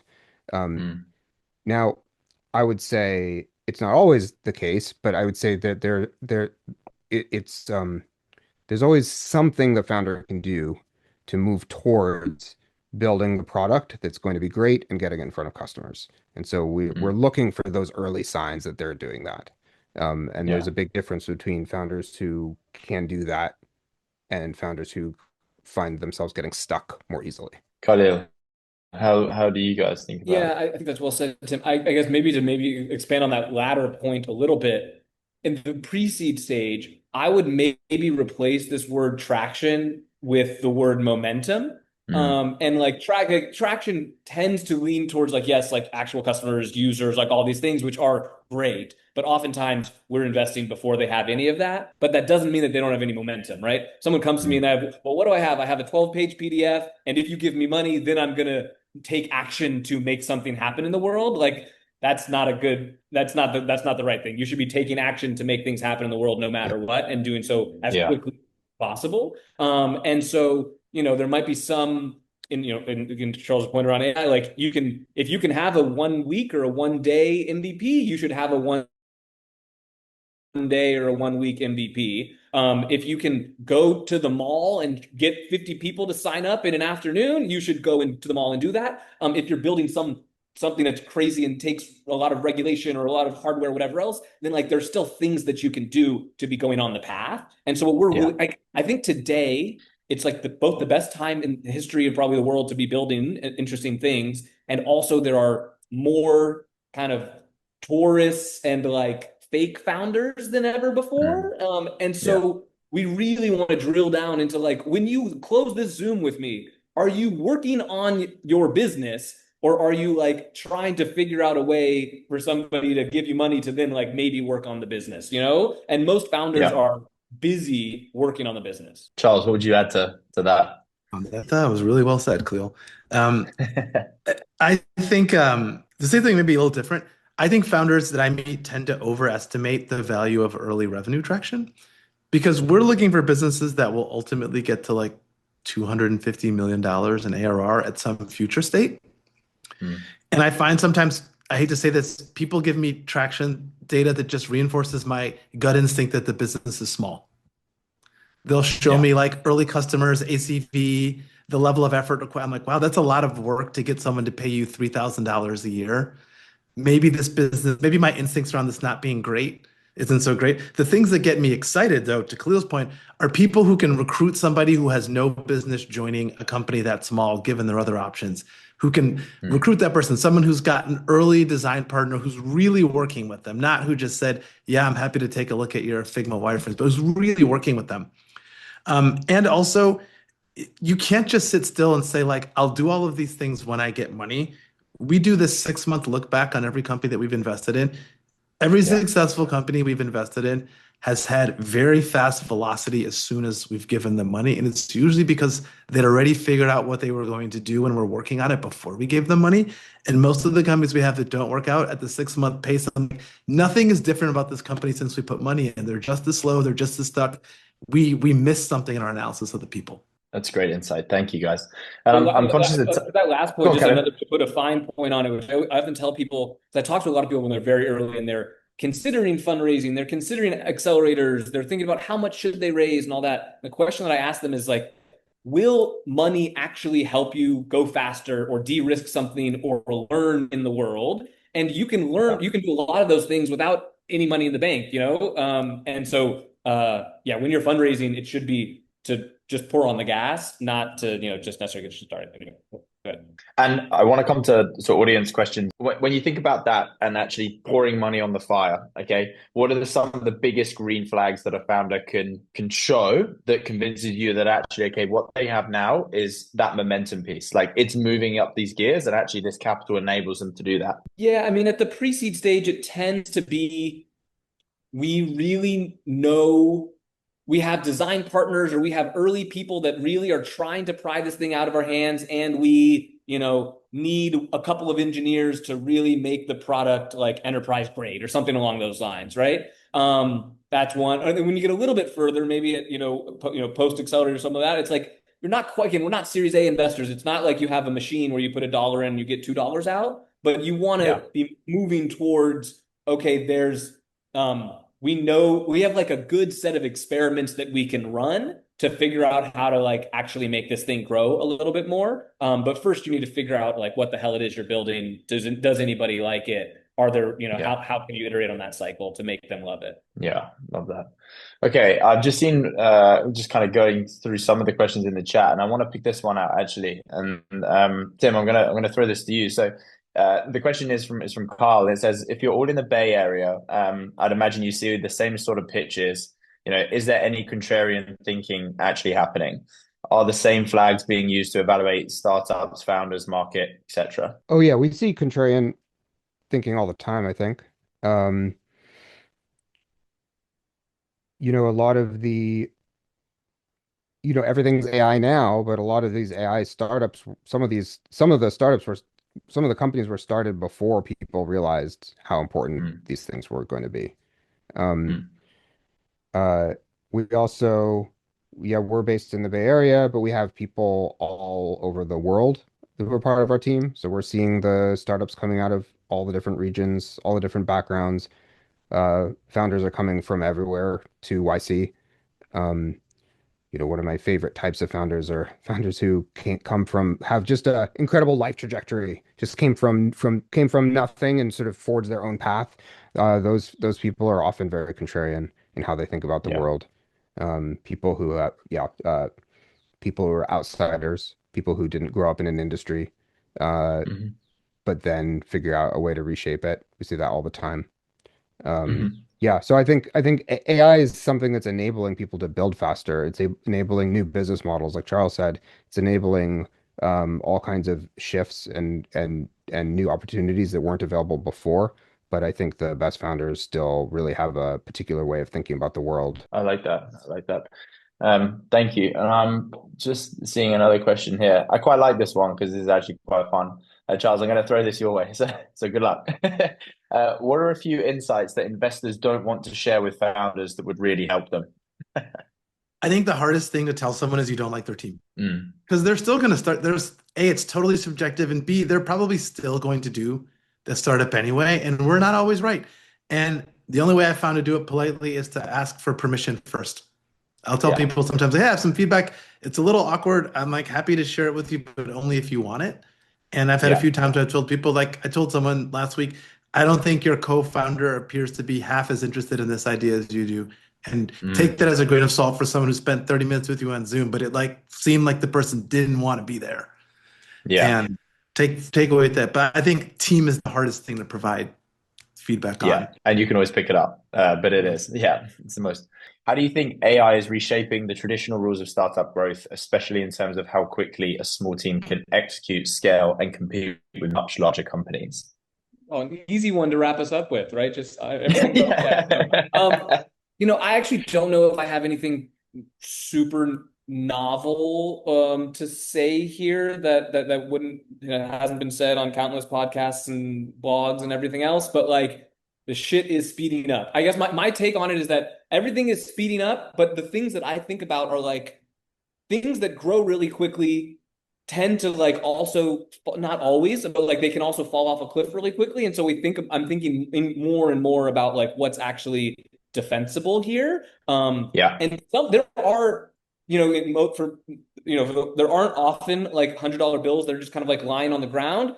With this kind of AI boom that's happening, there might actually be a lot of $100 bills that are lying on the ground. And so some of this is just like, we just got to giddy up and be the first to go grab them. And I know that's why I think that if there's this like in the startup ecosystem, there's like this existential like worry, but also excitement and greed where like everyone's working the hardest they've ever worked because they're like, now's the time. And it's really exciting. But I also think that there will be a lot of kind of like boom and bust that happens with that. But all the things of like, the expectations are higher. You should be growing faster. If you're not running your company in a really AI native way, you're probably not going to succeed. Like all the classic stuff. Use the tools. I think just be curious. We recently had a baby, and my wife just went back to work after being on maternity leave, and she's like, we're like spending our evenings once the baby goes to sleep. I'm like showing her Claude Code and stuff, and she's just like reinventing herself in her role. And so you just need to need to have a very like reinvention oriented kind of, I think, stance on your career over the next decade. Love that. What a great answer. And clearly you're sleeping too much because you look great, man. So congrats with that. Nathan, I will wrap it up there and hand it back over to you. Thank you, Tim, Charles, Khalil. It's been great fun. Great panel. Really, that was a good one. That was really good. Giddy up and go grab those $100 bills. I like that. We'll conclude with that. All right. Super fun. All right. Our next speaker is kind of on a similar theme here. It's my pleasure to introduce Itamar Novick, founder of Recursive Ventures. I had Itamar on my podcast a while back. Super interesting guy. And Itamar is founder of Recursive, a pre-seed AI-focused fund. They've backed 50-plus startups, including Deal, Honeybook, and Placer. Before doing that, Itamar helped take Life 360 from seed to IPO. And according to Business Insider, it's a top 100 global seed investor, 5 years running. So Itamar is going to talk about best practices for raising your first VC round. Give us the knowledge. Nathan, first of all, thanks for having me, and thanks everybody who's joining. Hi, everybody. Yes, Itamar Novick. Nathan already gave the introduction. Obviously, I run a venture fund. We're pre-seed investors. I've actually done over 190 deals over the last 15 years, and I've been very fortunate to invest pre-seed or seed in 2 decacorns and another 6 unicorns. And I've been seeing companies working through this. And what I love most is helping founders fundraise, because the way I feel about the world is, us VCs, there's 2 things that really matter that kind of, friends and family and pre-seed round. It's like finding product market fit and making sure that you don't run out of money when you're looking for that product market fit. The founders they take stab at the first thing, right? It's like finding product market fit. I don't think VCs are good at that. You guys are awesome. Go figure it out. VCs, we should figure out how you don't run out of money, and that's what we do at Recursive Ventures. And this is one that I give out pretty regularly on how to raise your first institutional round. It goes by the name of pre-seed these days. So let's demystify it. Okay, so the first 0 to 2 years of growth, and I'm not talking about the repeat entrepreneur who's seen that all, raises their hand and Sequoia funds $100 million at them. I'm talking about the, successful, talented founder who's starting their company and just trying to get out there. And often they don't know how much they should raise, how much, which investors to approach, how to think about all this. So we're going to talk about that. And the main thing you have to know is that the market has really evolved, right? Like a decade ago, you would bootstrap, then you'd go raise a seed. Now the typical journey that we see for startups is bootstrapping. And obviously with OpenClaw and Cloud Code, you can do much more with bootstrapping, and we'll talk about that. Then often we see folks raising some money from friends and family and angels. We call this the friends and family round. There's some scouts here. There's some crowdfunding. There's obviously incubators and residencies. We'll talk a little bit about that. Then you get into the pre-seed. Pre-seed is essentially what seed used to be a decade ago. It's an institutional round. In Silicon Valley, I'm here in the Bay Area, we typically see those deals as like 1.5 to $3-4 million raise. So it's real money. You get to build a team. You get to, accelerate, right? And this is done by pre-seed VCs like me, and Charles was here. He's great. Micro VCs, scouts, crowdfunding, and even institutional VCs at times. Like A16Z Speedrunner is sort of an institutional VC doing an incubation in that space, right? And YC is also there. And then there's seed, right? And seed is sort of what Series A used to be a decade ago. So the expectations in seed are really, really high. And look, all those names don't matter as much. We can change them. It's really like understanding where you are in the business compared to how much you're raising and how much you're asking. That's what's important, right? Like setting that expectation, right? And we'll talk about that very briefly. Okay, so as I said, institutional seed is a new Series A. The other thing you should note, and this is a very important one to founders, if you think like most funding journeys are not, bang and done. No, you are probably going to continuously fundraising for the first year or two. Starting with a few checks here from angels, and then some friends and family, and then a pre-seed, and you're expected to go to seed within 12 to 18 months.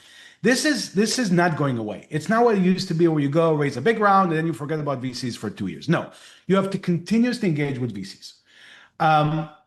And the other maybe important tip here is when you talk to VCs or when you see them talking on panels or in events like this, they all say they invest in everything, especially the big funds. That is not true. Be careful.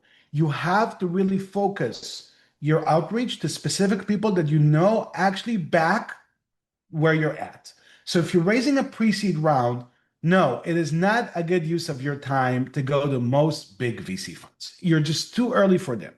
And one thing that's important there is when you talk to people when you're too early, sometimes it's okay, but sometimes because you're not fully, baked, you actually get them to a no in the back of their heads, and getting back from a no to a yes is really, really hard. So I actually encourage founders to really focus on who are the right VCs, the individual GPs at the individual firms that they should talk with, who are really investing at the right stage, and don't talk to all those later stage VCs. They're not going to help. Next, average valuations of the pre-seed and seed are still high, but there's a lot of have and have nots. So stop reading the news about people that just raised $20 million at $100 million post-money valuation because they're repeat entrepreneurs and they're somebody's friend.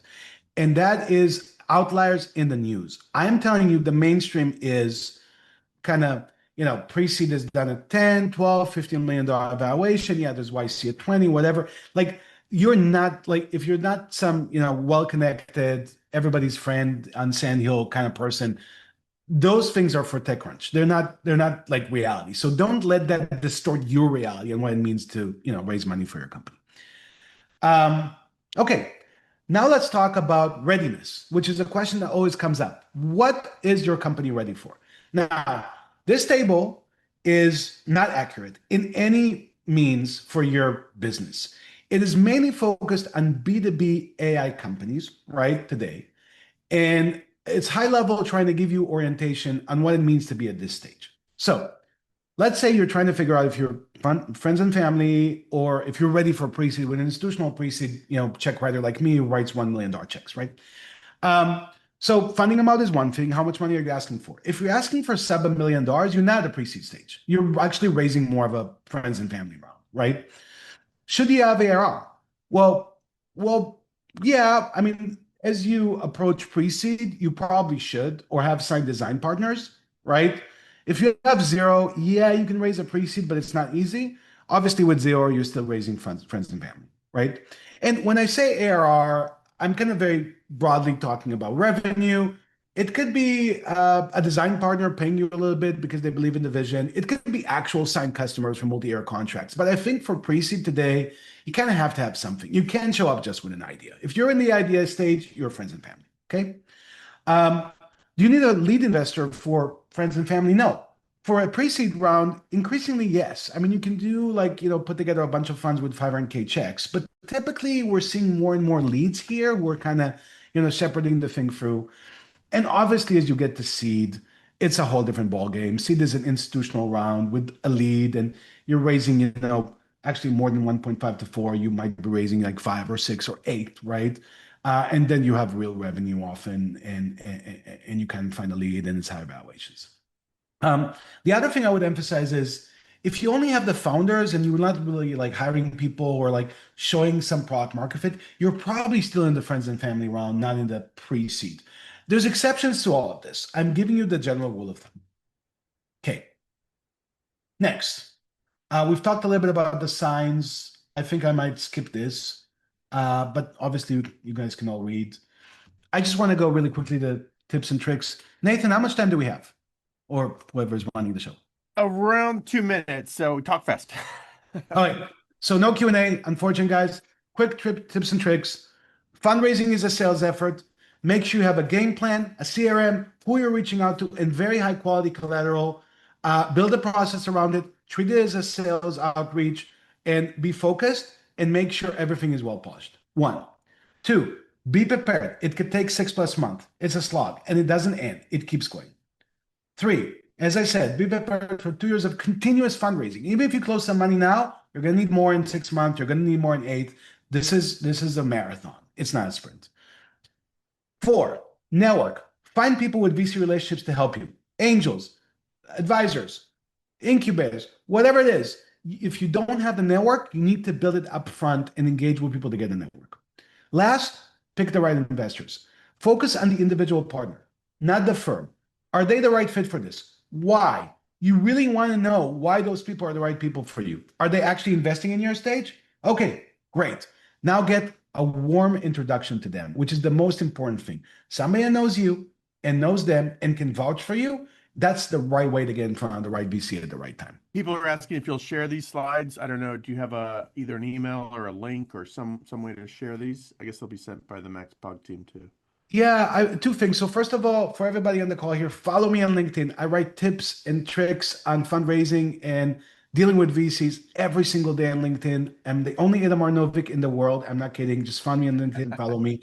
And then I will share this deck with the team here, and they can share with the broader audience. Nothing to hide. Just feel free to work for the slides. And if you want more of this type of content, search How I Raised It, Itamar Novick. I know I'm not pronouncing your name right, but search for that, and there's a great podcast with him.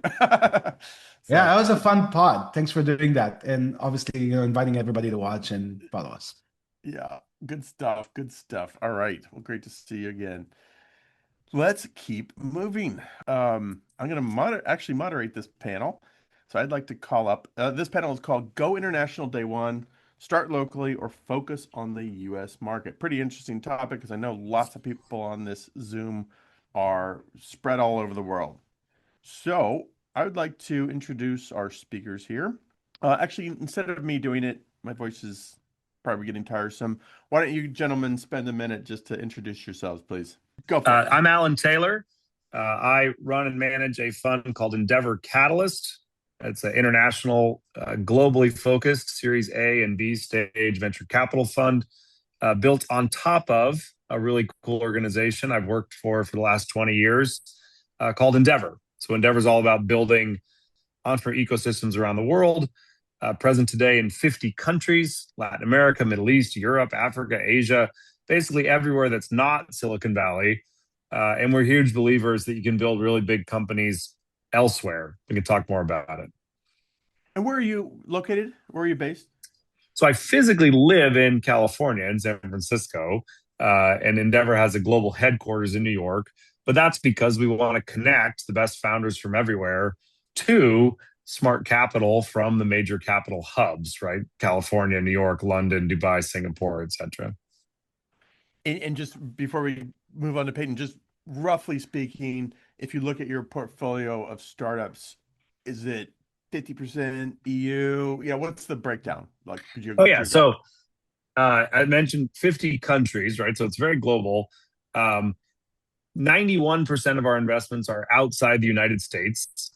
The 9% that are in the US are focused on parts of the country other people aren't paying attention to. So that's like Detroit or Arkansas and other markets like that.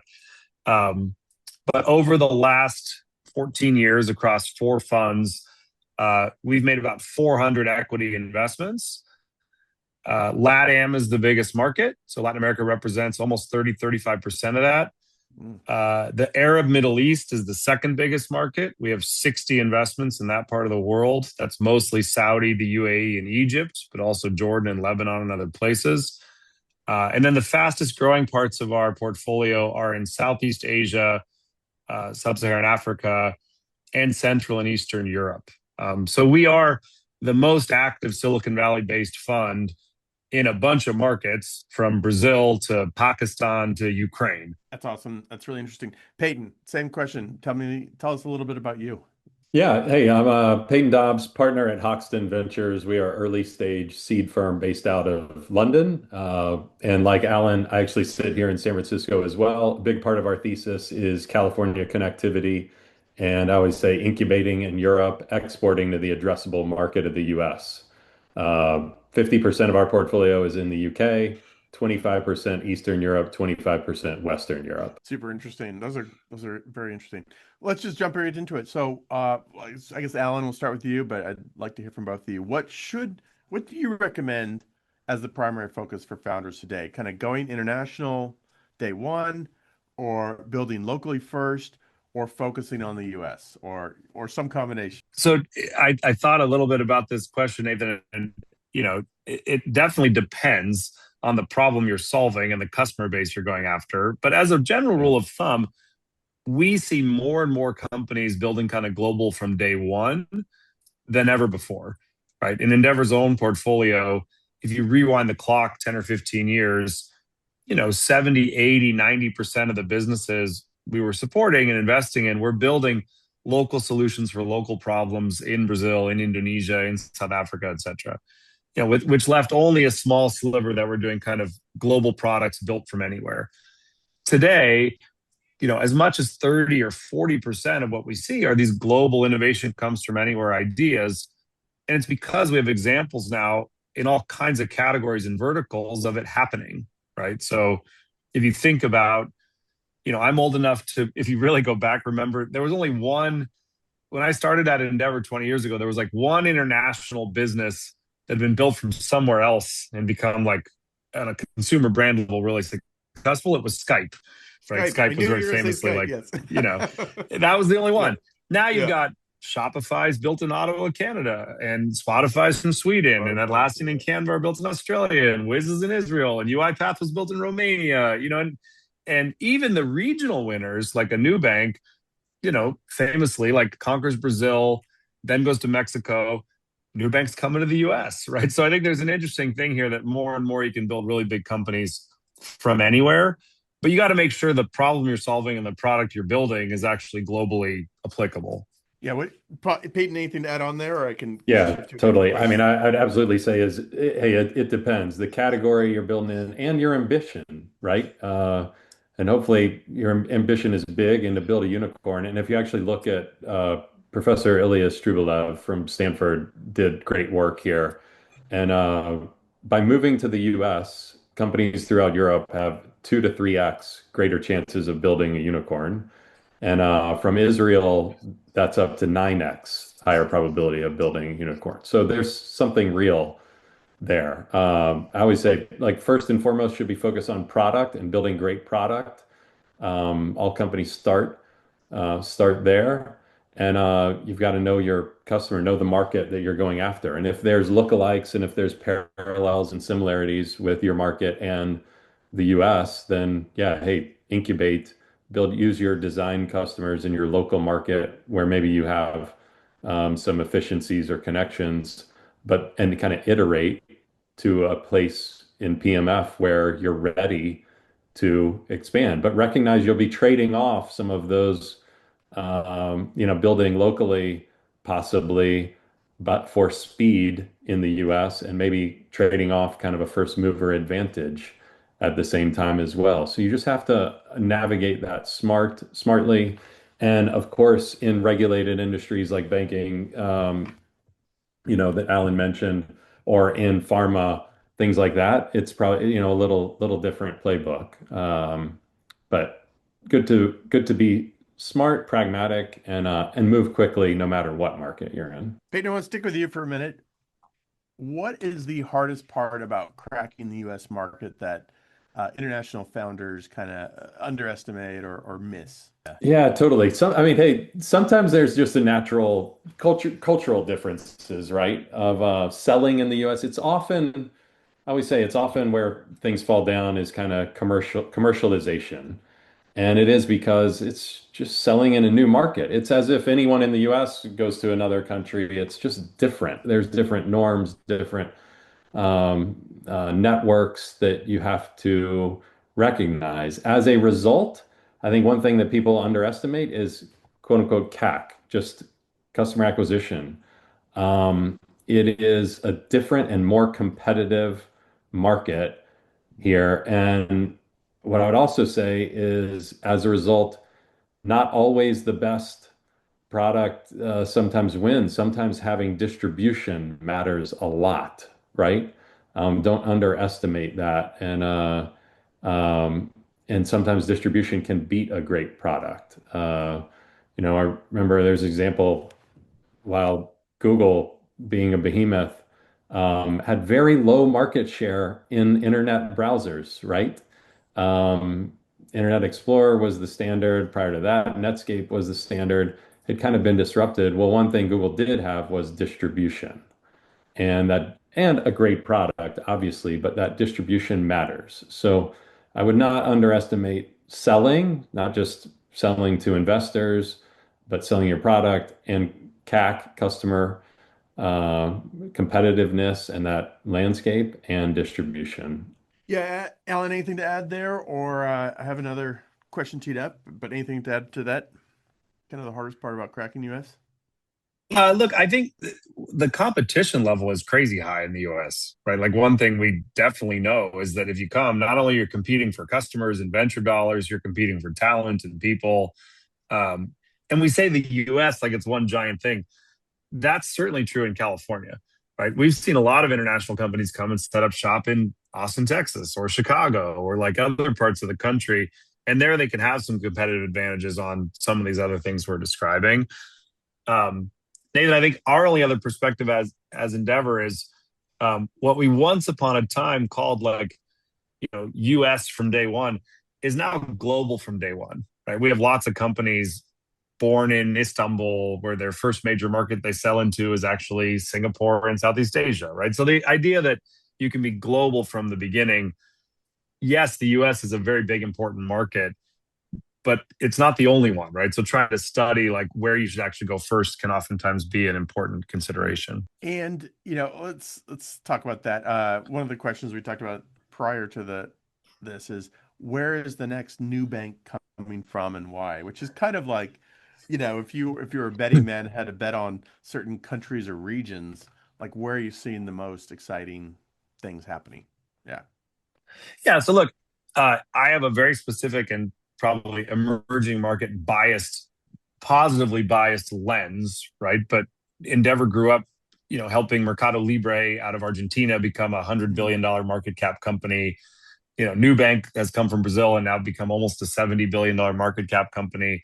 So as we get to generation 2 and generation 3 of company building in Latin America, we're very bullish that there's going to be some very, very cool, very big companies coming from there. We've already seen a few, right? In the public markets, you have dLocal that came out of Uruguay, Vtex from Brazil, Stone, PagSeguro.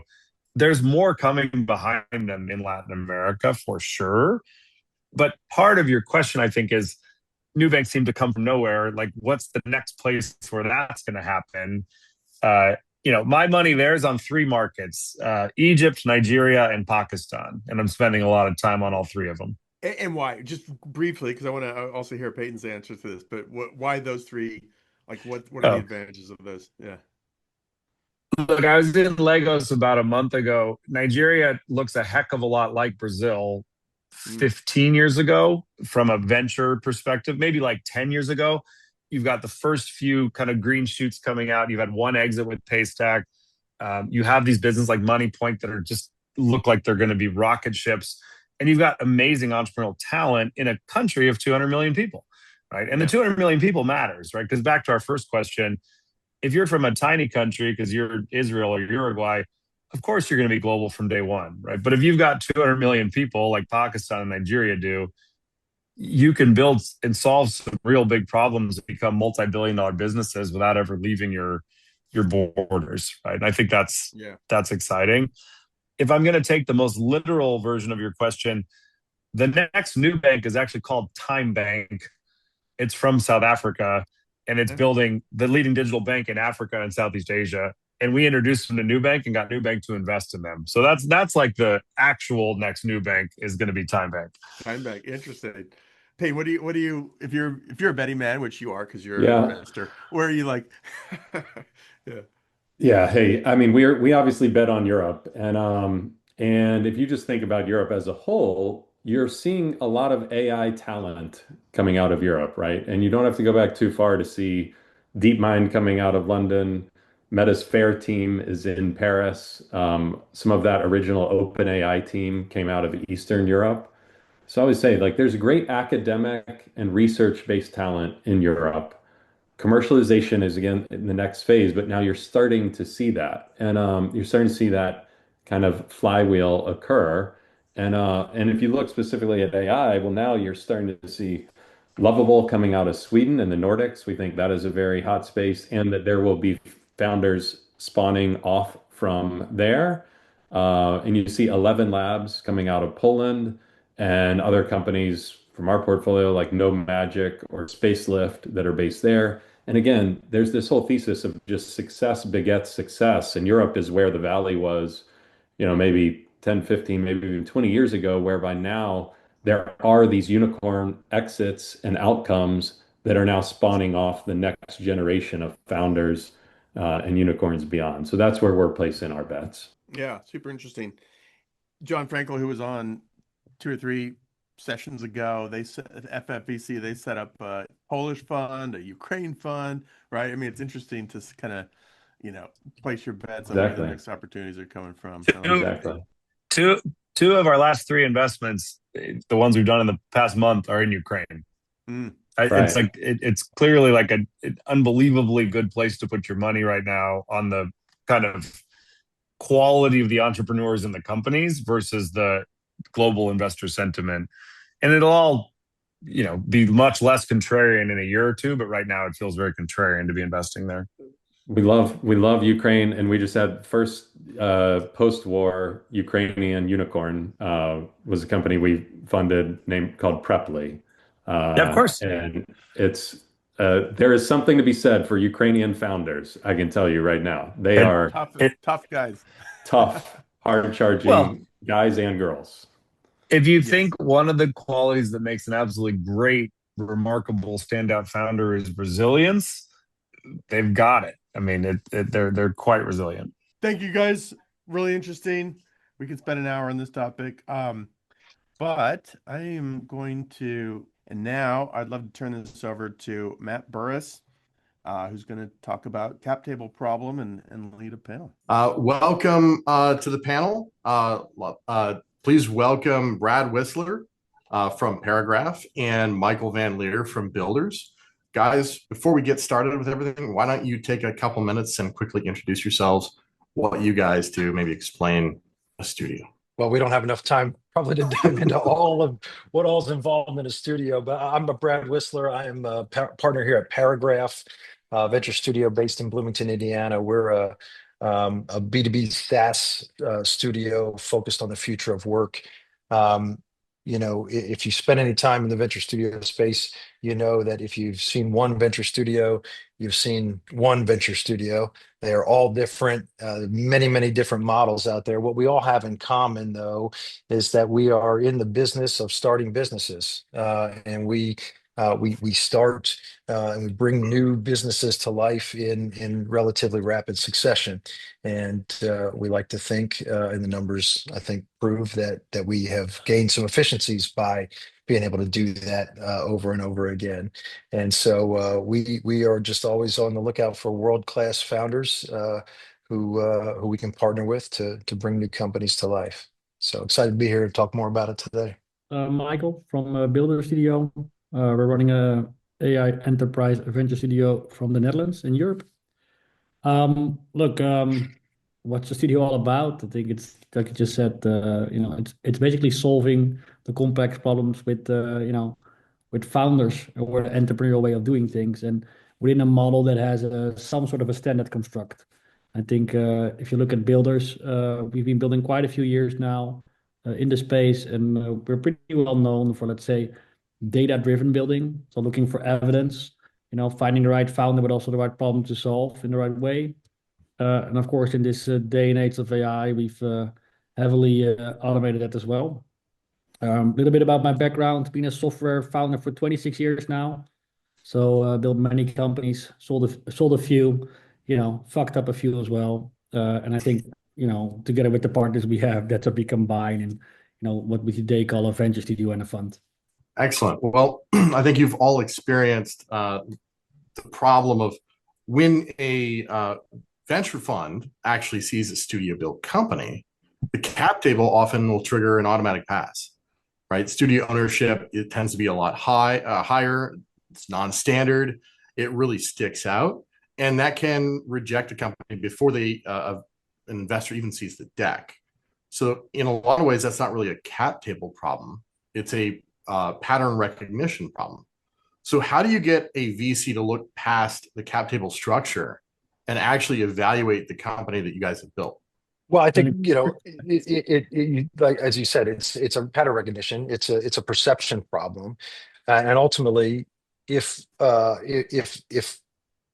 investor looks at our studio in the same way they would look at any other co-founder of the business, then we have no problem at all, right? If they respect the value that we bring as a co-founder of the business, then actually our position is probably a little low, right? We probably have a little bit less equity than a typical co-founder might have in many cases. Now, every studio is different. There are studios out there that are taking, you know, majority shares of companies that they're starting. That's not our model. We're always in the minority, and we try to look in every way, both on the cap table and in the way that we interact on a day-to-day basis, like a co-founder of the business. And ultimately, if the investors on the other side of the table perceive that and see the value that we bring, then there's no issue. Unfortunately, I think it's a combination of a lot of studios that have a model of, I'm going to start a company and then try to bring a co-founder in to run the company.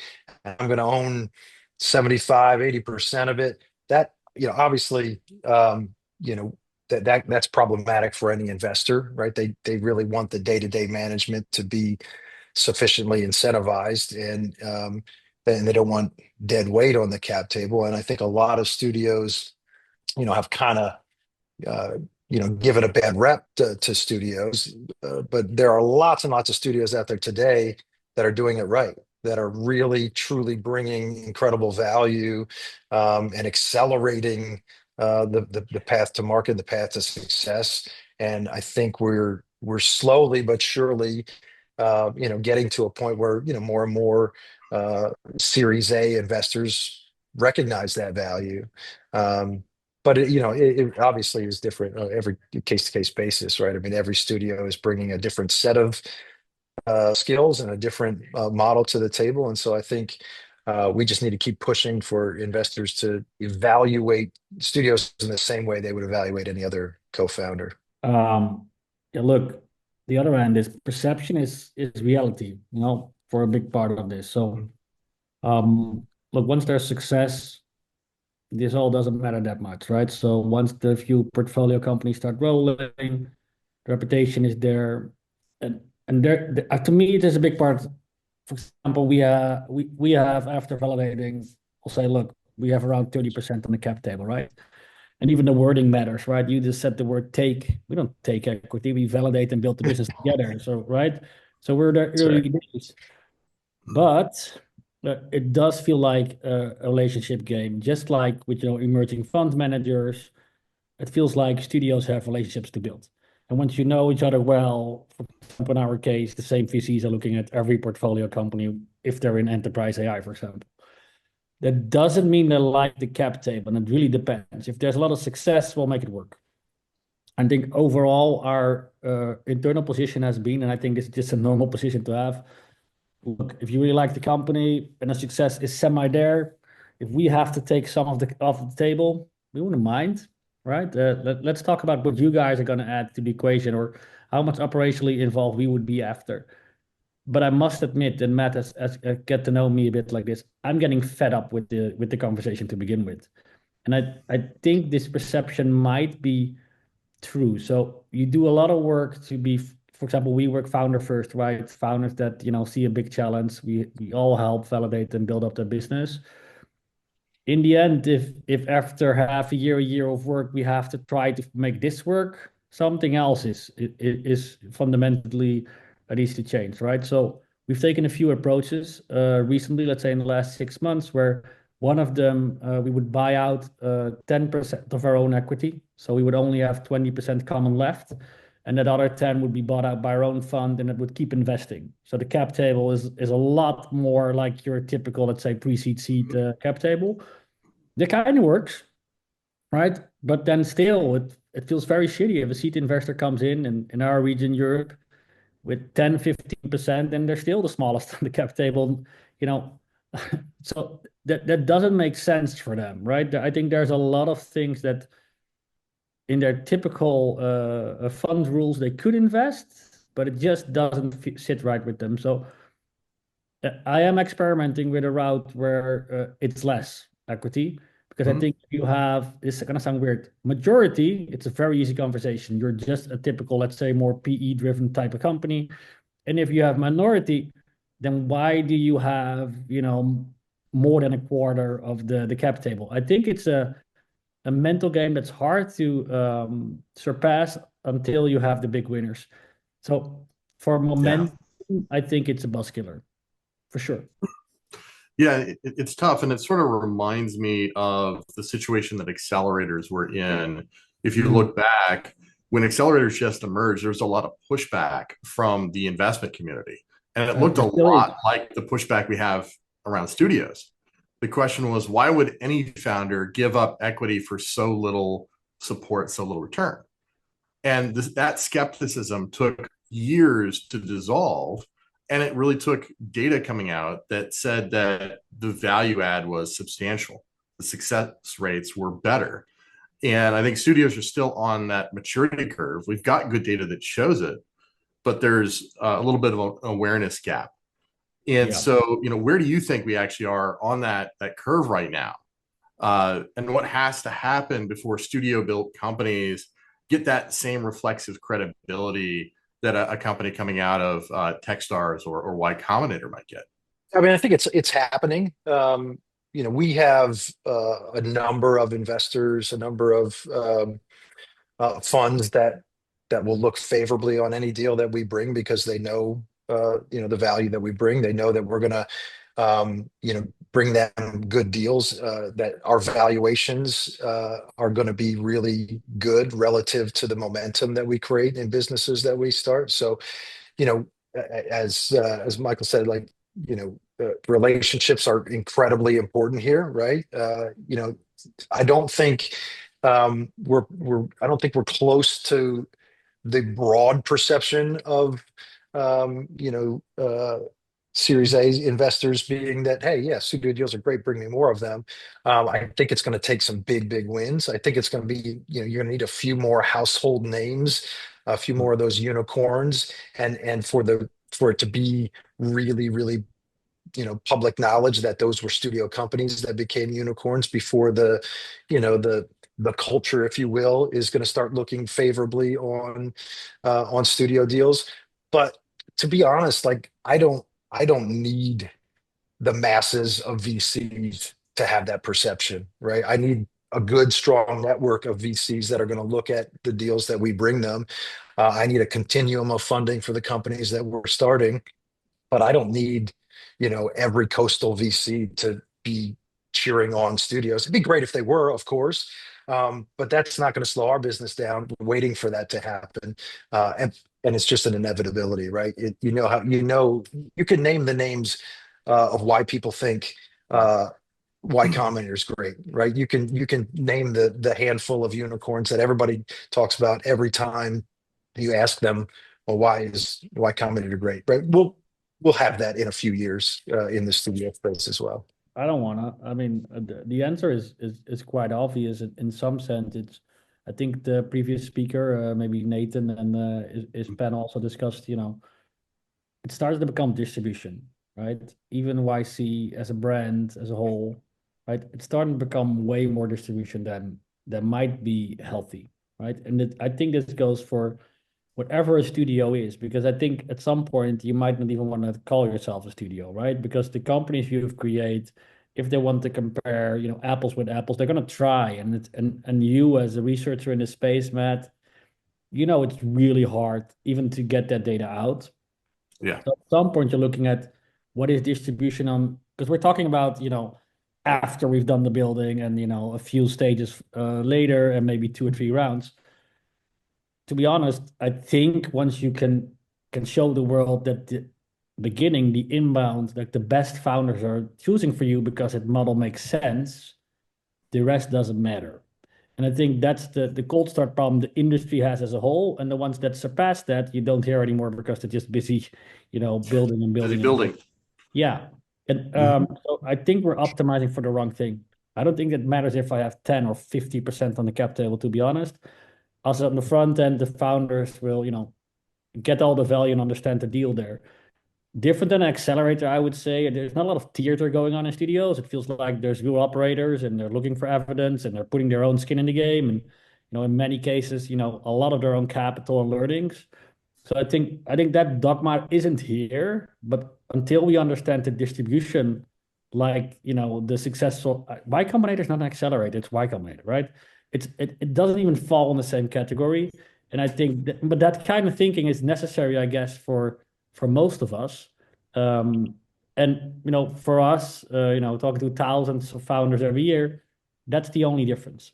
You have to optimize for that inbound, and then the rest will follow. That's my only conclusion after doing this for too long, is that yes, the investors care, right? Yes, the industry seems a bit looking for the right answer, but I think we're trying to look too much at the model and not for what it stands for, right? Building together with great founders, solving the hard problems, whatever makes that work. Yeah, I think that's a great point. If your co-founders, who are the ones out there pitching the VCs, can't defend your position on the cap table, you've got a bigger problem, right? If they're not excited to talk about the value that you brought into the business, then it doesn't matter what public perception is, right? Any founder who can't defend their cap table is not going to be fundable, right? So step one is just make sure that you're providing enough value that your co-founders are excited to talk about the value that you bring when they go into those pitches. That's an interesting point, because the reality of a studio is you're there to build new companies. You're not there to evangelize the companies you've built. That's going to become the job of the company you just built. And so this is almost a second order problem, right? You need the successful founders to champion the impact of the studios. That has a little bit of a delay in, they're also focused on building their business. So it kind of drags out this whole awareness problem. Yeah, I think you should remove that barrier as a whole. I mean, it could have a debate all night long, but what is the barrier? Is it just that freaking cap table? Is that it? Or is it, overcomable as a whole? Even if I don't start, don't keep building the business after your seed round, because you're looking for maximum pain here, I guess, right? Because when it's a success, you'll figure it out. And when it's nothing but but lower than just success, every form of that cap table will get, the founder will even doubt why it's a good idea, because the first, polite no will be cap table.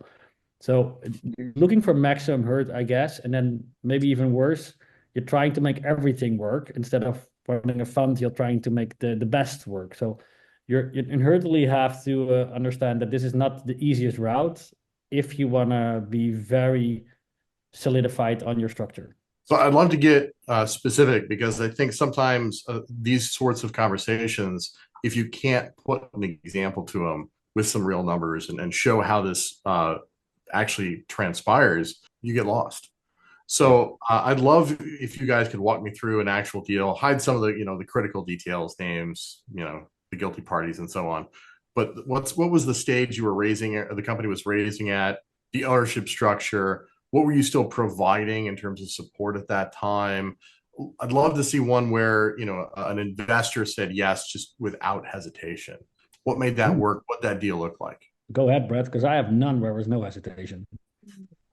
Yeah, I mean, I have quite a few as well. I mean, I think, this particular fund, our portfolio is relatively young. We've only got 5 companies in the portfolio right now, but the one that probably has had the most success fundraising is a company called Motion.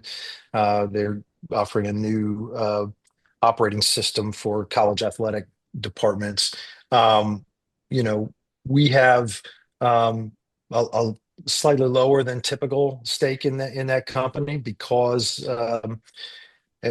frankly, the cap table is kind of complicated. We did a couple of really early acquisitions and brought some other technology in to accelerate the path to growth. But just outstanding founding team that, like I said, is excited to be working with us and is happy to evangelize about the value that we bring. And we were able to take them to introduce them to several investors in our network, and got a number of very quick yeses, even though it was probably for the Midwest, for Indiana, a pretty high valuation on their seed round. But several funds said yes quickly. And part of that is, just the founding team is very compelling. Part of it was Mark Cuban invested, and that created some buzz, and so some other folks wanted to follow on to that. But every fundraising story is a little bit different, right? You have to make a compelling presentation, and when you have a team that is gaining traction and has that magnetic quality, I just find that the cap table doesn't get in the way. I mean, as long as it's reasonable, right? I mean, obviously. Numbers, Brett? Could you talk pre-money numbers on your cap table position? So we had about 15% of that business going into the seed round, and they raised on a convertible note with an $8 million pre-money cap. No, that's decent. Yeah. Okay, I could second that if that's lovely. So I will go the different route and say I recently had one in the, let's say, pre-seed stage, right? Raising somewhere to like just $1 million, right? Low, but European. We have 30% common on that cap table. And after 2 conversations with the founder, the CEO, it was, Mike, we know you, we love you, but can you get it down to 15? First actual line, like, and to be honest, so they want to. And what I tried to reply to this is I said, sure, show me the terms. Because I think that's where the kicker comes. We want to defend right away. We want to that their founders evangelize this role. I just told them, sure. What's on the docket for you? What you're going to take there? And it hasn't materialized. right? So I think what this shows is that it's not about the actual cap table. Right? To me, that's what it shows. It shows that when the founders, they've learned, they've paid their dues, they have their scars, and it's just working out. We all want to make it work because we all, quote unquote, love them. And I think when we don't, we get into the situation of a reality check. And I think it just says not good enough from our end. And it's just a learning curve. So you do have to take that into account. I think 15 to 20%, by the way, rarely gets beaten on hard. I think that's a great number to be. And it's hard because if you know the mechanics of a CDO, that's a hard number to be at. But I'd like to be there if I could. Yeah. Yeah, but both. It's really important to understand that the percentage of ownership and the combination of that with the valuation that you're trying to raise at, you can't really take one without the other. And I think part of the reason that studios got such a bad rep is that in early days there were studios taking these huge positions, and they weren't taking advantage of the capital efficiency of the studio model. So they were forcing their studio companies to go out and raise at inflated valuations in the seed round. And that combination is just deadly. Now, I can have a bigger stake in a company if they're raising at a more reasonable valuation, then the cap table doesn't get beat up as much. But if the valuation is high and the next investor coming in is looking at where their position is going to be, because the valuation is high, they're getting a smaller piece of the company. Then they're going to start scrutinizing everyone else's stake in the company, right? So I can't stress enough how important it is that one of the great things about the studio model is that we can do more with less. We can build and take companies further faster with smaller upfront investment. And so we shouldn't have to be forcing our companies to go out and raise at outrageous valuations, right? That just absolutely compounds this problem. But if our companies are out there and they have more traction and they're raising at the same kind of valuations that their peers are, the cap table is not going to get beat up in the conversation. Rapid fire question for both of you. Let's say the cap table challenge isn't going to be solved in the near term. How do you prepare that founder going in to start pitching VCs? Well, my advice to any founder when it comes to pitching is just grow the business. I mean, if things are working, it's easy to talk about them.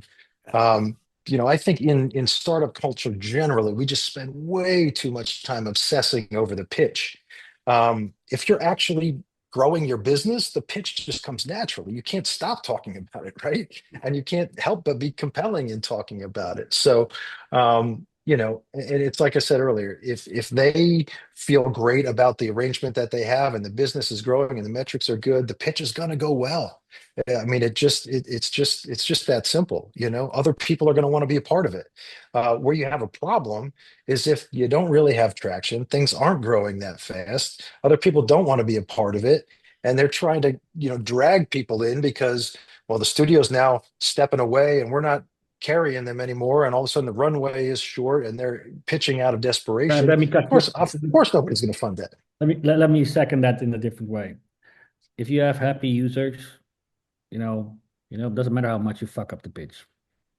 So so in the end, you want to show not traction in dollars or whatever. I think you want to show that you have a product people love using, and it has been an age-old thing, and it should be way more true today when you can build as much as you can.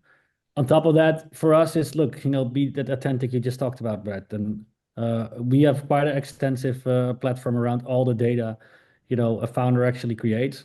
So once the questions come and it's like, yeah, show me that. It's one click away and we'll show them 2,000 signals that it's true or not. Right. And I think almost like a reverse deal room, and it's all open and transparent. So I think the pitch there is, look, you want to see, come show, but we're believing in this and others are as well. If you're pitching without that, you shouldn't be raising at all, right? If you don't have happy users or any of that, just don't. That's fair. I love it. Well, thank you both for joining me. I'm going to introduce our next moderator. So everyone, give Brad and Michael a hand, connect to them on LinkedIn. So let's please welcome Marianne Beckord, moderating learnings from over 50 angel investments. should you become an LP or invest directly? Marianne is the head of developer relations at U.com and is also the founder of Founders Bay, a community with over 150,000 founders, investors, and operators. Hello, everybody. I'm super excited to be here. We have an awesome lineup today for our panel.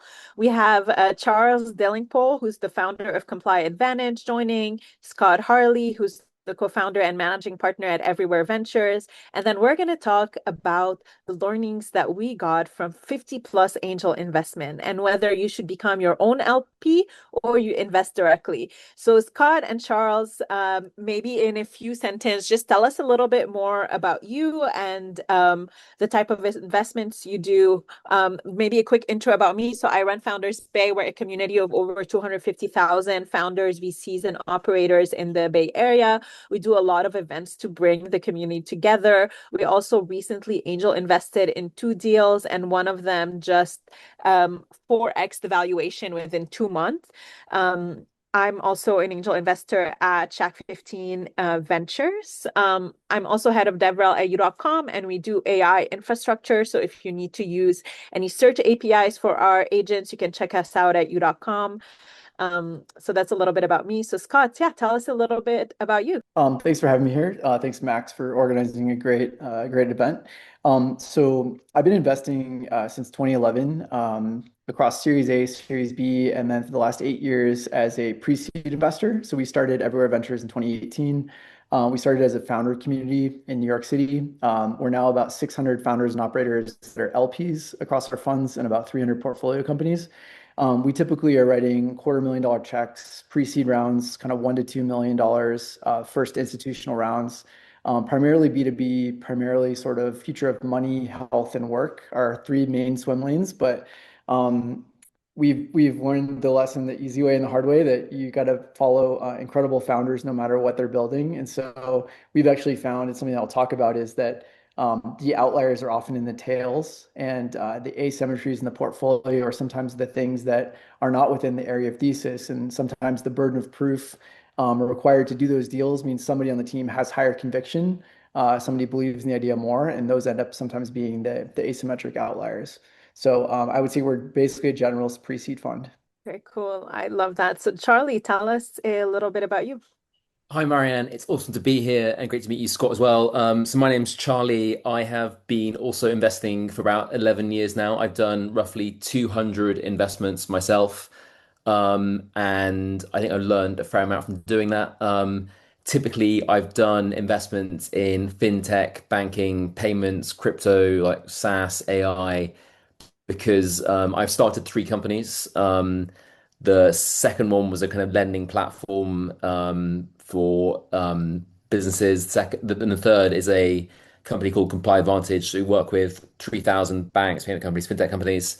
And we've raised $140 million for Comply Advantage from people like Bolton, Index Ventures, Ontari Teachers, Goldman, and Andreessen Horowitz, and looking forward to sharing some of my battle scars today. Awesome. So Charlie, talking about battle scars, so you've seen over 180 plus deals.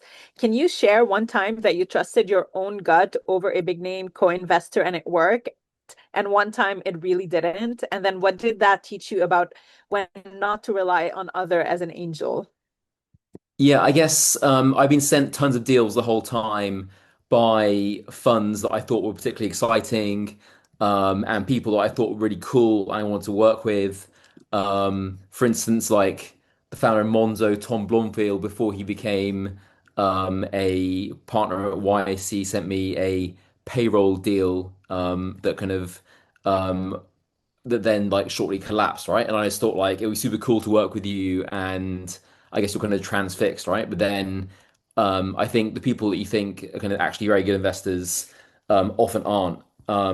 Whereas often when I kind of gone with people that I knew who are kind of before the kind of big markups, like if you get sent a deal by a fund that's already heavily overvalued where you're co-investing, and there isn't often huge upside left over. Whereas, for instance, I invested in this company called Erebor because I invested in the founder's previous company, And I'd helped him a lot with his co-founder there.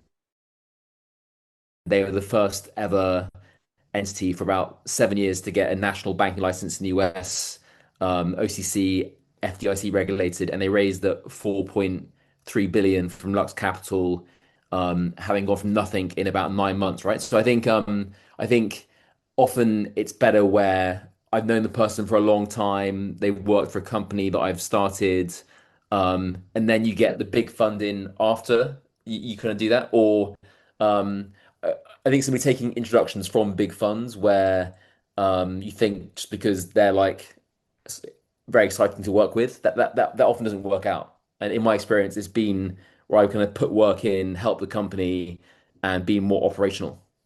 Yeah, that makes a lot of sense. So one of the things about deciding whether to become an angel investor or LP, it's about time, right? As an angel investor, you have to go and find the founders to invest in. It takes a lot of time, and then your risk is not as spread out.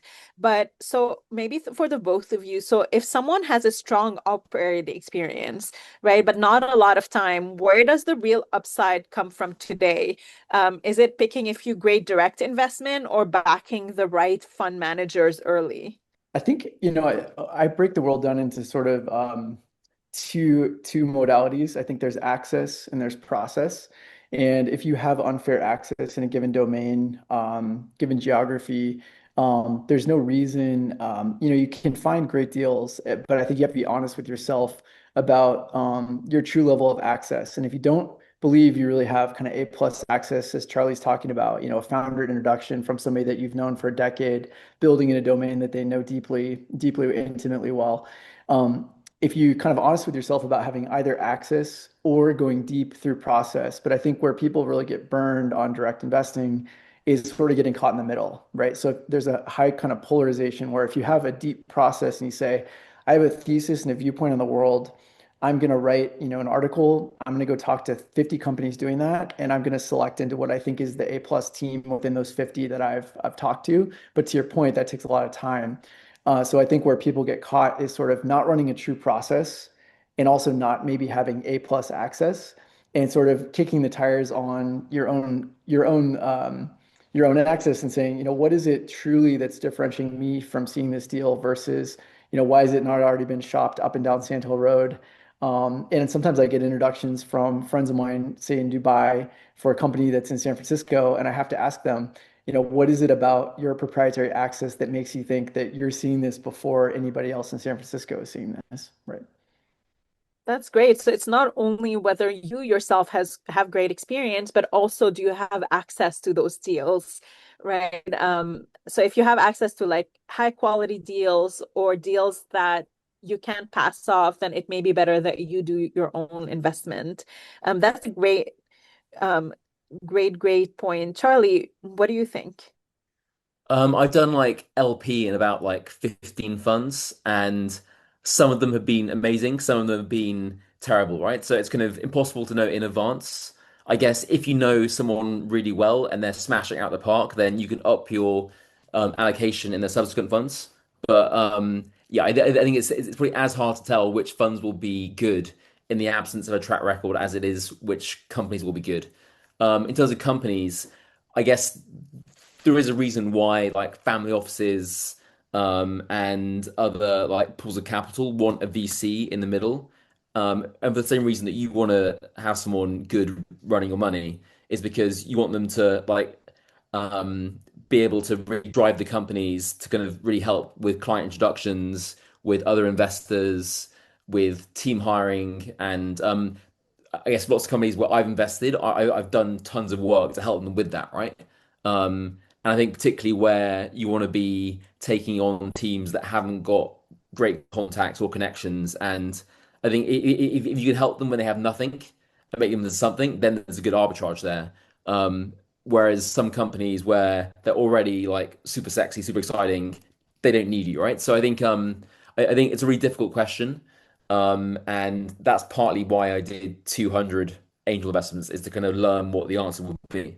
this brings me to my next question, right? And I think you touched a little bit on that. So you did your own direct investment, and people say that angel investing gives you access to the best deal. How true is that really? And then when does going through a fund actually get you closer to better opportunities? I think, again, back to kind of what's your swim lane and where do you have kind of really differentiated access? It could be geographic, it could be sector oriented, it could be, a network like an alumni network, something like that, where you really can lean in and say, I have unfair advantage here. I really have a comparative advantage. To Charlie's point about manager selection, it is really difficult to pick funds to invest in as well. The one thing that's interesting in like a high rate environment where you can get yield, other places is if you look at kind of the distribution of fund outcomes, if you back a median or like an average manager, they don't really outperform the market that much. The long tail obviously outperforms hugely, but you have to select into managers that are truly differentiated. And so I think the same, number of different managers that are unique for different ways, in different ways, because then you have a likelier chance of kind of backing managers that are differentiated farther out on that sort of yield curve and, can get you good returns. But I think the one thing that a lot of angel investors run into is really be honest with yourself about the level of deal flow and the level of time you're going to commit to it, because I think, obviously, the ownership is more concentrated. The asymmetries of outcomes are much larger if you angel invest versus invest through a fund that has a portfolio construction. But, for Charlie, for example, like, if you're investing in 200 companies, you're probably seeing a few thousand companies.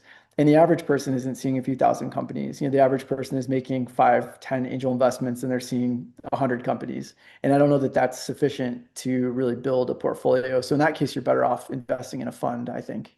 Yeah, I think that's great points from Scott. I think profile and you build a big company, then you get sent like a wall of deals, and all the VCs want to kind of outsource all the work to you. As in, if they kind of just take the carry and take the management fees and then make you do all the work and advise the companies for free, give them intros like sales, and also your company is also then a client, right? It's kind of course they're going to send you everything because you're then doing all the work and not getting paid, right? So at some point you have to think as an angel, what's the point of me doing this? I'm just a charity for rich people to try and make them richer, right? So like it's a poison chalice, right? And so therefore you have to really, given it's very money, you have to really then think, is this deal going to be absolutely huge, right? Not necessarily do I want them to succeed or I'm being a kind of charity. It's like I need to make like 100 times off this deal and get some sort of interesting return. Got it. And Scott, shifting a little bit, so you see a lot of angels come in as an LP into a bunch of fund. From what you've seen, who tends to do better? People who also angel invest on the side, or those who go all in through the funds? And then what patterns stand out to you? It's funny because Charlie, we have almost the role reversal where basically our LPs are founders like you that are busy running their companies, seeing a lot of kind of vertical specific deal flow, let's say in fintech or healthcare, whatever it is. And they basically outsource deal flow to us. And they say, guys, we don't have time. This is interesting. I was thinking about putting an angel check in, but I really don't have time to dig in on this. I want to do right by the founder. I want to give them feedback. I might want to invest, but I can't lean in here. And so we've kind of built our fund on the heels of this time constraint that founders have, where they've got great deal flow and the deal flow is maybe specific to certain industries. They kind of come to us, one, to outsource diligence, but two, to maybe see ancillary or adjacent deal flow that they're not seeing. So, maybe they see all the fintech deals in New York, but they're like, gosh, I love consumer businesses. I think that's an interesting category, but I don't see any of those companies. So I want to, be a small LP in a fund where I can both outsource diligence, kind of validate my own opinions from people that are seeing a lot more deals than I am. And then maybe I can sort of get exposure to adjacencies or other industries that I maybe don't have that access to. And then, so shifting back, like what's one miss that still sticks with you? So like, do you have something that you could have invested in, but you regret? And then you feel like you should have seen it, but you overlooked. I feel like for me, it was like Uber. I should have invested in it when it was like way earlier. but I'm curious to hear from you if you had similar experiences. Charlie, you want to go ahead? Yeah, I think and that's partly why I started doing all these investments is because I knew these people, right? And then fairly soon after, they're like huge billionaires, and you didn't invest, right? So I was friends with the Deliveroo founder before he launched it. I was friends with the guys at Wise. I saw Synesthesia before the pre-seed. I met Nikolai from Revolut in like 2016. I think like the thing is, you meet so many people, and you can't like if I'd done every single deal, then it would have been like extremely expensive. So, but yeah, I probably would be richer had I done every deal, but also have far less time. It's a tough question. I think for me, like one of the earliest deals that came across my plate, my first 6 months in venture was Stitch Fix, and it was a classmate of mine who was non-technical, starting a technology company, and everyone kind of laughed me out of the room. And I had high conviction about her, but I didn't have the confidence within the partnership to pound the table and say, this is my deal, in the first few months on the job. And that one, at the same time, Jason Calcanis wrote a $750,000 check for about 30% of the company, and I think made over $1 billion at IPO. And that was the one that I said, gosh, that was mine for the taking. But since then, I think to Charlie's point, when you meet or know a truly exceptional person in your network, I think you have to trust your gut and get involved, because I think truly exceptional founders that are humble, that are gritty, that are in the right place at the right time will figure out the market. I think my other learning across even a lot of B2B investing is that brand and go-to-market and storytelling really matter. It's not enough just to have a team out of MIT or Stanford or like with all the technical chops if they don't have the ability to storytell, which means to hire, to fundraise. That's really, I think, more than half the equation. And especially in this era of AI, where the barrier to building has come down, I think the barrier to distribution and differentiation has gone up. And so really it's those teams that can storytell, brand. And so I think all that comes down to the founder archetype at the beginning. And then, okay, so question for you, right? So you've done some LP investing, and then you've done also some angel investing. So now we talked a little bit about what you missed, but in terms of your portfolio, what grew your wealth faster? Was it like angel investing, or was it investing in funds? Charlie's probably more the expert here. I would say, I mean, clearly in isolated angel investments, if you get it right, it's totally asymmetric. And so, we had a deal that came public yesterday, StarCloud, that is a data centers and space company that benchmark led around at 1.1 billion. 17 months ago, that company was at 10 million. So for the folks that are in that fund, they managed to get kind of a 100x, net of dilution, probably a 60x on that investment, but it's kind of alloyed with other companies in the portfolio. Certainly if you had just done an angel investment in that company, you would have a slightly, bigger return. The risk though is, unless you're building an angel portfolio, and you probably should, any of those companies can also go to a full zero, right? And in a venture fund portfolio, it's unlikely that the fund will go to full zero. It may dawdle and take forever to get your money back, and it may net out at 2x or 3x, and you might look at it and say, gosh, I should have just bought Google stock, but at least it's not a full zero. So I think, get rich fast, put it all on black or red, and angel invest. But I think depending on your risk tolerance, unless you're building a large angel portfolio, you might be better off, selecting into a few really differentiated managers that are doing certain things. Yeah, I'm probably like flat on my fund investments, but I'm probably up like 5 times on my angel deals, and also it's way easier to get liquidity as well. So like things like Erebor or Dollar App, like there are tons also which are kind of companies which are far less well known, where I've invested at very low valuations, and made like 30 times, right? So yeah, I think like for me it's been actually fairly remunerative to do all these deals. Yeah, I guess it's true. Like there's less risk when you invest in a fund, because you get funds invest in like 40 plus startups, while you're angel investing, you're investing in one, but the upside is like way, way higher. Okay. And then also with that, if you had now your first 100K to put into venture, right? Let's say I give you 100K now. Would you choose angel investing or would you choose a fund? What would you do? Obviously, I've got a bias as a fund manager, but what I would say, we speak to a lot of LPs about is do both, right? So allocate maybe half the money into the fund and reserve half to cherry pick via SPV or follow-on investments. Basically, use the fund to learn, use the fund to build relationships, to see a lot of deals. Lean in with those managers, get to know kind of what they're seeing, what they're investing in. And then within that portfolio, you'll certainly have additional looks through pro rata rights, follow-on investments, SPVs, things like that, to then kind of refine that muscle and say, gosh, I saw these 50 companies that the fund did. I really like these 5, and I'm going to allocate, half of my money into those 5 particular companies. So I'm going to get both diversification and some concentration. So we sort of say, allocate into both if you can. And for me, I guess I'm making more money from doing my own deals. I should probably become an LP in everywhere as well, Scott. Like yeah, no, I think for me, I'm making more money from my own deals. So that makes a lot of sense. I would probably hedge my bet 50-50 because I don't have a lot of time on my hand. All right. So then I wanted to first of all engage the audience. You have three amazing investors. I'll include myself too. So if you have questions, please put it on the right because we do have some time. But I wanted to ask, so let's make this more concrete, right?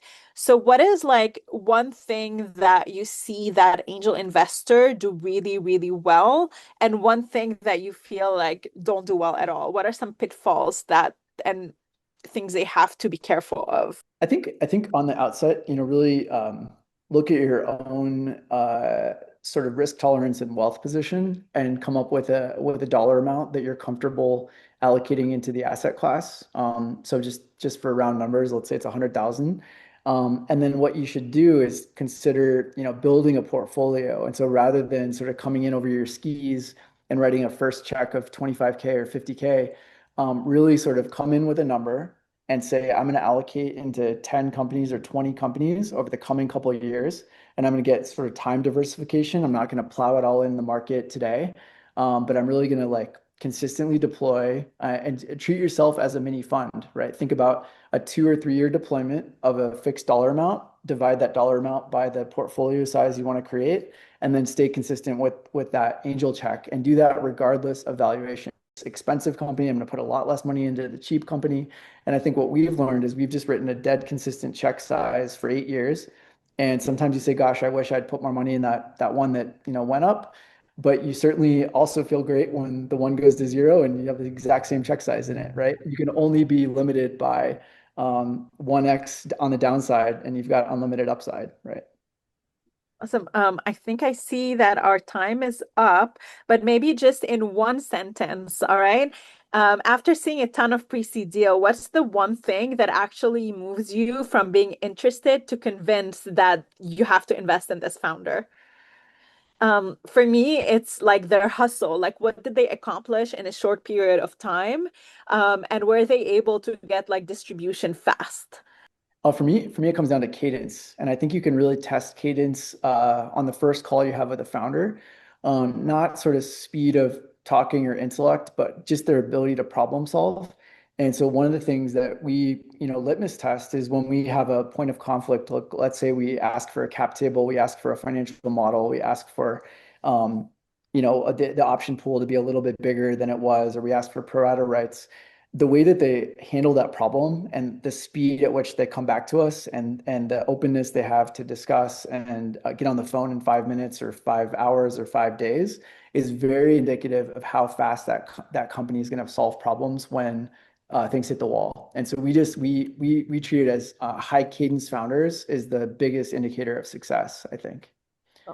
Charlie, in one sentence, because our time is up. Yeah, I guess the opposite of Scott's point is to track not how they behave in the moment, but also how they behaved in their lifetime, right? And to kind of ruthlessly interrogate their entire life history and why they made choices and look for any evidence of exceptional outlier ambition or you can look at their childhood and say, was your childhood like sufficiently motivating in terms of like some sort of traumatic experience which motivates them to be irrationally ambitious? That's Moran. Thanks so much, Marianne, Scott, and Charlie. This was I'm here cool. just eating Taco Bell for lunch. It's all good. Yeah. Thanks, Meg.